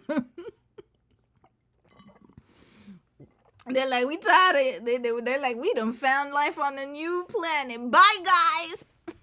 We're out of here. That's why them celebrities went up to the space. And they're about to leave us right. They packing us right up. Well, they're packing themselves right up out of here. So he knew about that? Interesting. All right. That's crazy. He did all that? That was in his brain? Scientists, they really, it's such a gift to be able to see things in that way. I guess we all have different gifts, y'all. That's amazing. Planet's chemical balance. His colleague at Caltech, Sergio Fajardo Acosta, described his approach to exoplanets and galactic structures as truly detective work. Carl Grillmair is was an extremely renowned scientist, and I would say he still is because his legacy will keep on. And it becomes the consensus reality in conventional astronomy that we're not alone. We'll owe a lot of that paradigm-shattering insight to Dr. Grillmair's groundwork. But Grillmair also studied celestial bodies much closer to home. He worked closely with NEOWISE, an instrument which serves as planetary defense. You heard me right. NEOWISE could be the first line of defense against humans going the way of the dinosaurs. so Grillmere had as front line a view as you can get when it came to the potential for Earth's extinction.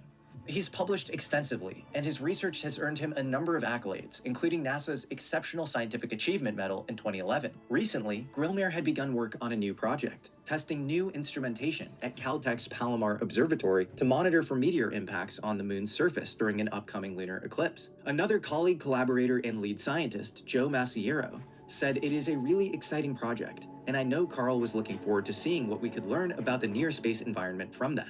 It made perfect sense that someone so passionate about the night skies would build a home outfitted with his own observatory. And what makes no sense is why a neighbor would seemingly stalk him on his property in December and return to kill him in February. That neighbor got paid.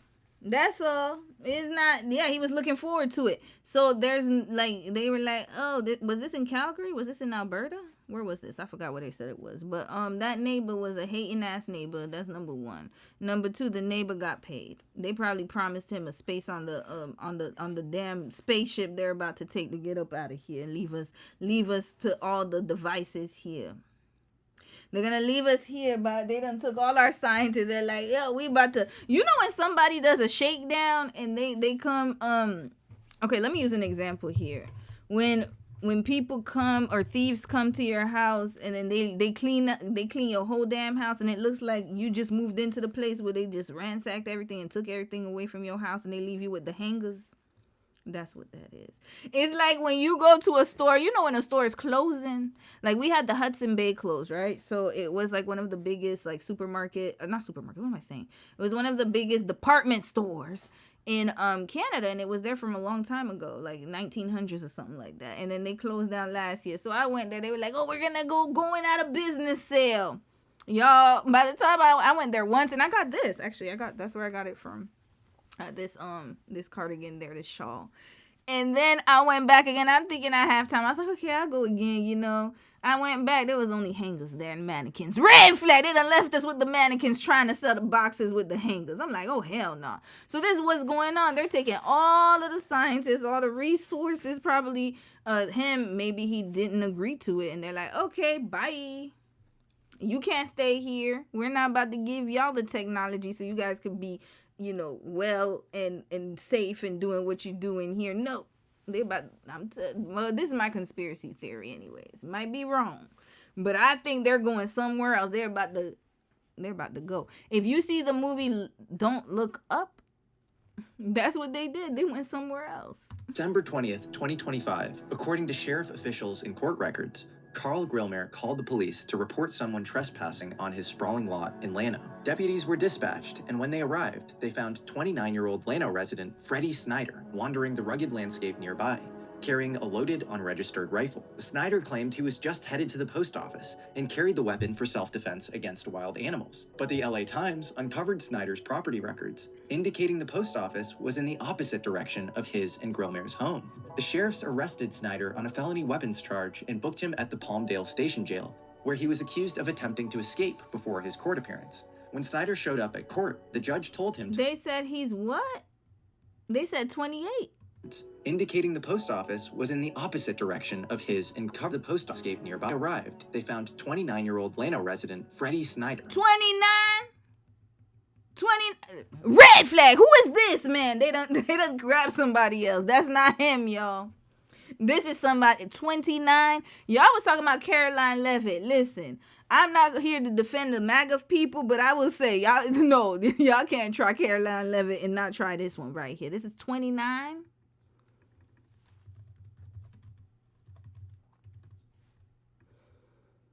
I don't think this is him. They done grab somebody. Somebody else is here. This cannot be the person.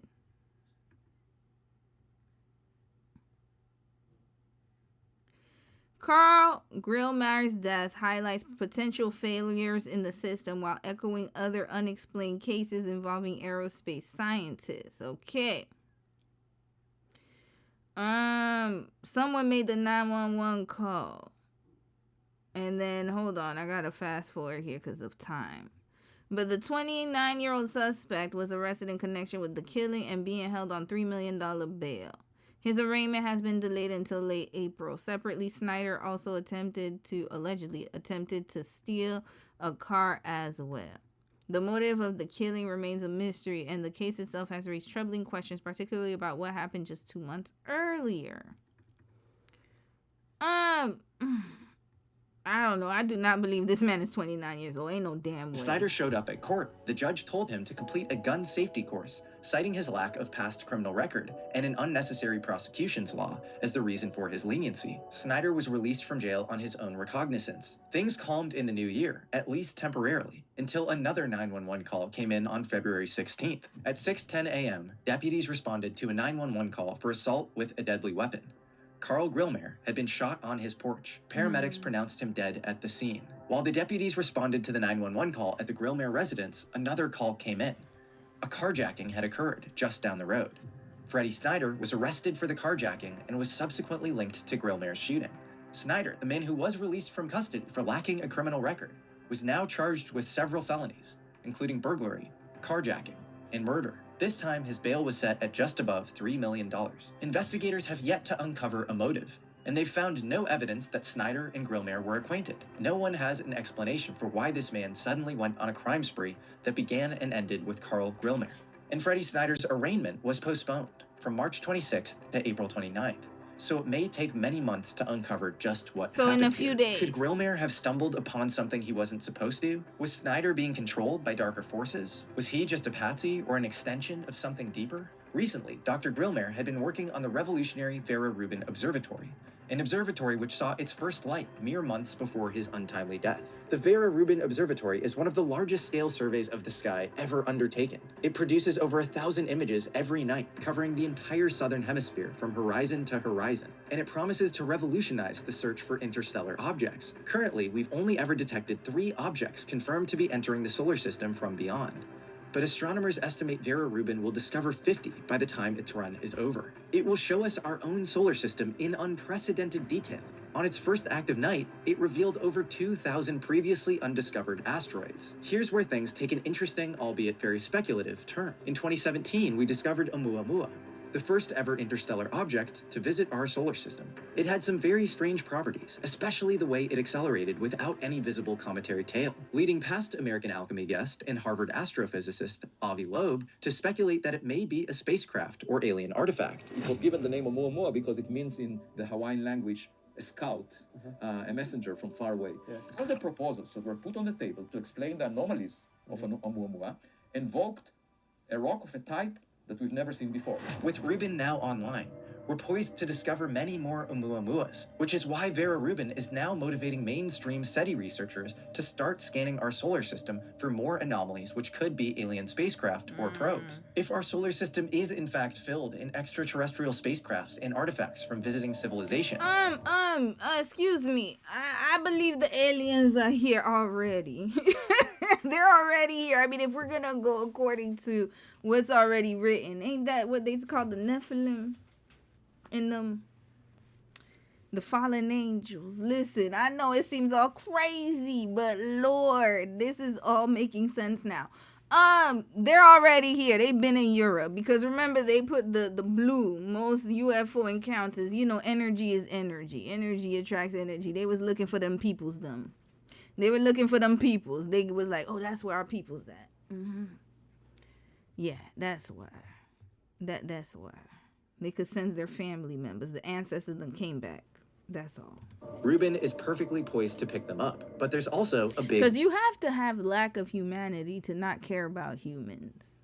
There's gotta be something off. So, I gotta be honest. The way that the world is going, you have to be some type of psychopathic person in order to think it's okay to let people live in rat-infested apartments with vermin. And that's the least of this world's concerns. Imagine, this is just a microcosm. If we're looking on the grand scheme of things, the unaliving of children, the kidnapping, the sexual deviant behavior, the island of people eating, y'all know what I'm talking about. Read the files. Disgusting. It's not even human. It's like, you can't eat. It's very extremely, like, even animals wouldn't torture their prey like that. It's like when you think about those things, and then, then you see this here. But then I don't want to blame it on the aliens. Maybe they're nice people. They come in peace. Ain't that what they told us? We come in peace. Maybe I need to watch E.T. again. E.T. may have dropped some gems. We need to go see that little alien riding on the damn bike. Who rode on the bike? Was it the child of E.T.? I might need to watch that movie again, because I feel like there's probably answers that questions we have answers to. Limitation. All of Rubin's imagery has to be approved by the Pentagon. This is not a conspiracy theory. It's a publicly known fact, as reported in this article from The Atlantic. Every image gets reviewed by the intelligence agencies before the scientific community is allowed to see it. As The Atlantic article reports, a government agency would chip in $5 million for the construction of a dedicated network for moving sensitive data. Each time the telescope were to take one of its 30-second tile images of the sky, the file would be immediately encrypted, without anyone looking at it first, and then sent to a secure facility in California. Next, an automated system would compare the image with previous images of the same tile. It would cut out small postage stamp pictures of any new object it finds, be they asteroids, exploding stars, or spy satellite. It would filter out the postage stamps that might depict secret US assets, and 1 minute later, send all the rest, together with their coordinates, to an alert service available to astronomers worldwide. This level of intense intelligence community oversight over what you might expect to be a conventional astronomical tool is not unprecedented. A much smaller all-sky survey called Pan-STARRS, the same one which discovered Oumuamua, underwent massive censorship from the Air Force, with swaths of imagery redacted or blacked out. Astronomers complained that these redactions often got in the way of their work. Now, what if you were to spot a UFO on one of these things? Of course, the publicly stated reason for this has nothing to do with UFOs, and everything to do with classified spy satellites and military space assets. Most of the time, this is probably true, but it does have other implications. Past American alchemist Dr. Beatrice Villarreal discovered a possibly vast population of unknown objects orbiting the Earth.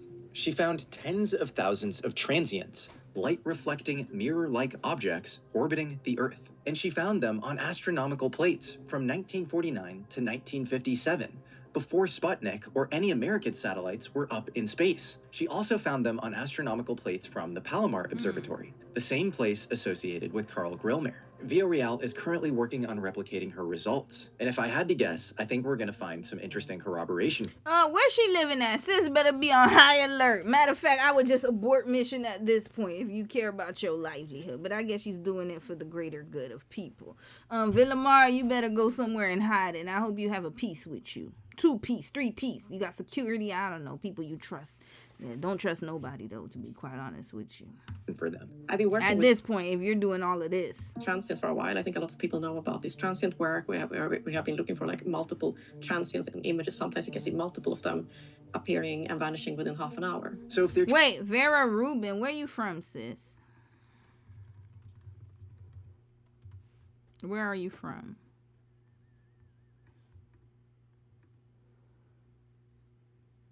Was that her name? Her name is Vera Rubin? Okay, anyways, we'll leave that there. I don't remember what sis's name is. Anyways, truly is a population of UFOs surrounding the Earth.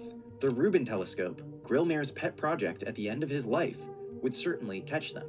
But again, anything it sees would have to get a Pentagon stamp of approval before ever reaching the general public and scientific community. Now, this is definite speculation, and I want to make the disclaimer that there's no direct evidence suggesting this, but the question has to be asked. Did Grillmer potentially see something in the Rubin data that wasn't meant for public release? He might have seen something classified, but why would he want to report on that? If he saw something more anomalous, it would be hard to tell him in good faith as a scientist to not tell the public. We may never know, but Dr. Grillmer's targeted killing leaves many questions unanswered. Snyder's bizarre lenient treatment, the disappearances of General McCaslin, Monica Reza, and Melissa Casillas are all notable because of the access they had to top secret intelligence and technology produced at our nation's premier space, science, and defense facilities. The murder of Carl Grillmer, if premeditated and intentional, would represent a terrifying escalation in this attack on science. A mind like Grillmer's doesn't come along very often. A senseless act of violence is always a tragedy, But when the expertise of an astronomer like Carl is wiped off the planet, we can leave. This is like when Fred okay, it's not okay, I gotta be honest. If we're looking at it from a perspective of like, you know, Black American history or like any type of history, if you look in world history, even Jovenel Moïse, let's talk about that. In Haiti or any African leaders, I know there were a few that got unalived because they were trying to change things. Gaddafi, when we think about those things. I mean, Hugo Chavez, he said up and down until he passed away that there was something going on. And, you know, they done gave him the cancer. But that's neither here nor there. I don't want to get too much into politics. But if you look at Fred Hampton, for example, you guys should watch the movie if you haven't watched it yet. He was trying to change things, you know, especially if you're looking at, like, the Civil Rights Movement, MLK, Malcolm X, Fred Hampton, Huey P. Newton. I mean, we could go down the line. Either way, it was the same result as this one. Some rando just decided to pew for no reason, quote unquote. Red flag. There's always a reason. So if we look at it from that perspective, this has always been happening. It's the same people behind it, y'all. Their MO never changes. The same people that done grabbed us up and changed from the motherland. It's the same people. Same. All the same. Same mindset. All from the same place. Continuing. Always a tragedy. Diet. But when the expertise of an astronomer like Carl is wiped off the planet. Allegedly. Well, no, not allegedly for the slave trade. That's documented. But I'm talking about for all the other stuff. It's the same MO. Same MO. Oh. They're all there destroying everything. And then they use us regular folk, because he's from Calgary. Probably was born in a regular family. Regular, degular. And he's just happened to be a genius. And then they use Mensa and all them other little things to extract from us. And then once they're done, they done ruined everything. They're going to go find another place. So it's the same exact situation. They done left Europe because Europe was too small. And they realized that, oh, we need more. Okay, we can't. We're outpacing this. We need more control over the earth. And they went to America and then took everybody there. So now they done pillaged everywhere on earth. There's nowhere else left to go. They done went everywhere. Except for Sentinel Island. But look at what they did to that young brother that tried to preach the gospel. They done took him, packed him right up out of there. So now there's no place left on earth to rummage and pillage resources to do whatever they want. And then we're revolting too much. We're too lazy. We're too fat. We're not producing enough. They can't even get the robots. Y'all saw that robot? I didn't show it this week. I'll show it next week because, you know, we'll do an AI statement. We're going to get back on it. He was angry as hell making food for them folks. There was a burger restaurant ran completely by AI bots or robots. And then the cook was an AI robot. Even he was frustrated. He was getting tired. He was just slamming things on the damn oven or on the stove, whatever, stovetop. My point, though, is that they done finished pillaging everywhere. They done used up all the resources, and now they're about to go somewhere else. Because Earth is done. Now we got to go to another place. Let's go invade another place. So you know what? I think the Marvel movies were very accurate because that's exactly what happened when Thor, he went to different planets. Love and Thunder. I think that's what it was, the movie. I don't remember. One of them Thor movies where he ended up in different planets. And they were all trying to find each other. If you watch Guardians of the Galaxy, that's what they was doing. They just went to all the other planets trying to find a place to go land. They all did. Everywhere had a different race, nation, whatever. And that's what they would do. They would go travel all around the damn Milky Way or wherever, the galaxy. What if we are the only life form that passes away? What if there's another way? Planet, we can leave no stone left unturned. Shut up. Which brings us to another shocking and senseless act of violence that took out another of the world's preeminent scientific minds. This time, an expert on nuclear fusion.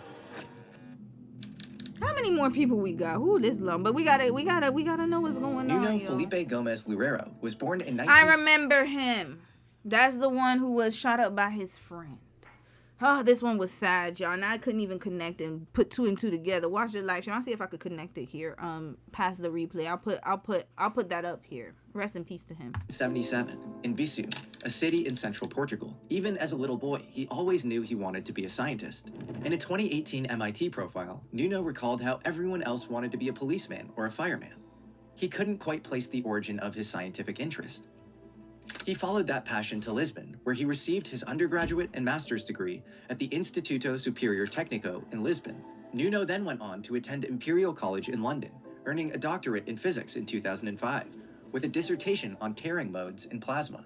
After graduating, Nuno arrived in the United States to join Princeton University as a postdoctoral researcher at the Plasma Physics Lab in 2005.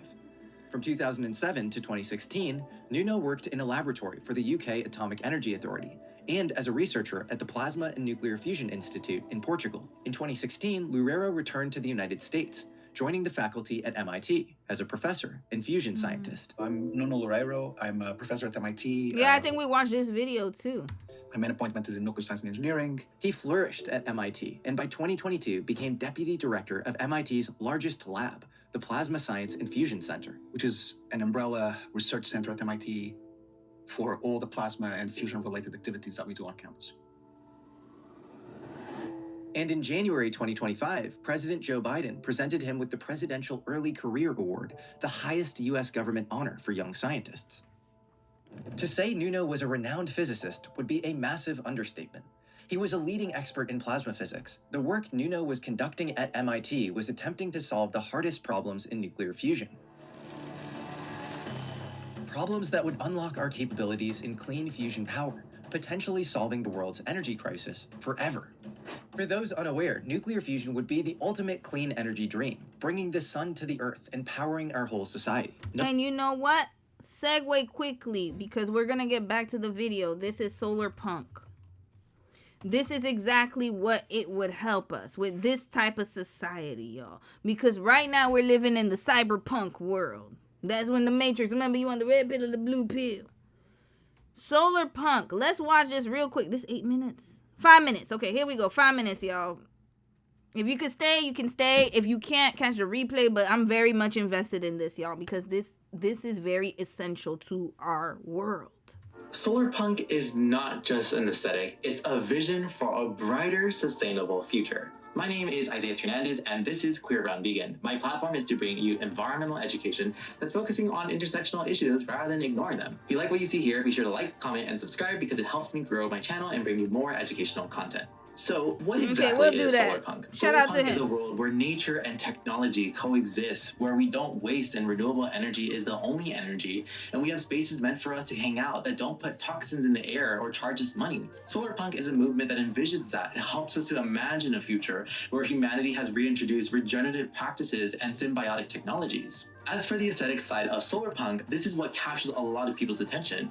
Drawing on African and Asian styles, imagine lush greenery solar panels covering rooftops and sustainable architecture in parks all around. Solar punk can inspire us to visual a world where cities are transformed into thriving hubs instead of traffic-filled pollution centers. Everything from energy, food, travel, manufacturing, and culture have been reimagined through solar punk. Some popular examples include Noskia and the Valley of the Wind Island by Aldous Huxley and Black Panther. They explore the themes of sustainable futures and aesthetically inspire us to be more creative about the ways forward and the ways that we can design a society that is more harmonious. Solar punk to me is about environmental values, which means it's also anti-capitalist and anti-consumerist. Solar punk is about a better future, which is a solar and the act of replacing and stopping the systems that is kept from future from happening, which is punk. Local issues like air pollution and big issues like climate crisis all come from a reliance on fossil fuels for energy. Solar punk is about a commitment to renewable energy and sustainable power sources.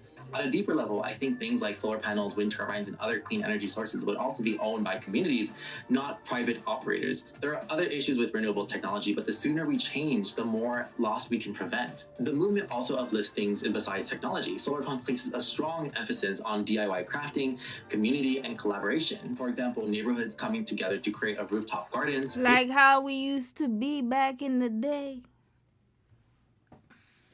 Before all of this happened.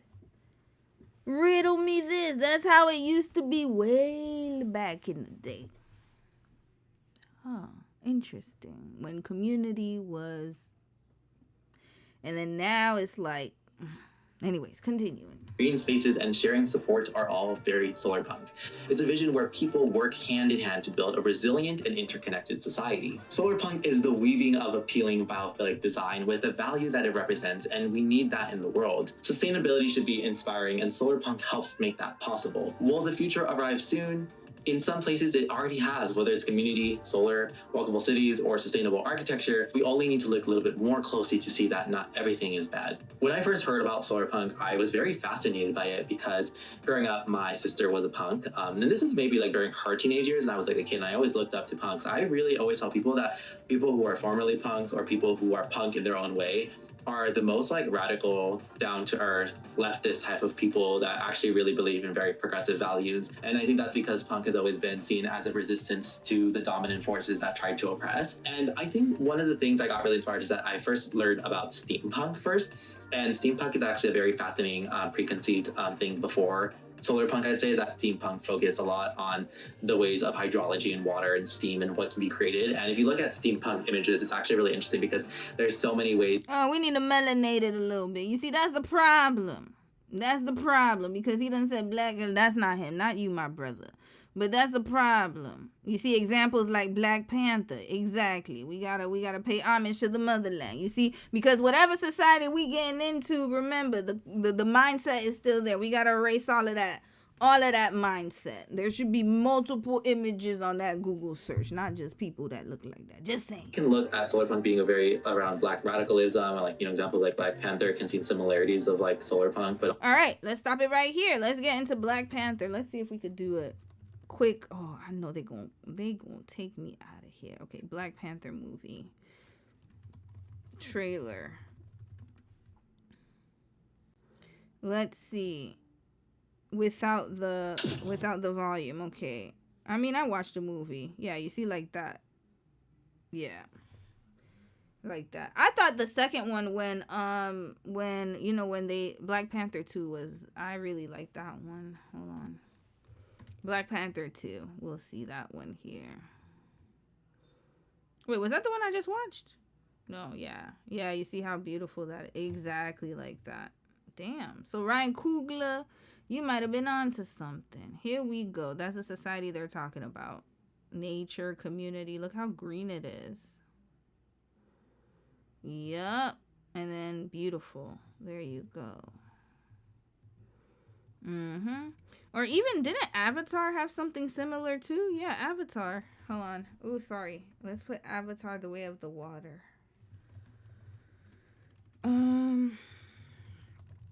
This one. I think a new one's gonna come out soon. They always come out every few years. Look at that. But maybe not with the avatars, but it was like, yeah, those kind of societies, right? Where it's like lush, green, and just, I mean, not this one, but yeah. Okay.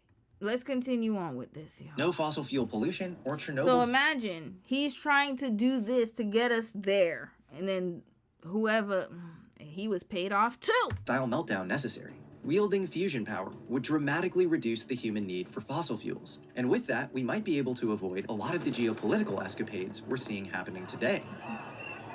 But there's one great challenge. Plasma is a chaotic soup of charged ionized gas, which behaves in wildly unpredictable ways. To contain it and to force the atoms to fuse demands a special magnetic field, one which binds the plasma up into just the right geometry, and under just enough pressure to force the atoms to merge, despite the immense repulsive force between them.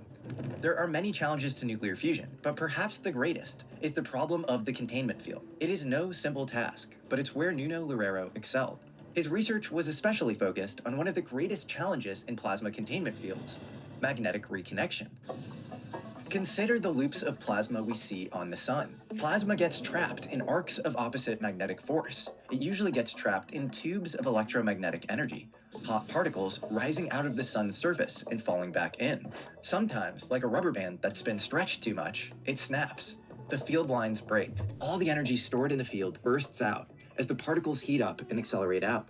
Then the field reconnects. This process causes solar flares and coronal mass ejections, the kind of events that could one day fry our entire grid with an electromagnetic pulse, or EMP. Nuno was a real blue sky researcher, studying the phenomenon of magnetic reconnection itself. But his work had extremely practical applications.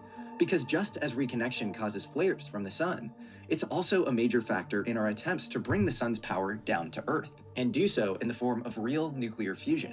Giant donut-shaped tokamak reactors use powerful magnets to contain superheat. There's a lot of science for your girl. I might have to skip. I'm not okay. I know it. Okay, ooh, we need to see what it does. Just like plasma ejections from the sun, often with fusion, a leak gets created, leading to rapid cooling and pressure loss. This effectively stops the fusion process dead in its tracks. Nuno Loureiro was one of the world's experts in understanding the intricacies of exactly how and why these magnetic reconnection leaks happen. We don't know if Nuno came close to solving the problem of magnetic field. Of course he leaks, did. but we do know he was probably as close as anybody. And at 47 years old, it's safe to say he had many impressive decades of discovery and invention ahead of him. Except on December 15th, Dr. Nuno Loureiro was gunned down inside his Brookline, Massachusetts home. Nuno Loureiro was a husband, a father, an award-winning scientist, and expert in his field. He was shot in the foyer of his apartment while his wife, mother, and daughters played a card game inside. The only other person who saw his killer was his 12-year-old daughter, who first answered the door for what she thought was a delivery man. Later, authorities would report that Claudio Manuel Neves Valente, the Portuguese national and top suspect in the shooting at Brown University that had occurred just 2 days prior, was likely also Nuno's killer. In some ways, this seemed very plausible. Nuno and Claudio had both studied physics together 20 years ago at Portugal's Instituto Superior Técnico. Physics programs are tight-knit. They're also highly competitive. The men certainly knew each other and were part of the same graduating class. But Nuno was actually an average student in undergrad, whereas Claudio was tied with another student for top of his class. Yeah, I thought it was some lose-ass situation where he was just jealous of his classmate, but I think it's deeper than that. Now that I see his face on here, I didn't even connect it. Claudio had his heart set on MIT for graduate school, but as a surprise to everyone, he didn't score very well on his graduate school admissions test, making MIT a reach. He ultimately didn't get in. Claudio Valente was accepted to Brown University instead, but felt let down by a lack of academic rigor in their physics program, insisting his classes were too easy, covering material he'd already learned in undergrad. Claudio was described as egotistical and combative by his classmates at Brown. He only made it a year into the program before taking a leave of absence. Eventually, he dropped out of the program entirely and returned to Portugal. That year, he posted a disgruntled note online. Happy now? And some now believe Valente harbored deep resentment for his former classmate, Nuno Loureiro, whose massive success would have been a salt in the wound. Back in Portugal, tail between his legs, Valente worked at an internet company called Sapo, or SAPO. His colleagues described him as highly competent and rigorous, polite, but aloof. His closest friend at work, Sergio Bastos, who worked with him for 7 years, insisted Valente was an extraordinary professional. He did things that few people were capable of doing, but admitted that he was very lonely. I think one of the great regrets he had was that he couldn't create his own family, Mr. Bastos said. He had few social skills, and I don't think he had any girlfriend. And he decided that he wanted to take it out on somebody who could. Well, either way, now you're going to create your family in jail. Good luck with your new wife. Friends in the years we worked together. One day, in 2013, Valente reported to work. He declared it would be his last day. He turned in his laptop, and he was never seen again. Bastos tried in vain. Look at his old receding hairline ass. No hate to my receding hairline folks. Even me. But look at him. Loser as hell. To reach out, but at this point, no one from Valente's former life could make contact, including his own family. In 2017, Valente applied for and was awarded a visa to the United States. He settled in Miami, Florida, where authorities are still trying to piece together how exactly he spent his time. What we do know is that for the past 3 years, Valente rented a storage unit in Salem, New Hampshire. And who funded him? Who funded him? That's the question. He didn't have a job. Did he save up that money? And he was in Miami. He was spending hella bread. So who was there supporting him? So it could be his mama, or it could be somebody else, whoever made him do all this, by the way. And returned to Providence numerous times to conduct surveillance on the Brown campus. Sun is setting. Y'all already know the deal. Eventually traced Valente to Boston as early as November 17th, 2025. By late November, he had checked into a Boston hotel and began making repeated trips to Providence. A janitor at Brown saw a masked man matching Valente's description inside the Barris and Hawley Engineering Building on November 28th, and again on December 1st. On December 1st, Valente rented a blue-gray Nissan Sentra with Florida plates. That car was seen repeatedly around Brown between December 1st and December 12th. The picture was clear. This was pre-operational reconnaissance. Valente executed his plan. On Saturday, December 13th, 2025, he barged into an open lecture hall in the Barris and Hawley building, the home of the physics department where students were taking final exams before their winter holiday. Around 4 p.m., Valente opened fire with a 9mm pistol, killing 2 students and injuring 9 others. Valente would leave a confessional video behind. It was filmed in his storage unit as a massive federal and state manhunt was still underway. He confessed that he had spent 6 semesters planning his attack at Brown. After the shooting on December 13th, Valente successfully evaded law enforcement for 2 full days, using a burner phone with Oh, my bad. He in hell? Okay, he done went to the lower room. All right, wherever he is, I hope that he's in the abyss of burning. European SIM card, as well as swapping out credit cards and a license plate on his rental car, his identity remained a mystery. Valente might have gotten away with his crimes, except for the fact that he had one more act of violence planned. At some point between Saturday and Sunday, Valente drove back to Boston. And on Monday, December 15th, Valente spent the day pacing around Commonwealth Avenue. Maybe Valente saw Loureiro as a representation of everything he couldn't amount to. A successful academic, a family man, a leader in his field of physics, a successful immigrant to America. This may have just been a modern physics-based rendition of an age-old Shakespearean play. But still, there's something both strangely calculated and apprehensive about Claudio Valente's actions leading up to his confrontation with Loureiro. Authorities have much more information about Valente's whereabouts in Providence prior to his Brown shooting. Oh, girl, who is calling me? Oh, hell no. Do not After call that, me. he kind of goes dark, Put and for the DND. I rest should put of my phone on Saturday DND. and My all of bad, Sunday, Joe. Oh my God, no, leave me alone. Valente seems to drop off the map. On Monday, December 15th, Providence police were still circulating surveillance clips from Brown. They were also still interviewing survivors. The shooter had not been identified. That same evening, at about 8:30 p.m., Loureiro was shot at his home on Gibbs Street in Brookline, Massachusetts. Earlier that day, the familiar Nissan made its first appearance parked on Babcock Street around 8 a.m., 5 or 6 blocks from Loureiro's home. Then, starting around 1:20 p.m., police say security cameras recorded a masked person at different points along Commonwealth Avenue.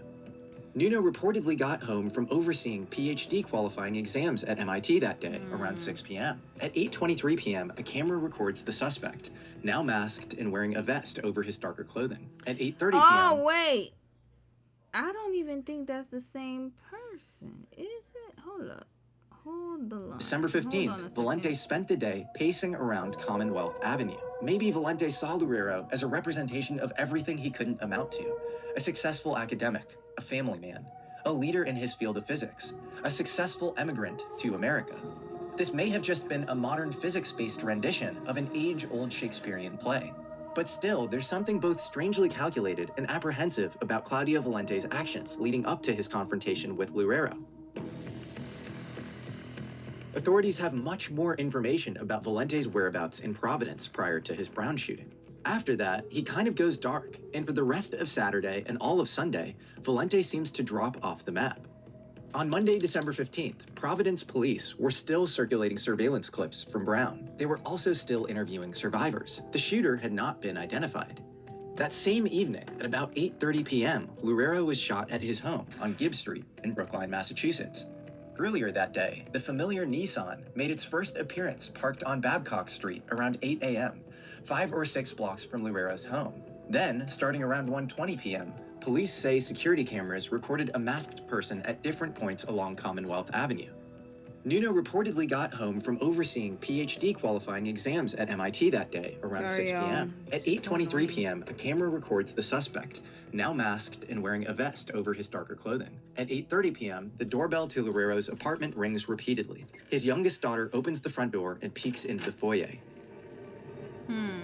She sees through the glass a man standing inside of the building, but on the other side of the foyer door. Her description of the man's clothing is mostly in line with the footage revealed, but she adds that the yellow vest he wore had some gray stripes. There are a few discrepancies in her observations compared to the footage seen of the suspect that day. And that's what I was about to say. It's not the same person.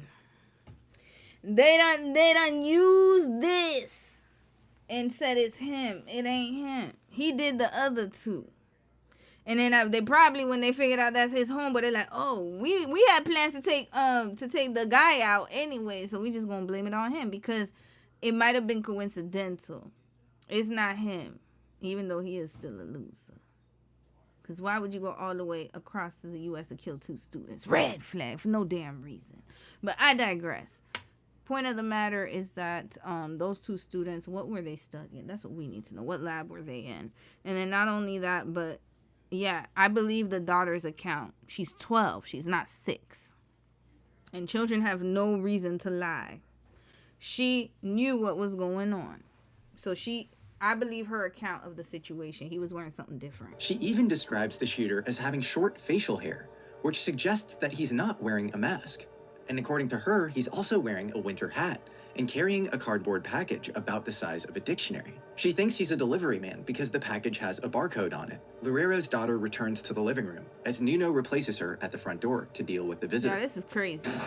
The whole family hears gunshots and rushes to Loureiro, who is wounded in the upper left chest, upper abdomen, right thigh, and has a graze wound through his left thigh. The daughter sees the shooter run to a blue or gray car parked across the street. At 8:35 p.m., the cameras outside a Boston University police department record a Nissan operated by someone wearing a high-vis vest. Minutes later, another camera records the vehicle heading out of the city. If we're to believe that the shooter was Valente, it seems clear that once Loureiro was shot, he immediately went into hiding. He switched the rental car's plates to an unregistered plate from Maine, then drove to his storage facility in New Hampshire. Investigators said Valente entered that facility about an hour after the Brookline shooting. The Department of Justice transcript of the videos that Valente later recorded in that storage unit adds a very grim layer to the story. In these recordings, Valente said he had planned the Brown attack for a long time. The language Valente uses implies that both of the attacks were intentional, but it still leaves the reason for targeting Loureiro maddeningly vague. Yes, the 2 men had studied in the same university in the 1990s,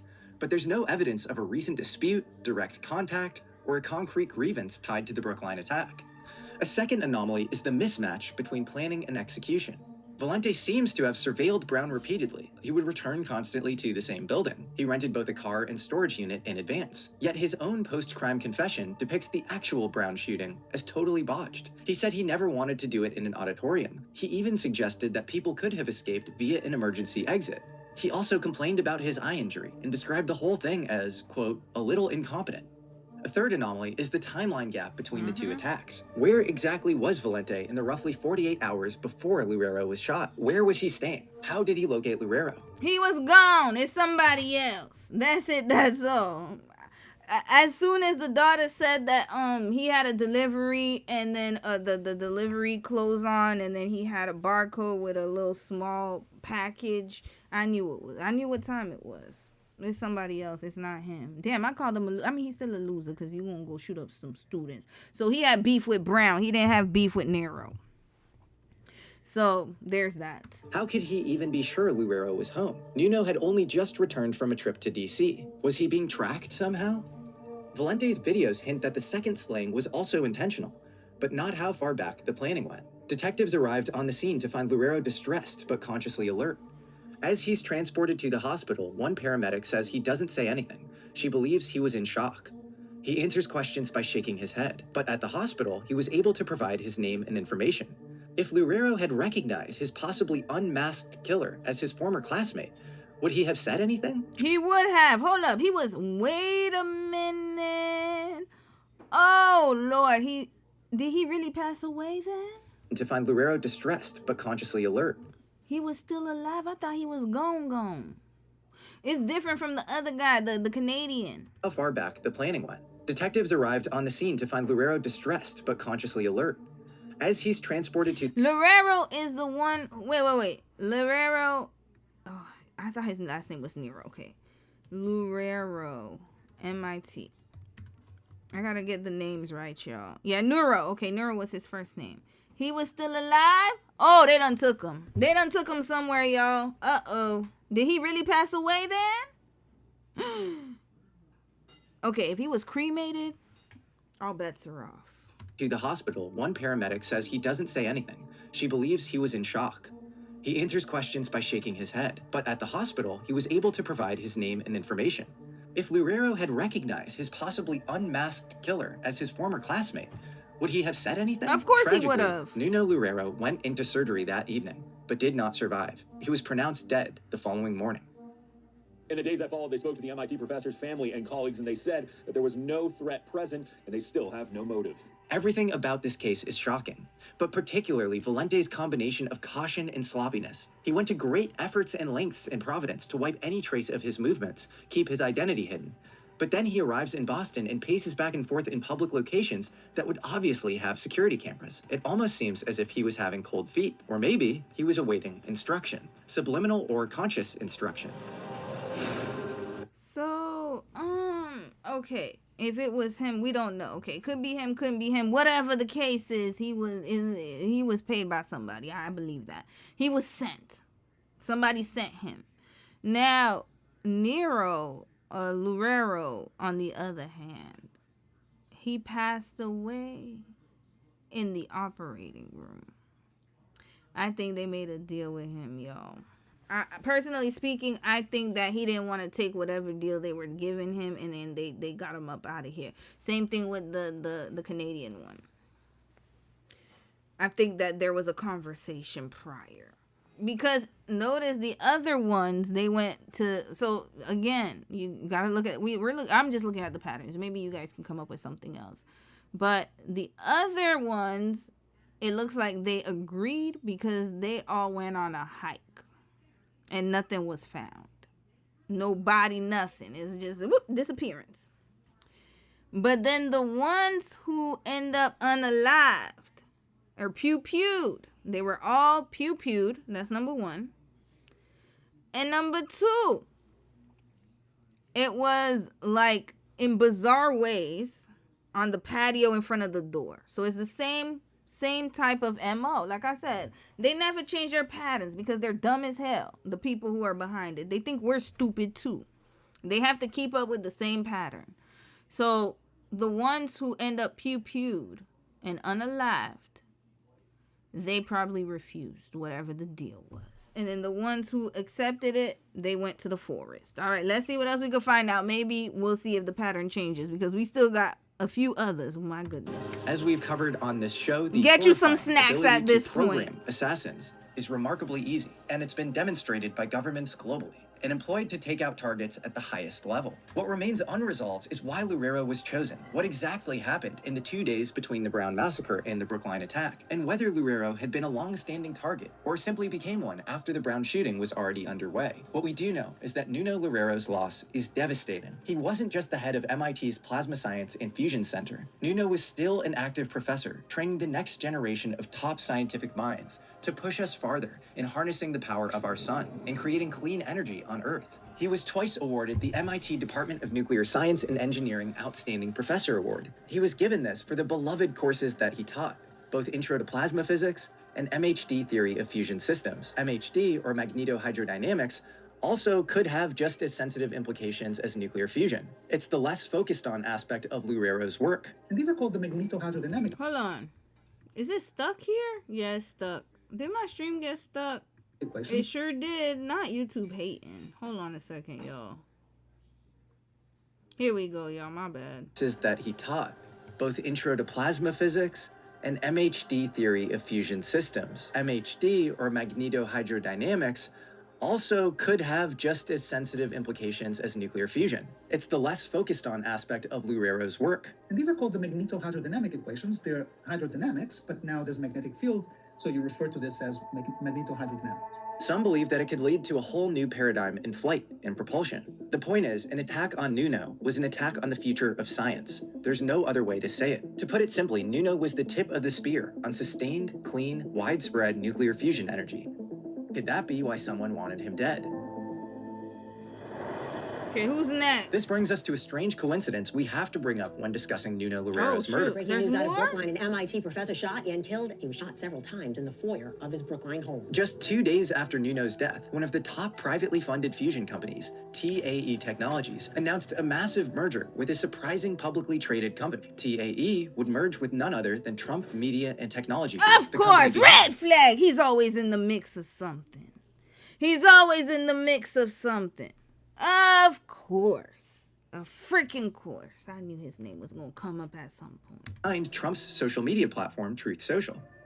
The deal was announced on December 18th, 2025. Loureiro died on December 16th. The announcement didn't coincide with any decisive technical breakthroughs. Nonetheless, this combined entity was suddenly valued at around $6 billion. TAE is a private long-running experimental company. Their mission is to build aneutronic fusion reactors using hydrogen boron fuel to make commercial nuclear energy. But just like all fusion enterprises so far, they have yet to produce net energy or commercial power. TAE is still pre-revenue and pre-product in its core mission. So why is any of this relevant? Well, there are a few key competitors in the race with TAE to produce commercial nuclear power. One of their biggest competitors is a company called Commonwealth Fusion Systems. Commonwealth Fusion Systems is a company that emerged directly from the Massachusetts Institute of Technology. Its founders built their work on decades of MIT's institutional research. The MIT Plasma Science and Fusion And you know what? This is why he's always against people getting the educated folks. This is why. This is why he has a vendetta against people who are educated, calling Candace Owens low IQ, always talking about, researchers and reporters, getting rid of the black women in government. Do not think that is lost on me that black women are the most educated group in the United States. I believe so. Y'all could correct me if I'm wrong. Getting rid of all the people who are educated, and then you got these people. Yeah, because he... Yep. Loureiro didn't take the deal, y'all. Rest in peace to him. He had morals. Because he was cognizant. I think he knew when he was in that operating room what was going on. Because they said at first they said he didn't speak, and then they said he did talk, and he said his last name. They put him up in the room, and they like, look, we could save your life right now if you bow down and kiss the ring. And he's like, hell nah. Either that or they done took him somewhere else. Whichever way it goes, I believe that they done took him out because he didn't take the damn deal. Center collaborates closely with the company and contributes fundamental plasma physics essential to its reactor design. And Nuno Loureiro was the director of the Plasma Science and Fusion Center at the time of his death. So the head of research that directly supports Commonwealth's aim of stable nuclear energy was assassinated on his doorstep. We want to give you some context on exactly where this happened. The shooting was on Gibb Street in Brooklyn. Shot and killed at his Brooklyn home. I'm walking around. I got children in the playground right around the corner. Authorities say the Portuguese professor died at a hospital this morning. And 2 days later, one of Commonwealth's biggest competitors announces a merger with a sitting president's publicly traded company. Does that mean anything? I'm not entirely sure, and I genuinely don't want to insinuate anything. It's okay, Jesse. You don't have to. I know you got $599K on the line, and also, you got to do your due diligence. You don't know what's right and right. You're just piecing together the patterns, but I can confirm that I believe so. But then again, you can make up your own assessment. This is crazy. And then people voted for this. What's this? Hold on, y'all. I'm not going to say his name.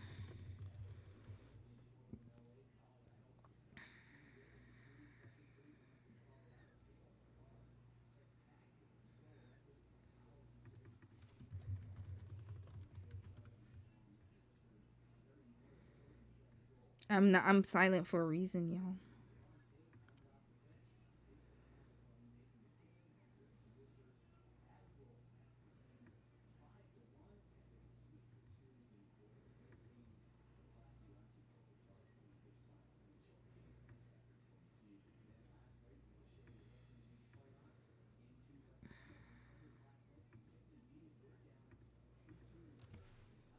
And then remember, yesterday we saw the UFO sightings, and then it was like all 2 countries had the most. And they're related. And then now we're hearing all this, and then Commonwealth, the director was Mr. Loureiro, rest in peace to that brother. And then 2 days later, merger with his competitor. Red flags all over. But I also think it's dogmatic and unreasonable. You know how the saying goes, where there's smoke, there's fire. Where there's smoke, there's Trump somewhere behind there, the yellow man. To say that the timing isn't odd. Again, there are reasonable explanations for this merger. Most analysts say that any fusion company will need the support of the federal government to bring this nascent, unproven, and extremely costly technology out of the laboratories and onto the power grid. It's simply too cost and infrastructure. Who were the 2 students? I'm so sorry, y'all. Oh, we're getting into it. We're almost done. Oh boy, we gotta finish. We gotta wrap this up though. Brown. This might have just been random though, but what were they studying? No thanks. Okay, so let's see the victims. They didn't have the name of the victims? Okay, on this one.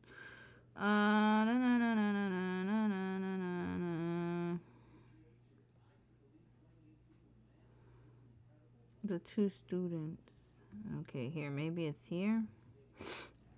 What's the name of the students? Okay, you know what? They don't want to give it to me, so I'll have to put students. Let's put victims. Here we go. All right, so we have Ella Cook. Okay, does it have okay, she was in French and Francophone studies. Okay, so and Muhammad was in neuroscience. Okay, it was completely unrelated, this one. All right, continuing. Structure intensive and would involve Rest a in peace complete to them. overhaul of our current grid system. There are other power players in oil and gas who have an interest in TAE. A great example is Chevron. Ultimately, the question remains, what lengths would the power players in energy go to shore up their survival and dominance? There's clearly a race to control the technology that could determine the future of energy, aerospace, and intelligence in our modern world. And Nuno Loureiro's research was at the heart of it. I think on any given day, it's tempting to go for the low-hanging fruit. Be a little more ambitious and tackle the really hard problems. It would hardly be the first time scientific talent tied to strategic technology seemed to attract a shadow of danger. In the heart of the Cold War, as America raced to build Reagan's Star Wars missile shield, something deeply sinister began happening to the scientists building it. It's a story so... Huh. Oh, yeah. If you didn't watch the Jay-Z and Beyonce case study, here's a little tidbit for you. 1 year ago today. Okay, we'll watch this after. Later, I mean, another time. Here, let's read. This is a live stream, right? So let's do it. And he also had pew pewing attempts as well, y'all. What was it? Oh yeah, Make America Great Again. Here we go. Here, y'all. Here he go. Cities where they live. For those who've abandoned hope, we'll restore hope and we'll welcome them into a great national crusade to make America great again. Doesn't that sound familiar? Okay, and then let's see his attempted pew-pewing.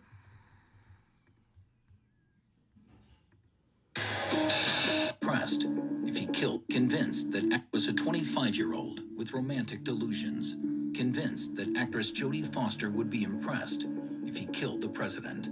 Outside the Hilton Hotel in Washington, D.C., Hinckley caught up with his target. And I don't think there was a better demonstration of how that training worked than the assassination attempt against President Reagan. Judge Jerry Parr and Ray Shattuck, as soon as that first shot goes off, they grab the president and they throw him into the car. That's how people supposed to be working, to be quite honest with you. They did their job, unlike the other folks from yesterday. Okay, there we go. So he also had a pew-pewing attempt, y'all. Continuing. Danger. In the heart of the Cold War, as America raced to build Reagan's Star Wars missile shield, something deeply sinister... By the way, ain't that Margaret Albright? UK? Oh, Lord. So he was with her when this was all going down. What's her name? Margaret Albright? I believe that's her name. Yeah, Margaret Albright. She was the, oh, sorry, my bad. I thought she was a, yeah, she was from, my bad. She's a diplomat, American diplomat. Was that her? I think that was her. Yeah, I think that was her. That looked like her. Okay, my bad. I got her confused with another one. The UK one, I forgot her name. As America raced to build Reagan's Star Wars missile shield, something deeply sinister began happening to the scientists building it. It's a story so rich in intrigue that if it were fiction, it would likely be a bestseller, because all of the dead, almost 24 to date, worked in Western Europe's defense industry. You might not know that Star Wars, also known as the Strategic Defense Initiative, was actually a joint effort between the United States and some of the... sorry, Margaret Thatcher.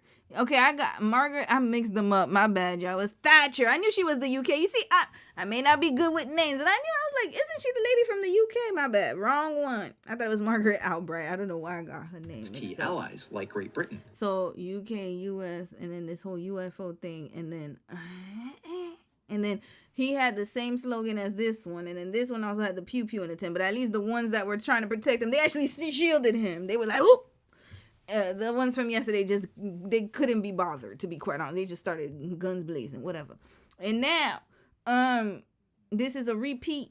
Okay. Between 1982 and 1990, 25 engineers and computer scientists, all working for GEC Marconi, on some of Britain's most classified defense projects, all died, one after another. Red flag! Oh, history repeats itself. Sorry if I'm so loud, guys. Like, literally, okay, the macaron. Okay, we gonna definitely look that up maybe next week. That'll be another segue. We're gonna look into all of it. Scientific community in our country, those who gave us nuclear weapons to turn their great talents now to the cause of mankind and world peace. And each case was so bizarre, they consistently defied rational explanation. A 24-year-old jumped from a suspension bridge. His body was then found with mysterious needle puncture wounds in it.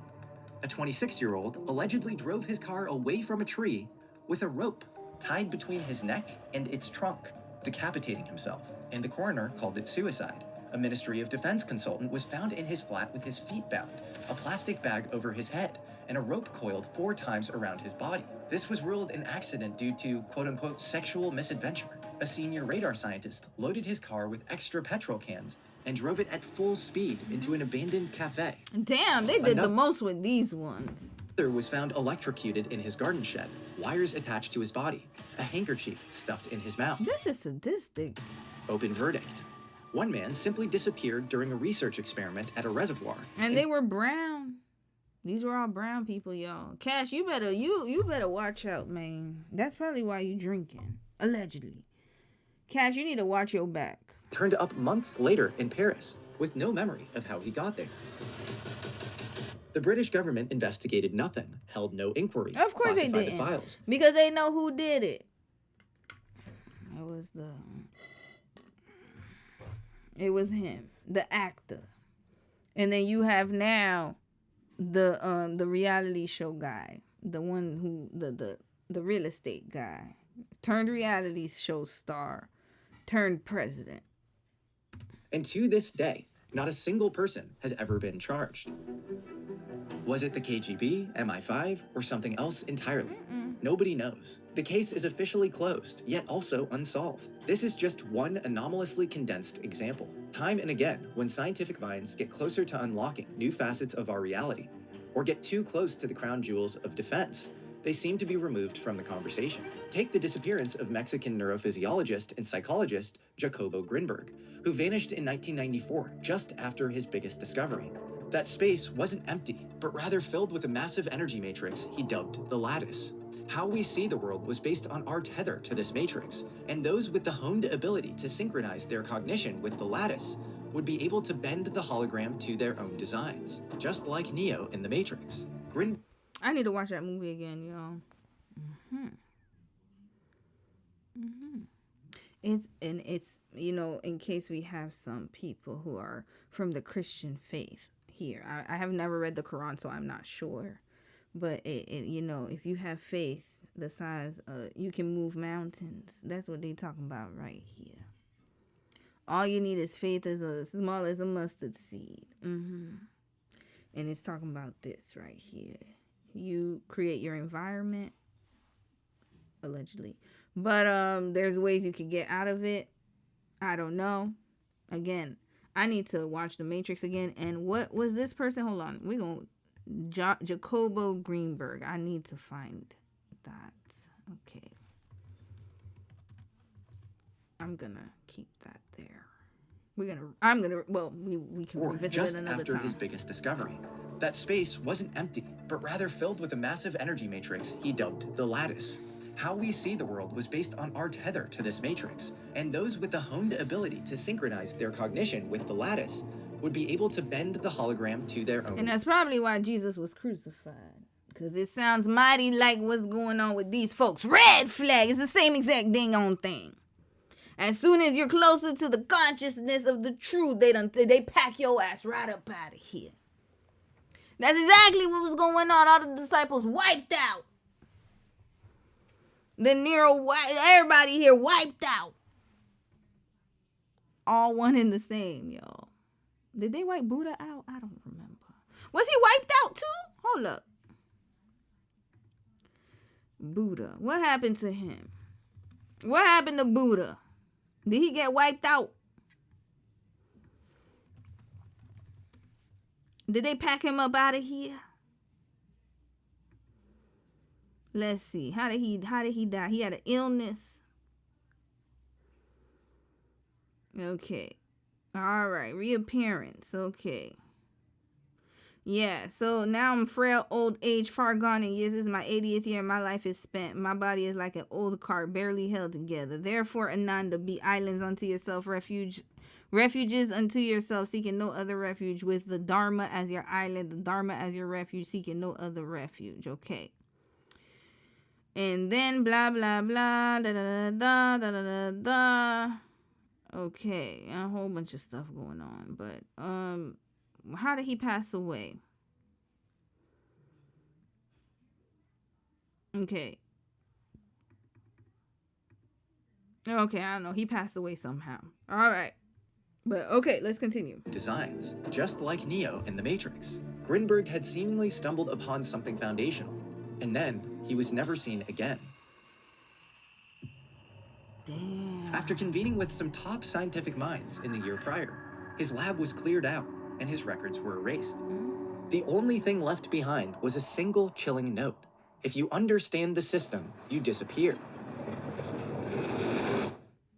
Speaking of disappearances, we'd be remiss if we didn't mention one of the most famous disappearances in modern aviation tied to the scientific realm. Amelia On March 8th, Earhart. 2014. Oh, the Malaysia. Oh, whoa. Jesse Michelle's Lord. Okay, you can, but you know what? He's saying information everybody else been saying. You still good though, but you gotta be careful, my brother. Malaysia Airlines. Yeah, the plane that just disappeared. What? Disappearances in modern I've aviation watched so many shows on that, yo.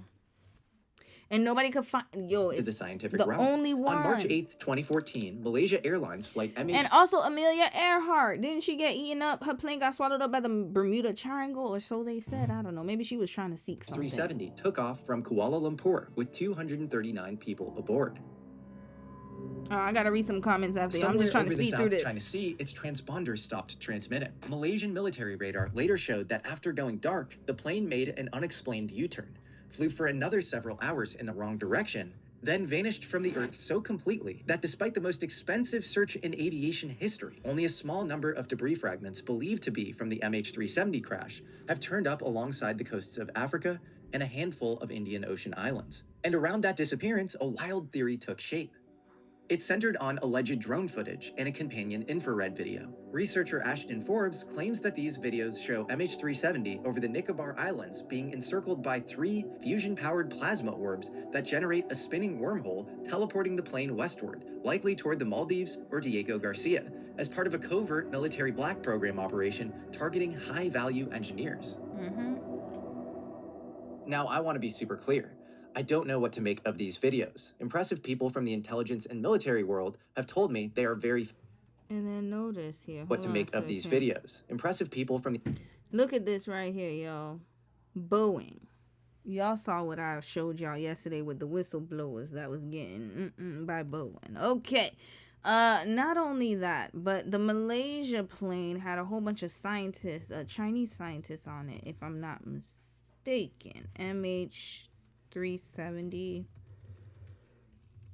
Was it them? I think it was them. Yeah, 20. They said that there were, hold on. Let's check. I want to see. Let's check from their website. Jihu. Oh, I can't. Can I see that? I'm scared. Okay, I can't touch that. I don't want my computer to have malware. Okay, 20 employees of the U.S. chip maker among passengers of Malaysian flight. 20 employees of U.S. chip maker Freescale Semiconductor were passengers on a Malaysia Airlines flight presumed to have crashed off the Vietnamese coast, according to a company statement on Saturday. The employees among 239 people on the plane, including engineers and manufacturing staff, many of whom travel regularly between company facilities in Taiwan, China, and Kuala Lumpur, a company source said. None of the Austin, Texas-based Freescale's most senior executives were, of course they weren't, of course, which vanished from radar scenes. Okay, what's the company's name? Freescale Semiconductor. Okay, here we go. It's based in Texas, owned by Carlisle. Look at this, y'all. I'm not even gonna say nothing. Look at this, y'all. Again, I'm gonna be quiet. Yeah. Where they from? We know where they from, y'all. Where are they? Okay, I'm gonna shut up right here. This is where we're quiet. But look though, like, it's right here. This is not even, look at this right here. All you gotta do is just then here we go.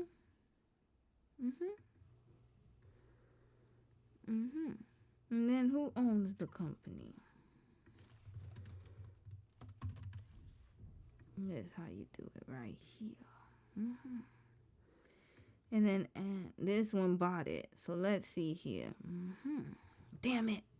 These damn paywalls. And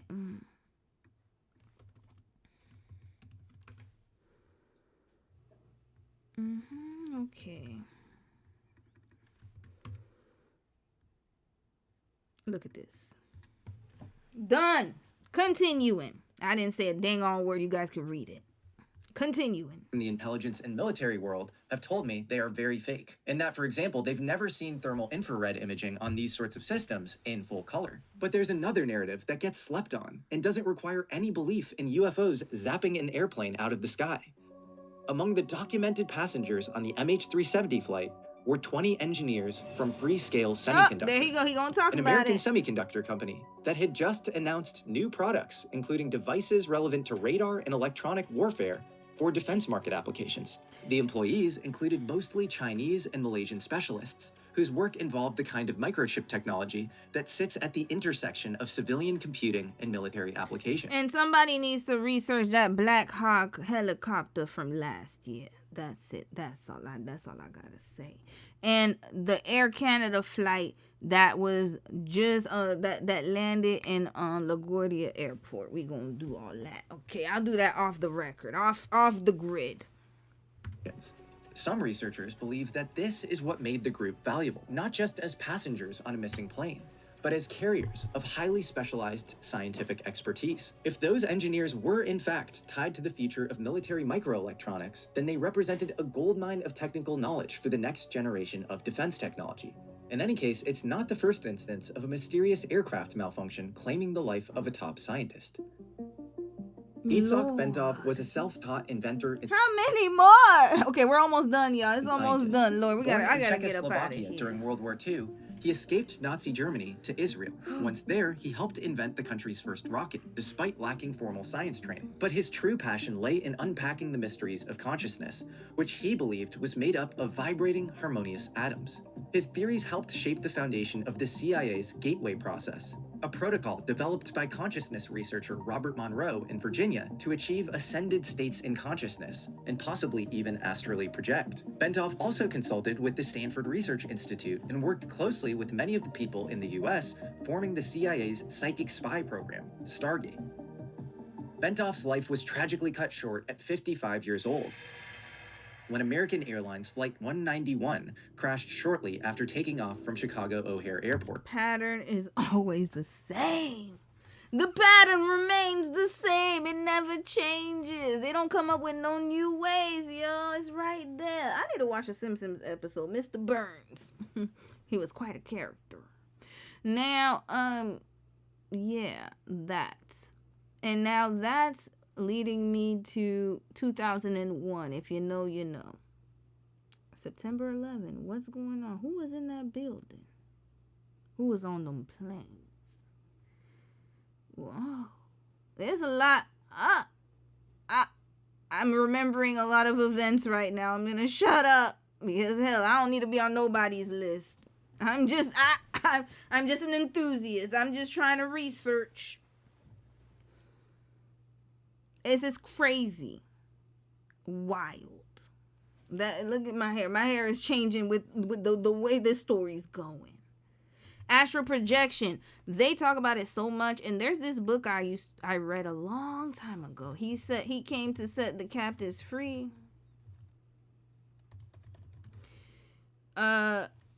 Rebecca Brown. She was a doctor. I know some people have things to say about her, but y'all, that book was wild, and it talked about astral projection as well. This book right here. I read this book because I used to love reading books when I was a kid, or when I was younger. Not a kid, I was probably like a teenager when I read this book. It came out a long time ago. And this book was wild. It was talking about astral projection. It was talking about all that stuff. It was talking about everything that they're talking about here. And then they said that she was crazy as hell. And they said, oh, she was not really a good, like she was a crazy person. And she da-da-da-da. But mind you, her book, like the first thing when he said astral projection, I thought about her book. Because she talked about it. She talked about a whole bunch of stuff. And it sounded crazy at the time. But hell, you got to read them books, y'all. Read books from the old times. Claiming the lives of all crew and passengers on board. Many researchers in parapsychology and consciousness say that Bentov was as close to the truth or a theory of everything in consciousness that you could get. He also had deep ties with American and Israeli intelligence. He was even a close associate of Andrei Puharich, who was one of the earliest architects of MKUltra, the CIA's mind control program. Bentov's extremely dense and almost indecipherable book about consciousness, Stalking the Wild Pendulum, has become a cult classic. And this is why they were testing it on the celebrities. Because remember, they test things out on people first, right? So they tested a lot of things out on us, or our ancestors. But then with the celebrities, they tested out this MKUltra type of situation. I don't know if you guys ever seen Britney Spears when she started crying and she went out of character. There's a whole bunch of craziness. Mariah Carey when she had her breakdown and was mentally going crazy. Kanye West, the Tin Man, comes to mind. When he was looking like this, y'all. This right here. Continuing. Many people who research him say the same things about him that they do Grinberg. If there is a matrix, this guy might have found out how to control it and how to get out. But not every scientist on this list was lost in a single catastrophic moment. Some seemed to fade from view and get marginalized as their work moved deeper into the classified world. Take Ning Li, a Chinese-American physicist in Huntsville, Alabama, known for her radical work on superconductors and gravity control. Working with her colleague, Douglas Torr, she proposed that cooled Type II YBCO superconductors might produce tiny gravitomagnetic effects, a theory that pointed towards a possible path to gravity control technology. After leaving the University of Alabama and receiving Defense Department funding, she largely vanished from public view, with rumors that her work had disappeared into the classified defense world. Her story took an even darker turn in 2014, when she was struck by a car on the University of Alabama campus and suffered permanent brain damage. She later developed Alzheimer's disease and died on July 27th, 2021, leaving behind one of the more haunting stories in gravity research. A physicist who chased gravity, vanished into secrecy, and never really came back. And then there's the story of John Norsine, a former Navy pilot, weapons designer, and neuroengineer at Lockheed Martin, who is known for his work in biofusion, biometrics, neuroweaponry, and information security concepts tied to neural pattern recognition and human-machine integration. He talks about brain prints, the idea that we have fingerprints, but you might also have a unique kind of electromagnetic signature, just like iris or whatever. Iris, One close friend described his work in even darker terms, saying the weapons he designed involved manipulation of the mind, ideas that pushed into territory we'd never now categorize as cognitive warfare. You said that John Norsine, you spoke to John Norsine, and he was at Allagash in 1976 in August, when you guys were there and experienced your abduction. Is that right? He read our report to the ranger that same day. Wait, they got abducted? Lord, this is okay. We just continuing on, man. I can't even. He said he was doing a TTR, tag, trace, retrieve exercise with a subcutaneous device that they were testing that they could monitor sort of like GPS. Field agents. You know, we tell them like blood pressure, heart rate, that sort of stuff. Norcine died while on business for Concurrent Technologies on September 27, 2007. Exactly what happened remains unclear. Norcine's story brings us back to the larger pattern, because this is bigger than just one man or one strange death. Again and again, the people working closest to powerful, secret scientific knowledge are the ones who seem to become the most vulnerable.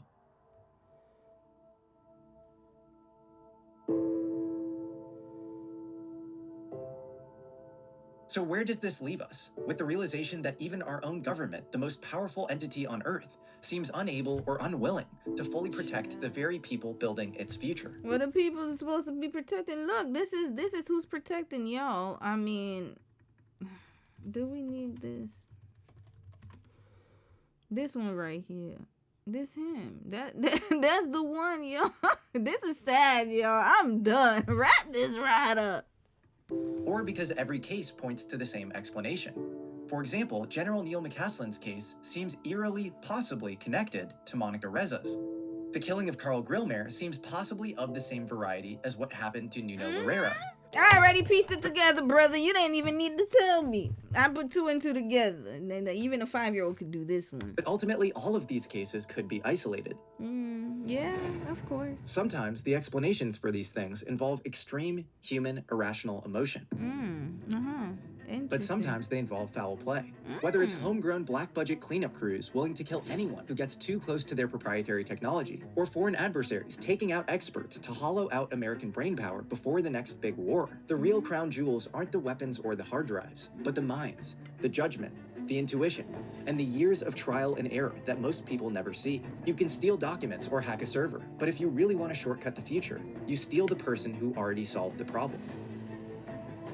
We like to imagine the black world as restricted hangars and test sites, but the most valuable assets in the world. Why the world gotta be black though? And we gotta figure that out, mister. Continue on. We almost done. I'm done. I'm out of here. I'm gonna read some comments though.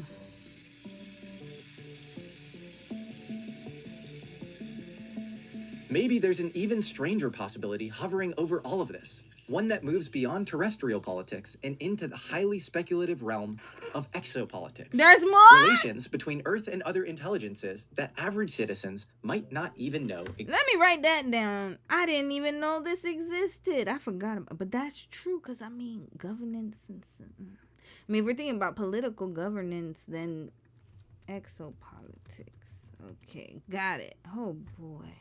It's another rabbit. They got me all oh boy. How many rabbit holes we going down? Key players in the federal government were urged to read the Chinese science fiction novel, The Three-Body Problem, written by a power plant engineer, Xi Jinlu. It's about tri-Solarian extraterrestrials forced out of their own unstable solar system and headed for Earth. The tri-Solarians systematically monitor, mess with, and sometimes even kill human scientists at the frontier of human ingenuity. These are usually people working on nuclear, plasma, and particle accelerator physics. Sounds kind of familiar. Basically, the scientists that control the rules of reality. But it wouldn't make sense, though, to be honest with you, in this case. Why? Because it's happened time and time again since the World War, World War II. And yet, the aliens I believe the aliens are here. That's why I keep saying that. I don't think they're somewhere else. I think they've been here. They just trying to call their brothers them to come here or something. They been here. It's impossible. Because why would that happen? And we still haven't seen the dang on aliens. So that doesn't make sense. They would have already been here. They cannot just manipulate all these people all of a sudden. No. And then also the fact that the orange man, he signed the deal after Larrero passed away. That lets me know all that I need to know. They already here. My opinion. Itself. So why was the upper echelon of the American government reading this book? Exactly.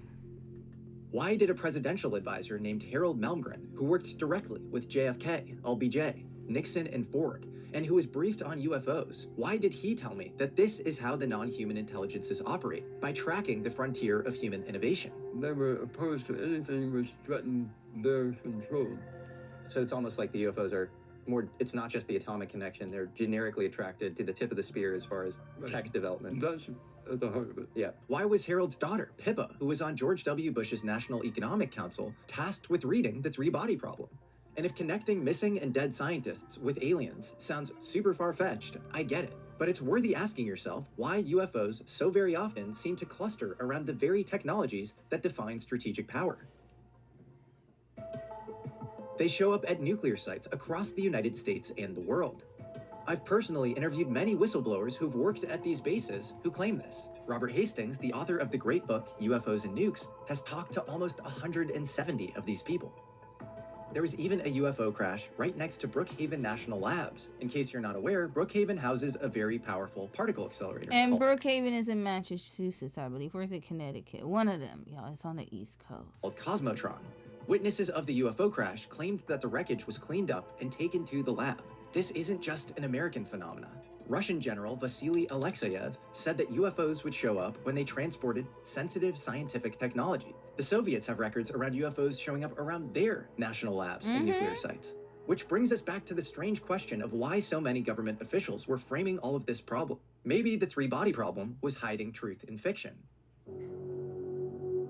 There's an apocryphal story, and truthfully, I don't know how much weight to put in it, but it's absolutely wild. It involves former President Barack Obama and Pearl Jam lead singer Eddie Vedder drunk around a campfire. Wait, what? Yo, what is going on here, yo? Oh my God, I'm done. My wig is split, y'all. I'm fit. Look at this. The aliens done got to me too. Look at this. Look at this. I need a drink after that. I don't even drink, y'all. Oh my God. Wait a minute. Why is there always a singer of a band involved in this mess? Red flag. What is going on? We got Tom DeLonge and now this Pearl Jam guy. Then you got Obama, all of them, but Obama just showed up now, so we gonna give the brother a chance. He ain't no dang on better.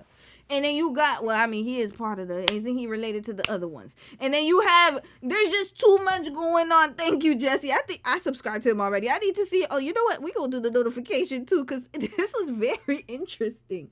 I'm sure he has a whole bunch of other videos. Story, and truthfully, I don't know how much weight to put in it, but it's absolutely wild. It involves former President Barack Obama and Pearl Jam lead singer Eddie Vedder drunk around a campfire. Eddie presses Obama on the true nature of reality. He wants to know how the world really works at the highest level. He senses that there are things going on above his head. Obama's answer? Read the three-body problem. I've had a lot of conversations where people have asked me to do a video essay commenting on these missing scientists. I went into this investigation unsure of whether any of these cases were linked at all. And honestly, I came out feeling like on a human level, they're mostly not. Perhaps with the exception of Monica Reza and McCaslin. Maybe it represents forces operating on levels higher than human clearance systems. Many people forget that science itself is weird. There's a long history of quote-unquote demons in science, written about extensively and eloquently by former Harvard professor Jimena Canales. Whether it's Heisenberg downloading Matrix. So y'all gonna believe demons in a scientific book, but you don't believe demons in a religious text. They all talking about the same thing, y'all. Science and biblical truth is not that different.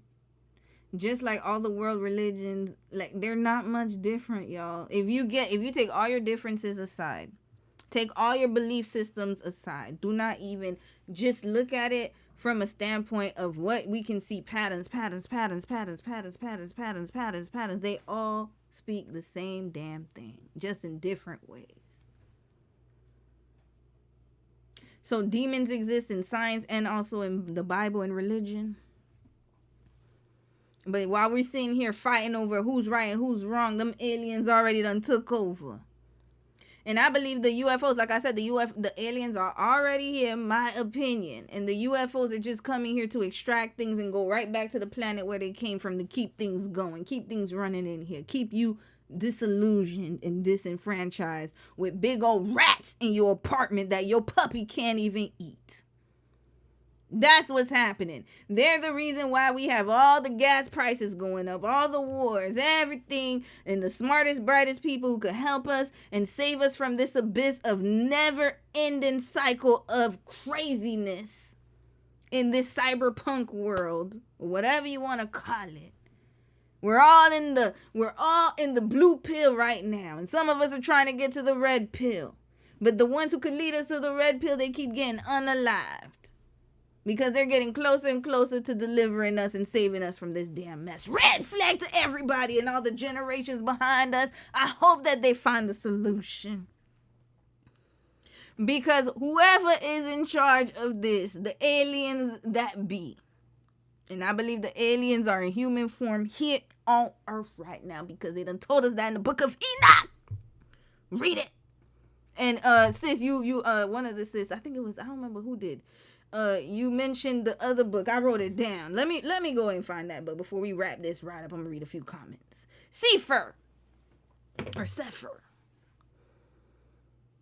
And then now y'all want to tell us that, oh, it could just be a human problem. Maybe it's not really. Oh no, you done said enough. It's multiplication at Algoland. Dirac staring at the fire at Cambridge and downloading the Dirac equation. Pauli dreaming up the architecture of the hydrogen atom. Or Descartes having a series of his own prophetic dreams. If we were to apply scientific scrutiny to the process of scientific discovery itself, it might begin to look less like conventional science and inductive logic and more like revelation. Or something. Oh, yeah, exactly. Thank you, Mr. Jussie Miss Shows. It's like we're on this. I promise you, I did not watch this after yesterday's live stream. I can promise you I saved this for today. Because my reactions would not, I cannot fake my reactions. So what I'm going to say is this. Is that it's all connected. And what I'm going to say one more thing, and then we're going to let Mr. Jesse take us on home. Thank you, brother. Thank you. Your time is done. This was a very informative lesson. And one more thing I want to mention, sorry, y'all, because my head is all over the place. Meds done ran out a long time ago. He done shifted me to different timelines here. Now I'm looking like Albert Einstein right now. I forgot what I was going to say. But yes, it's not far-fetched. And another thing I was going to say is that how the afterlife is not so, it's not an illusion after all. Because if we're living in a matrix, as they say, and there's another world out there, then I do believe that the afterlife exists. It must, because all of this would make sense if it does, and it does. So wherever we're transported after, whatever you believe in, I don't know. But, yeah, there's something else out there, yo. I don't know. Who knows? But all I know is I need a drink after this. I don't know. I'll probably drink some coffee or something. I don't know. Deceived. Maybe entities higher than humans on the food chain are both inspiring and at times stagnating science. What we do know for sure is that where there's truth, there's violence. This goes back to Socrates, and it's historically been the case with religious mystics. Mm-hmm. And if you think religious truths are worth dying for, and that science and religion meet at some omega point, then maybe this is all true for science too. Because if science really is brushing up against something deeper, the questions underneath this pattern start to get very dark. But whether the forces at work deleting these scientists are human or something stranger, the cost is the same. And this is why I do not believe like that we just came here from just an atom that exploded. It doesn't make sense, because why do all of this? This is just too much. It's too much effort in silencing people who aren't right, and silencing people who are just quacks. Why? And I'm starting to believe the Nuwabian brother. Listen, yo. I'm going to start believing the Hoteps, because the Nuwabian brother, when they did the pyramids, I put it in the Jay-Z and Beyonce case study. And the one saying that his leader is from another planet. Could it be that they planted something in that man's house to make it seem like he did all them things to them kids? Because this sounds awfully like the Nuwabian stuff. And notice how, like, anyways, I'm going to shut up, y'all. Okay, we're done, y'all. The people closest to the edges of what we know. The ones rewriting the rules of physics, scanning the sky for threats we can't see yet, and unlocking the science that shapes the next century. These are the ones we keep losing. Their minds were the prize. They were the ones taking us into the future, and they are now disappearing. The search continues, and the list is growing. One of them is Alabama-based scientist Amy Eskridge. She was openly studying anti-gravity technology when she died in 2022. Her death was deemed a suicide by a self-inflicted gunshot wound, but she warned friends ahead of time that her life could be in danger. I don't believe that she killed herself. I just can't, because I spoke to her 4 hours before, and she told me time and time again, I'm not going to commit suicide. I am not going to have an accident. If there's something suspicious about my death, it's because it is.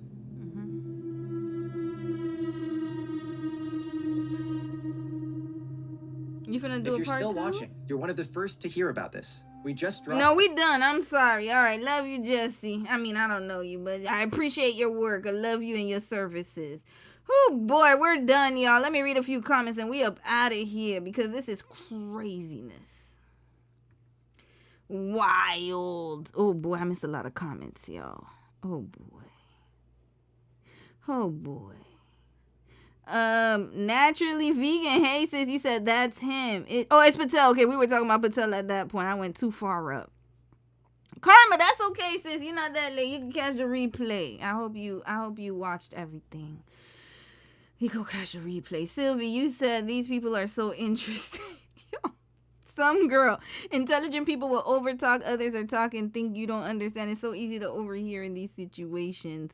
The daughter was working too. If everyone was working, then what? Why do they not have insurance? Exactly. It doesn't make sense. On the brighter side, you said it's clear to me that there are things that we simply don't know or have access to in terms of knowledge. It's like there are two societies. It's kind of wild. Yes, and somebody said, I'm going to tell y'all right now, just go on TikTok. There was this, maybe I'll bring it up next week. Next week we'll do other topics as well. I just really wanted to watch this video in its entirety today. That's why I just dedicated the whole segment. But next week we might do segments from now on, kind of explaining a little bit. Somebody on TikTok, y'all. TikTok is a wild place. I don't know where I got left off, where I got dropped off in the abyss of TikTok scrolling. You know, when I have breaks, sometimes I do that. And they said we are running in 2 parallel timelines. And I thought to myself, oh, that makes sense. So I know I'm going to sound really crazy right now, but hell, just hear me. Hell, we had a crazy night, so we might as well keep sounding crazy. What if slavery and the transatlantic slave and everything that happened then is still happening today? They said everybody is still alive, but on different timelines. Uh-oh! Ooh!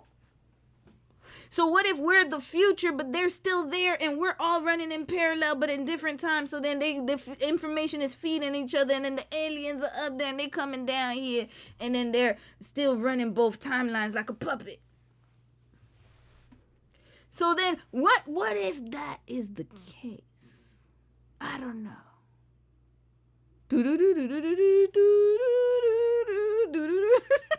Well, I mean, then it wouldn't make sense with the cemeteries, I guess. I don't know, because I have seen bodies go down. So I don't know how that's possible, but I don't know. Maybe there's some midpoints where the timeline is together. I don't know, y'all. I cannot. Because think about it this way. We can only prove our own reality. So we don't know what happened past our reality beforehand.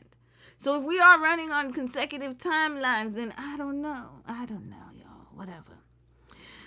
Whew. Thatcher, thank you, Shauna. Hey, sis. You said, why is it at the Hilton again? Child, it's always there. Mocha Island. Interesting. Both are in the entertainment industry and have turned into U.S. leaders. Yep, you talking about Reagan. Mm-hmm. Exactly. How about the ones in the ocean? Sis, Mocha, please. Hey, please. Stop it. Because if you start bringing up oceans, you're going to bring up our own lore when they talk about voodoo and stuff. Y'all, we got a lot of ocean people in the folklore. If we talking about oceans, then we going to get into African spiritualism. We're going to get into voodoo. We're going to get into all that. It's always in the ocean. La mer. Oh boy, don't even start us. They talk about the dolphins they said there's a whole dolphin society underwater. They done said there are mermaids and that exist. It's in the books. Oh, sis, you don't open up another can of worms. Okay, we might need to segue into that next week. I wouldn't be surprised if there was something in the abyss. And Shauna, you're the last one I'm reading tonight. Energy is neither created nor destroyed. We are energy. Of course, there's a voyage beyond this earthly existence. I'm going to close with that. And yes, there is. There must be, because they are fighting hard for us not to know the truth, y'all. So we're going to, well, let's not uncover it because we're trying to survive, to give it to the next generation. But let's talk about it. We can talk about it. I mean, we maybe can't explore it too much. Just tap on the surface. All right, y'all. Have a good night. I enjoyed tonight, y'all. Ooh, it's very informative. But shout out to Replay Gang. I'm sure you guys are going to be, your wigs are going to be snatched, or your hair. Whatever's going on. Have a good week, y'all. Please stay blessed out there. Stay safe out there.